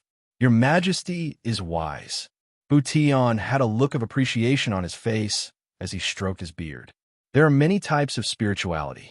There are yin and yang, which are different from the living and the dead. There are also type A, B, and C spirituality, which are different from the various functions of the human body. If genes are the appearance of various bloodlines, then spirituality is the appearance of various soul laws. Yes, it can be said that spirituality is the genes of the soul. Unfortunately, the Baron lens function is not as strong as yours. Over the years, the Undead Association has only analyzed Type A and B spirituality, and Type B spirituality represents the vitality of the organs. Type A, which represents the will of the spirit, is currently the main research project, and Type B spirituality is the future direction. Type B spirituality, what does it mean? Black girl Larissa asked. Little girl, do you understand? Bution asked curiously. More or less. Larissa's face was slightly red. Dragon Queen, Kauai, she, Bution, and Yimont were all looking at her. She was a little nervous as she licked her thick lips and said, I've recently observed spirituality. Although the theory of comparing spirituality to the genes of the soul is strange, it seems to be quite logical. At least, that's what I think. Even a knowledgeable old scholar like Yimont was confused. Black girl, an apprentice, actually said more or less. The Baron Elder was very surprised. Little girl, you are very talented, he praised. Larissa's talent is not bad. She accidentally lit a glass candle. After that, she caught up and became the fire wizard who has the most grand wizard inheritances in the wizard group. Dani nodded. You taught the grand wizard inheritances to others. Buchung was shocked. Dani shook her head and said, the requirements for the grand wizard inheritances are too high. I taught the most talented Larissa step by step, but she could only condense a single color vortex. The other wizards could only condense flames. They couldn't even condense a vortex. The perfect grand wizard meditation foundation was a 9-color vortex. Larissa's meditation foundation was a blue flame vortex, which only had 1 color. She was indeed outstanding among ordinary people, but in Valeglia's Wizard Council, Black Girl was barely qualified. This is also very rare. As my understanding of spells increases, my meditation technique can also evolve. Bo Chung looked at Blackie and said, You have received the most orthodox inheritance of fire witchcraft. If you work hard, your future will be limitless. The old man wasn't being polite. In terms of potential, his own meditation technique was not as good as Blackie's. In other words, if Hay may diligently and painstakingly cultivated for a few decades, she would most likely surpass him. He was the president of the Undead Association. Wasn't surpassing him a great future? Thank you for your encouragement, Master. I will work harder. Blackie clenched her fist. Bution nodded and began to answer Hay May's previous question regarding activity, the 2 simplest examples. If a gecko's tail is broken, it can grow back. If a human's hand is broken, it can never grow back. Some flesh wounds would not leave any scars after they were healed, but some flesh wounds would leave large and obvious scars. After hundreds of years of research, we discovered that a certain type of yang-type spirit substance can affect the activity of limbs. In other words, it was a type B spiritual quality. After a gecko's tail is broken, the type B spiritual quality in the amputated limb is abnormally active. If this type of spiritual quality is taken away every day, the gecko will not be able to regrow its tail. In humans, when there are no injuries, the type B spiritual quality is almost undetectable. When there are injuries, a large amount of type B spiritual quality will appear out of thin air. Of course, the large amount here is only compared to normal humans. It is completely incomparable to geckos. Similarly, if the type B spiritual quality is taken away, the healing speed of the wound will not only slow down, but it will also leave a terrible scar like a mouth. If we replenish the type B spiritual quality in the injured area, can humans regrow their limbs? Danny asked. Yamant frowned and said, Your Majesty, I have never heard of any magic that can regrow limbs. Sigh, Lalo can even resurrect the dead. Regrowing limbs is nothing. Moreover, there was no healing magic before. Can we create it now? Danny waved her hand. Master Bution, can you give the type B spiritual quality to the amputated limb? Yamant turned his gaze to the old man. We can't. If necromancers can extract the type B spiritual quality, why can't they give it to patients? Extract the spiritual quality from geckos and give it to humans? Larissa asked. Bution closed his eyes. When he opened them again, his black eyes were filled with helplessness. The Necromancer Association has existed for more than 10,000 years. We have been trying, but we have never found a magic that can give spiritual quality. Extracting the yang spirit is like killing people. Killing people is already difficult, but creating people out of thin air is almost impossible. Of course, we have not given up hope. We have not stopped trying. The path of truth has always been difficult. If this generation can't do it, then the next generation will. If 10,000 years can't do it, then 100,000 years. Gradually, the old man's expression returned to calmness with a hint of determination. Danny looked at the old man with admiration and sighed. The Necromancer Association of Wasteland has been improving and developing. Compared to it, the City of Knowledge of the Westeros is too useless. For thousands of years, it has been mediocre and has been walking on the same spot. City of Knowledge. Bution was stunned and shook his head. Our goal is different from the City of Knowledge. Scholars want to change the world. Our goal has always been simple. Longevity. It would be best if we could live for 10,000 years like the Celestial Emperor of the Dawn Kingdom. Danny's mouth twitched. This Master of Wasteland was really honest. Bution continued. Scholars study everything. Even the Necromancer Association has caught a few scholar spies. For thousands of years, we have only studied yin and yang spirits. Scholars are knowledgeable, but not proficient. Every scholar has a long chain and can do almost anything. We specialize in necromancy. Many people can't even tell us the history of the Wasteland dynasty. They know nothing about astrology. We can't say that the City of Knowledge is useless. It's just that everyone has their own strengths. Your Majesty, the key now is to research a cure for the grayscale disease, Yamant reminded. Danny was stunned and laughed. Master Bution's theory of spiritual quality fascinated me. I almost forgot about the important matter. Can we repeat the experiment from before? What experiment? Yamant asked. Danny pointed at the Wasteland Wizard's right hand that was hanging by his side. The pale index finger of the dead had returned to normal. Shouldn't the important matter be researching the grayscale disease? Yamant sighed helplessly. Let's figure out the human yang spirit and the heavenly yang spirit first. Otherwise, how can we research the grayscale disease? Danny said with conviction. Sure. Bution nodded nonchalantly. After Bution's guidance, Danny finally found the so-called A-type spiritual quality. It was very unscientific and very magical. When the blood was still in the human body, a type spiritual quality was one attribute. Once the blood left the body, a type spiritual quality would immediately change into another attribute. If we use scientific methods to research magic, It seems to be very promising. Danny felt very novel. At the same time, she was also inspired. In the past, when she used the spiritual bestowment skill, she did not even differentiate between yin and yang spirits. She directly transformed them into the most primitive spiritual quality.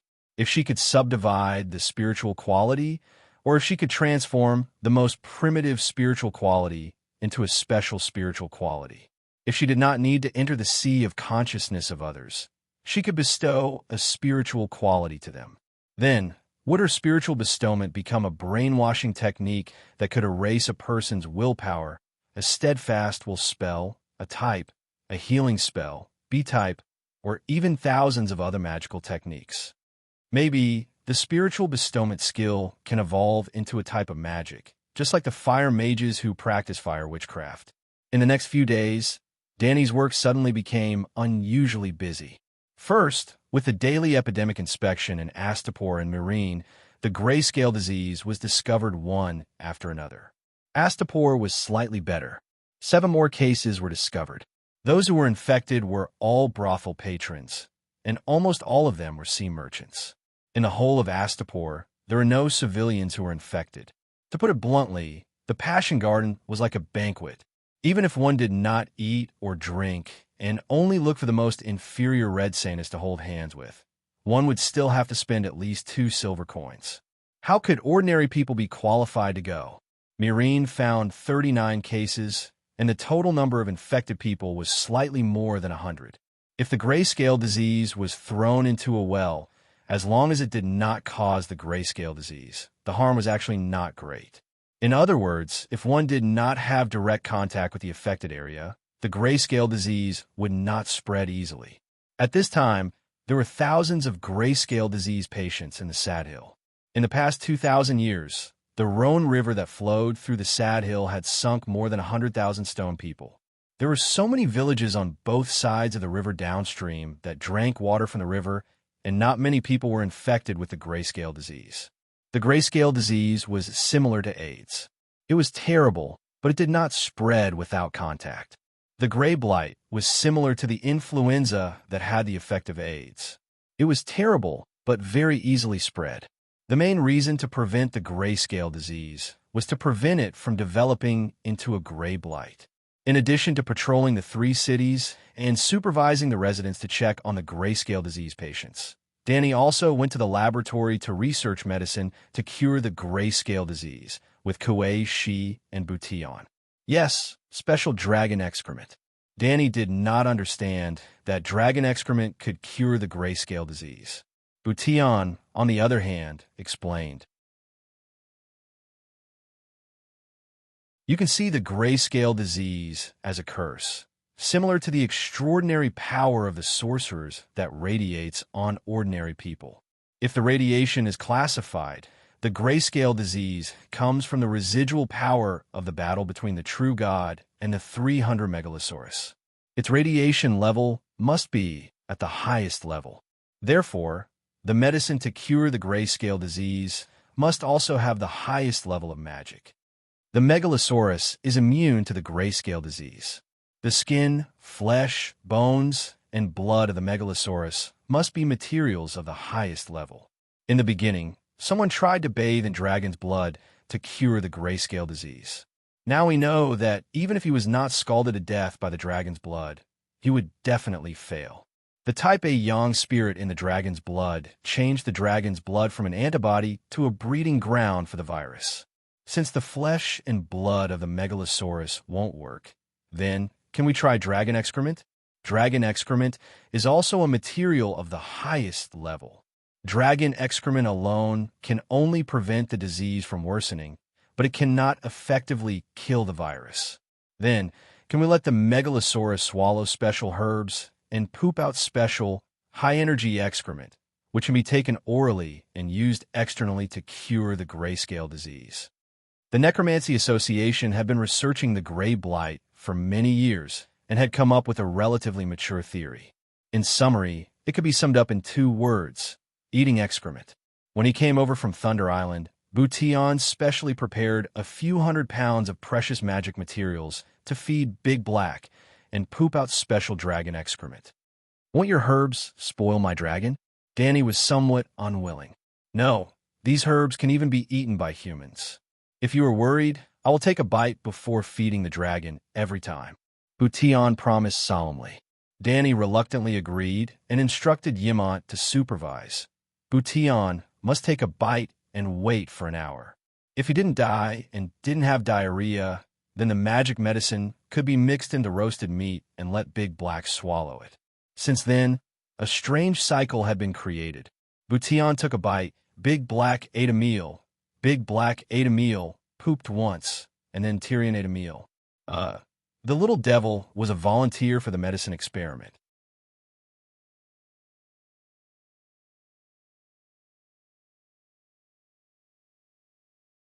Chapter 466. Tyrion was really a volunteer. No one forced him. He had seen Shireen, Byra, and Theon before. Half of the little girl's face was covered with a layer of blue-gray grouper. It looked abnormally terrifying. If it only looked terrifying, Tyrion could barely accept it with his pants covering his thighs. However, the grayscale scar on Shireen's face also blocked his sense of touch. Simply put, although Shireen's grayscale disease was no longer spreading, half of her face was as numb as stone and had lost its sense of touch. Tyrion's infected part was more special. His inner thigh was pinched by Clinton, and then he was infected with the grayscale disease. Now, the grayscale disease was spreading upward. This, if the virus was not contained immediately, he would end up like little Aegon. Little Aegon was extremely miserable. That part of his body was infected directly. If the grayscale disease's treatment was the same as Shireen's, and the disease was cured but left with a blue-gray stone scar that lost its sense of touch, then Aegon. Recently, little Aegon had been wetting his pillow with tears at night and drowning his sorrows in alcohol during the day. So bitter. However, little Aegon was not alone. Other than Tyrion, all the infected sea merchants and the Red Saintess of the Passion Garden shared his bitter fate. As Tyrion and his guests lived on the top 2 floors of the pyramid, and 3 infected people suddenly appeared on this floor, Danny quarantined them and made a laboratory. At this moment, in the laboratory, Bution and Larissa were busy in front of the witch lens. Kuei, she was guarding the other end of the experiment table, watching over the steaming pot of blue-brown boiling liquid on the stove. Between the laboratory and the stairs outside the pyramid, there was a spacious hall. Little Aegon, Tyrion, and Yimont sat on a soft couch, waiting for Master Kuei Shi's medicine. Could it be that the dwarf's penis is really magical? He was the one who used that method to pass the virus to us. Why is his penis fine, but we... Aegon stared at Tyrion's crotch with an unfriendly gaze. Tyrion clamped his legs and retracted his butt, shouting, "What are you looking at me for? Even if my second brother really has magical powers, you can't be envious." In fact, the little devil also suspected that his dick had magical powers. He was the general of Wildfire, the immediate superior of more than 50 fire mages. He had asked his subordinates, and all of them claimed that the gnome's lifeblood had a strange magic power and was most welcomed by the evil god. It was the best sacrifice for the evil god. Just 3 days ago, the skinny Pogba had secretly approached him and asked if the dwarf was selling his penis. Pogba wanted a magic amulet similar to Lisbon's. "The virus is spreading upwards and will reach you soon. Why don't you cut it off and sell it to me before it turns into stone?" This suggestion was not too rude. Patients with grayscale disease who felt that there was no hope of saving them would often cut off an intact part of their body as a souvenir. Illyrio, for instance, had sawed off the hands of his wife, Sarah, who was a sufferer of the Grey Plague. Tyrion told Pogba to get lost. "Even if I become a stone man, a male stone sculpture is still more powerful than a eunuch stone sculpture." Also, Tyrion remembered clearly that during the wildfire bomb incident, Clinton had touched him there a few times. It just so happened that the infected part was the inner thigh that he had pinched at the end. The Dragon Queen's magic research also proved that wizards with magic power had a stronger immunity. Yamant shook his head and said, "It has nothing to do with magic. After one part of the body is infected, it will spread around that part and not give birth to another part of the body." Thinking about it carefully, His worries a few days ago were really laughable. He didn't know if Aegon and Tyrion could survive, and even if they did, they might not be able to preserve their male dignity. How could they fight among the true dragons and fight for the Iron Throne like that? Hearing the conversation outside the house, Koashi stuck her head out and glanced at Tyrion.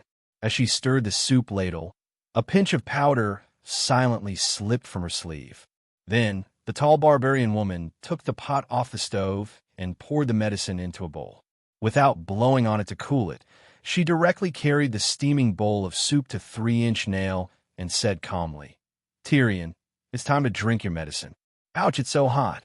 Tyrion grimaced in pain. His hands and feet shrunk, and the blue-brown liquid in the bowl almost spilled out. "Drink it quickly. It won't have any effect if it cools," Koashi reminded.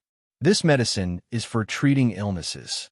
If it burns me to death, there's no need to treat the illness." Huff, huff, huff. The dwarf blew on the bowl for a while before raising his neck and downing half the bowl of bitter fecal juice. 3-inch nail burped a mixture of rotten eggs, rotten cabbage leaves, rotten organs, and other flavors. Tyrion rubbed his violently churning stomach and said doubtfully, "The dragon essence soup today seems to be a little strong. It was Master Boutilion's medicine a few days ago. The effect is average." The medicine this time was prepared by Master K. She based on the 5 elements mutual restraint principle. "It's normal for it to feel different," old Yimon explained. Koashi really took the 5 elements theory to heart. She believed that dragon feces belonged to the earth attribute and contained the fire attribute, which happened to counter the water attribute of the grayscale disease.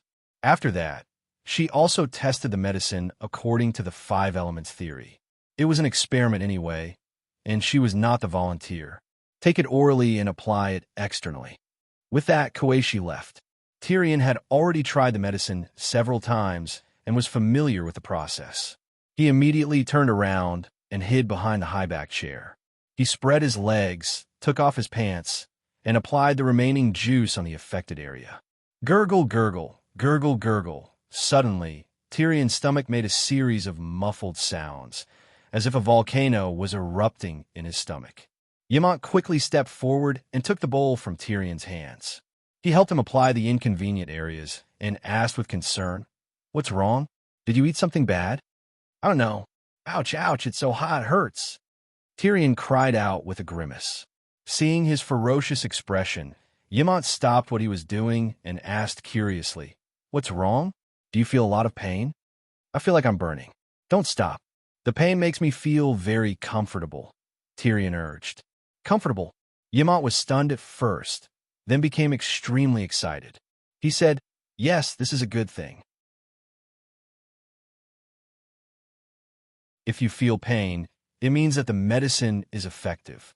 Master Koe, she really lives up to her reputation." In just a few days, she applied the 5 elements theory to the preparation of the dragon crystal soup. The key is that it's really effective. Tyrion felt the burning pain in his thigh and almost burst into tears. He rubbed his churning stomach and said emotionally, "I finally feel it again. The medicine this time is more effective than the ones Master Buttion prepared before. I thought Master Koe, she was the same as Lisbon, who was stabbed to death by the mercenaries. I didn't expect her to be so good. The medicine she prepared is even better than the old wizard. Sigh, she really lives up to her title as the best of the younger generation." Clang. The sound of a jar breaking came from the laboratory. Yamant stretched his neck and poked his head toward the door. He saw that Koe, she was also looking at him. Her body was motionless, and her wooden mask was facing Tyrion. She did not even care about the broken jar at her feet. "Master Koe, Tyrion feels it. Your medicine is effective." Yamant thought that Koe, she was concerned about the effects of the medicine and reported happily. "Feel it?" Koeishi's tone was strange, as if she was in disbelief surprised. Oh, suddenly, Tyrion, who was sticking up his buttocks and applying medicine, howled. Without another word, he scrambled towards his bedroom. Gurgle, his stomach was rumbling like an ocean being overturned. "Oh, no, After running 7 or 8 steps, when he was still a few meters away from his bedroom door, Tyrion clamped his legs together and howled. He fell to the ground. Splash! It was like a sink that had its valve pulled out. Golden liquid flowed, and a foul smell filled the air. Ymont and Aegon covered their noses and wanted to vomit. "What's the matter?" Hearing Tyrion's howl, Clinton, Ashala, and the Night Duck came out of the room. 7 levels of hell. "Little devil, what are you doing?" Everyone's faces contorted as they cried out in shock.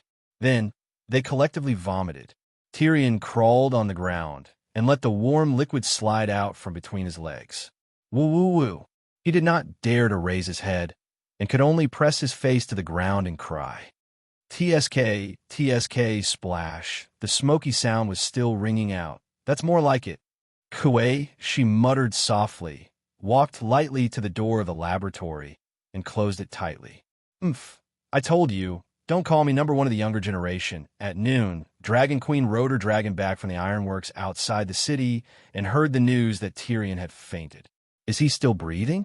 Even Dany was shocked when she saw the little demon lying on the bed with his skin so pale that it was almost transparent. Maybe. Old Ymont's expression was very uncertain. Soon he said excitedly and nervously, "But, Master K, she seems to have developed an antidote for the grayscale disease. The little devil really felt it after using it. But the side effects are a little scary." "Effective?" "Since it's effective, then a small matter like diarrhea is not a problem," Dany said happily. "That's not a problem?" Tyrion fainted in a pile of feces. "He fainted, but he's still having diarrhea. He's even bleeding," Aegon said in horror. "That bad?" Dany turned her gaze to Kuei. "He's not dead yet. This is detoxification, very reasonable." The Shadow Bind said calmly.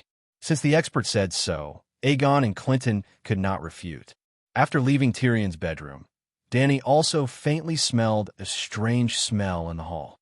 She quickly walked up the stone steps, and the air became fresh and cheerful again. "The ironworks are built. Tobu Mott promised me that the new ironworks can forge steel of the same grade as Korhor's fine iron." Dany did not look very happy. As she walked, she said to Kuei, "But I don't only need ordinary steel. I want to smelt tile steel, or at least recast it." The problem now is that in the incantation Tobu gave me, a very important step is the blood sacrifice of the demon god. And the demon god in the incantation is the Korhor black goat. I can't accept this. Korhor is also known as the City of Magicians. Blood magic and necromancy are very popular there. Blood sacrifice of the demon god is natural.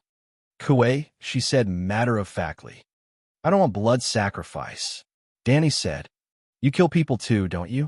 Since you can kill people, why are you so against blood sacrifice? You should give as much as you get. You want to use the demon god's power, so you should sacrifice yourself to the demon god." Kuei explained, "No, killing people is law enforcement, upholding justice. Blood sacrifice of humans is blasphemy to humans. It's the greatest evil in the world." Dany said, "Ha, upholding justice." Kuei laughed mockingly. Dany smiled proudly. At this moment, she had the calmness and pride of Hong Qigong when he faced Qiu Qianren. "So far, I haven't killed a person unjustly, but your count shattered shackles has bones under his feet, and blood flows like a river. He's also doing it for justice, but his methods are a bit harsh." Dragon Queen's tone was not so confident. Kuei laughed lightly and skipped over the matter. "Actually, you're riding a donkey looking for a donkey. Sacrificing the demon god is to borrow the demon god's power. When you're a demon god yourself, why do you need to sacrifice to the demon god?"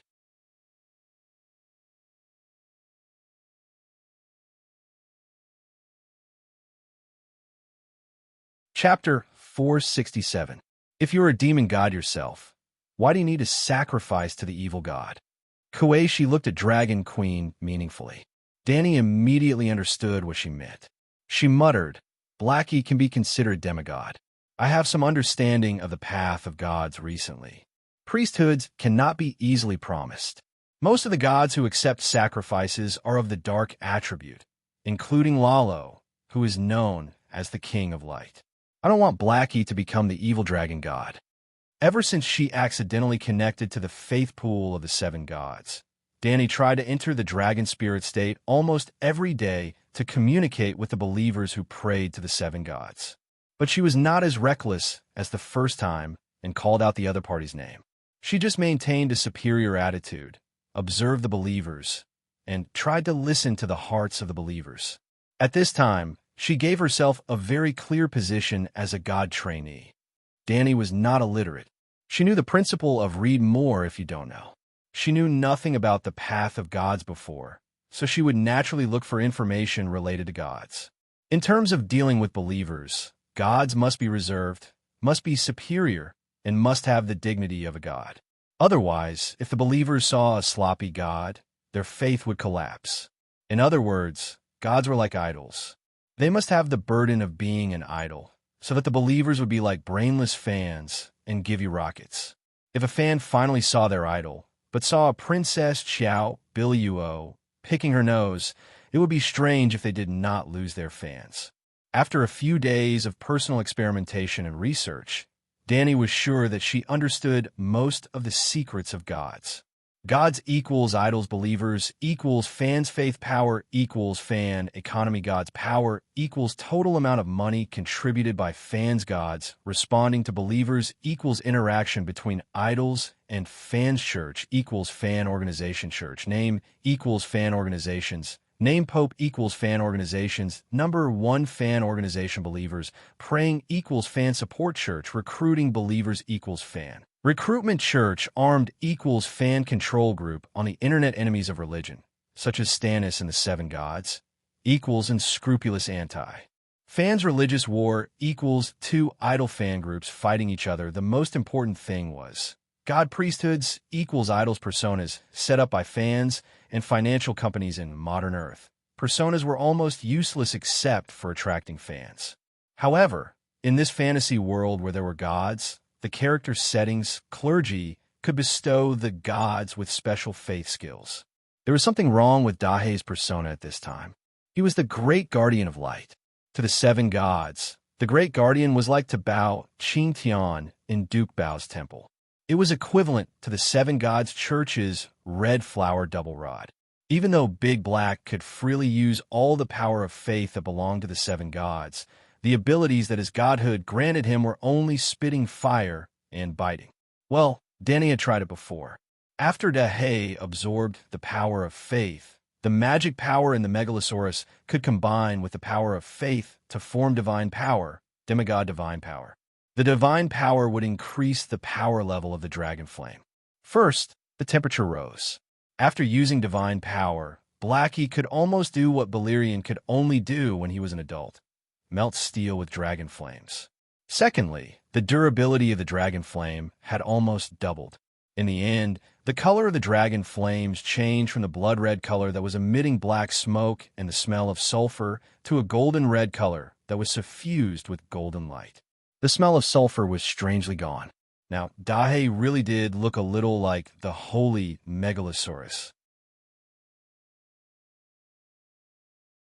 Simply put, the Great Sparrow and the Seven Gods gave Dahe the persona of the Megalosaurus guardian who could spit fire and bite people. And then Dahe had such a godhood. Then, the divine power under this godhood strengthened Dahe's ability to spit fire and bite people.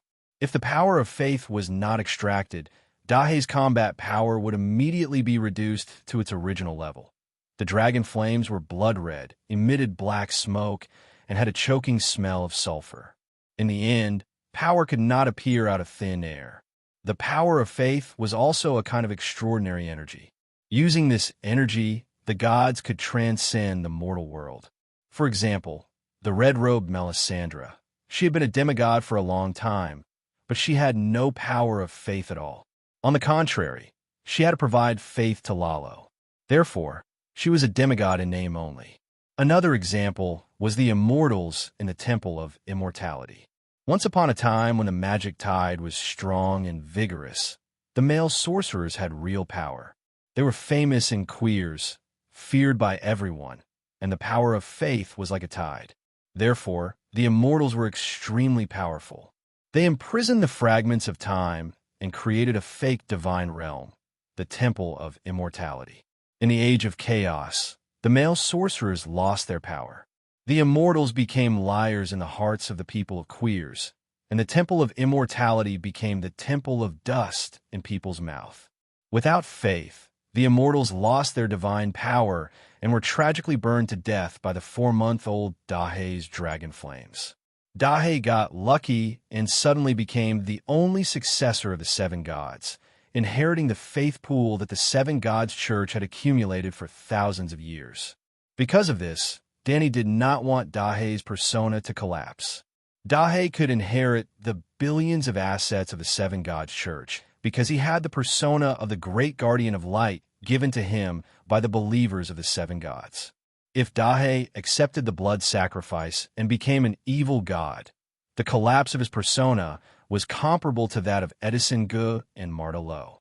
The Dragon Queen came from the modern world. She was like the agent of the idle trainee Dahe and could not destroy his excellent persona. The persona of the Great Guardian was not very outstanding, but it was better than the persona of a foodie. Well, the gods of this world were foodies. They ate human flesh, drank human blood, and absorbed human souls, which was the evil god's blood sacrifice. After lunch, the queen studied on the top floor of the Great Pyramid. She put down the scroll in her hand and shook her head. No, without the blood sacrifice, there's no way to recast steel. According to this blood witchcraft spell, I am 100% sure that the blood sacrifice is not only in exchange for the power of the black goat, but also a necessary condition for smelting steel. For a simple example, when the people of Koer smelt steel from iron ore, they need charcoal and blood sacrifice for the black goat. When you smelt primary steel in Slave Bay, you don't need a blood sacrifice, but you still need charcoal. Charcoal is a necessary condition for forging steel. The people of Valeglia were originally proficient in blood witchcraft. When they invented the steel forging technology, blood was a necessary condition. The scroll in Koeishi's hand was given to her by Danny. On it was the steel smelting spell written by the blacksmith Butto. The shadow binding knight first confirmed the authenticity of the spell. Originally, Danny planned to use this spell to try to recast a steel sword. However, the process of forging required a blood sacrifice for the black goat. She came up with a plan. After melting the steel statue and dealing with the first wave of the Allies' attack, she would raid the Koer Black Goat Temple and feed Little White with the evil black goat. Why would she offer a blood sacrifice to him now? The process of testing the spell was not carried out. Until now, she was not sure if the blacksmith was lying. Can it be improved? Danny asked. Of course. Koeishi nodded without hesitation. Do you know about dragon steel? She asked. It seems that in the legend of the Long Night, dragon steel is a weapon to deal with deviant ghosts, Danny said thoughtfully. 8,000 years ago, when the people of Valeglia were still herding goats in some mountain village, there was already a magical steel similar to steel in the world, which is dragon steel, Koeishi said. I doubt that. Danny shook her head. Maybe dragon steel can kill deviant ghosts. Maybe dragon steel has the same anti-magic effect as steel. However, dragon steel is definitely not as immortal as steel. Otherwise, it would not be so hard to find even a single piece of dragon steel today. With Danny's identity and status, if she had never seen a dragon steel weapon, it was likely that it did not exist in the world. It was rotten. Maybe. Koeishi did not refute. She only emphasized, dragon steel and steel have similar functions, but different forging methods. This means that different forging methods can create the same steel. Maybe it's the same for steel. You can find a way that does not require a blood sacrifice. Me? Danny was speechless. I'm counting on you. I can help you change the spell from sacrificing the black goat to sacrificing Black Diamond. Black Diamond is the real name of your black dragon, right? Now that I think about it, Black Diamond seems a bit low, Danny said awkwardly. Koeishi did not comment and continued. The black goat is called Death. Its divine power is not compatible with blacksmithing. Your black dragon is the opposite. The fire magic of Megalosaurus is almost tailor-made for forging. Danny said thoughtfully, when the people of Alleglia forged steel, they probably sacrificed Balerion. Kueishi said, "Do you want to change it? I'm very busy. I still have to make medicine for General Wildfire." Drink medicine? Didn't you see? He didn't even feel anything. He fainted from exhaustion. Danny widened her eyes. "I know in my heart that he won't die. Maybe he'll get used to it after a while." Kueishi's voice was emotionless. Danny scratched the back of her head and sighed. "I'll change the blood sacrifice spell you taught me. It's very complicated." There was obvious reluctance in Kueishi's voice. "I'm very smart. I have time to learn slowly." In general, there were 3 parts to the reforging steel spell. First, summon the dark, evil god Black Goat to obtain a high level of divine power. Second, use the witchcraft to make the divine power work. Third, use the blacksmith skills passed down by Valeglia to blood forge the steel. Danny now needed to change 2 parts. Replace the Black Goat with Blackie, which was the easiest. Remove the blood forge, or change it to animal blood, so that Blackie's image as the holy Megalosaurus would not be tarnished. A few days later, Kueishi and Botion continued to improve the dragon soup. Blackie had to eat a lot of roast beef mixed with strange magic herbs every day. Tyrion drank medicine when he woke up, pooped when he finished, pooped when he fainted, and continued to drink when he woke up. The dwarf's eyes began to lose their light. His weight decreased day by day. Visible to the naked eye, the dwarf lost his shape and became a skeletal dwarf. For this, Finny even asked for leave from the art troupe. She waited on the bed every day, fed the dwarf medicine, helped him wipe his body, changed his clothes. She had almost become Lady Caesar. Although the side effects were a little severe, the antidote for the grayscale disease was finally produced. Dragon Queen was relieved. After announcing the good news to the people of Slave Bay, she put all her energy into the descent of the 7 gods, which was related to Blackie's future. She wanted to help Blackie become a god. First, she had to help Blackie change from a temporary member of the 7 gods to a permanent member of the 7 gods. Well, if one day Sparrow and Danny had a falling out, or if Blackie's image collapsed, if Blackie's statue was smashed and the believers stopped praying to Blackie, then Blackie would be laid off. But no matter what, the Holy Mother would not be laid off, the Heavenly Father would not be laid off, and the girl would not be laid off. The 7 gods would never be laid off. Since Blackie could inherit the faith accumulated by the 7 gods for thousands of years, then could he also inherit the image and position of the 7 gods? This was not a fantasy.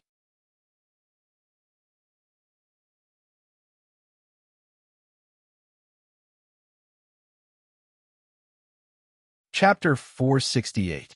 It was Danny's hope to let Blackie take over and replace the 7 gods as the faith of the Church of the 7 gods. The hope was not slim. The 7 gods were just 7 pieces of wood.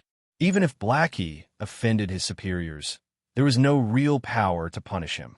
Secondly, there was also the Church of the 7 gods in Slaver's Bay. It was just that the time was too short. The quality and number of believers were far inferior to the Westeros, and there was almost no accumulation of faith. If Archbishop Danny found a way to let Blackie replace the 7 gods, she could immediately raise Blackie's position in the Church of the 7 gods in Slaver's Bay. Finally, Blackie was not alone. A dragon was fighting, and he had a very powerful mother. If Mother Dragon wanted, she could easily take down the Church of the 7 gods in the Westeros. This was different from the Red God Church. Even the powerful Red-Robed, which could not control the Red God Church, because Lalo was real, and the real boss of the church was always Lalo.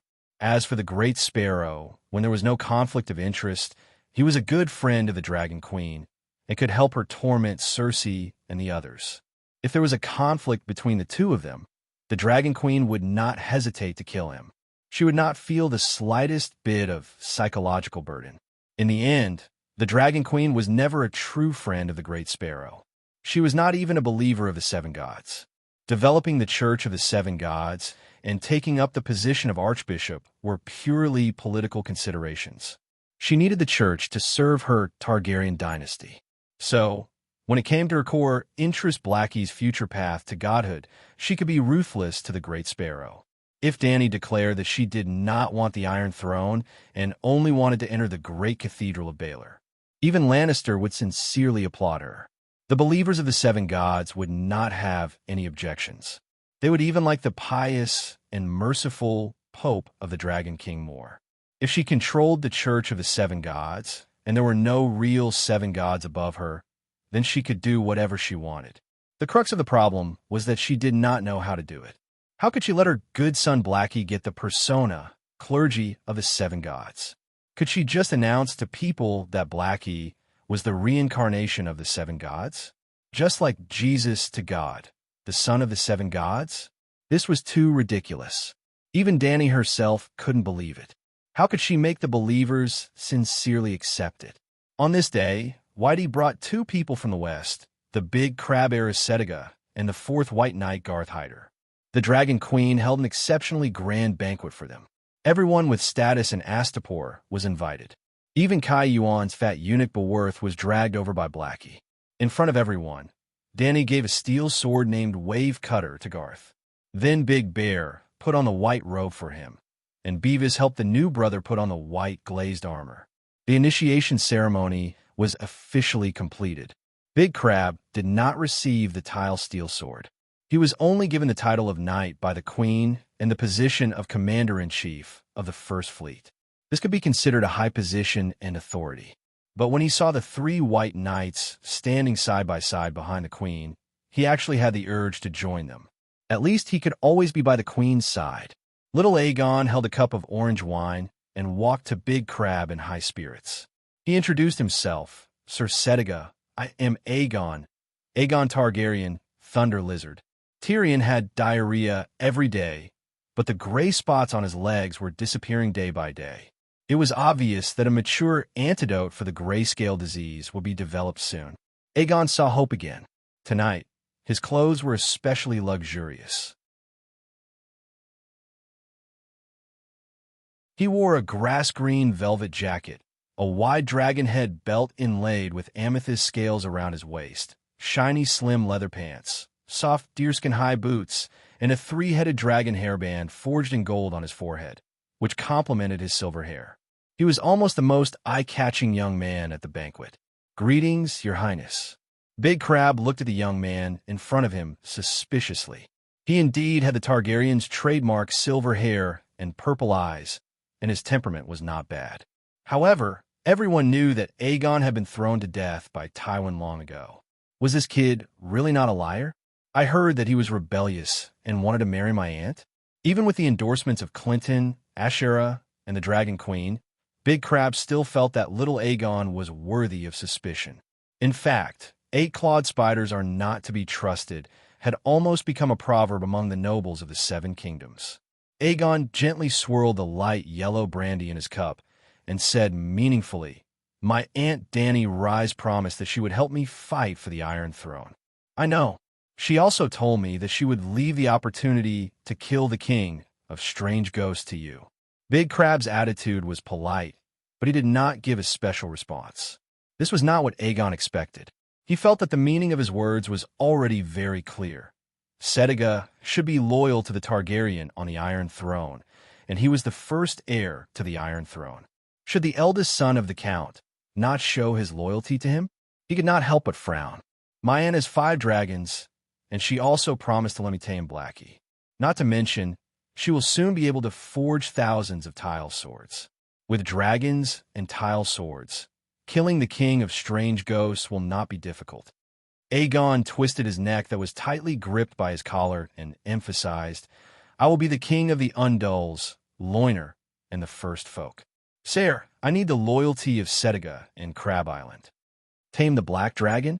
Big Crab looked at Aegon with a strange gaze. "My father, brother, and I have already pledged our loyalty to the Targaryens." I said, "Setiga should be loyal to the Targaryen on the Iron Throne," Aegon whispered. "What do you want? for Setiga's fleet to escort you to the Great Wall. Why would I go to the Great Wall? Aegon was puzzled. If you do not kill the King of Strange Ghosts, how will you ascend to the Iron Throne? Big Crab retorted. Aegon choked and said somewhat angrily, the oath of the one who ends the long night shall be king was made by my aunt. It has nothing to do with me. You want the queen to break the oath? I'm afraid that's impossible. Suddenly, Big Crab looked at Aegon with a gaze that was 3 parts suspicion turned into 4 parts contempt. Aegon looked around in annoyance. There were indeed many people looking over, but they all politely kept a distance to give him space to talk. Sire, I'll be frank. My aunt owns Slave Bay, but I'm not stupid. I know that she is young and will have children in the future.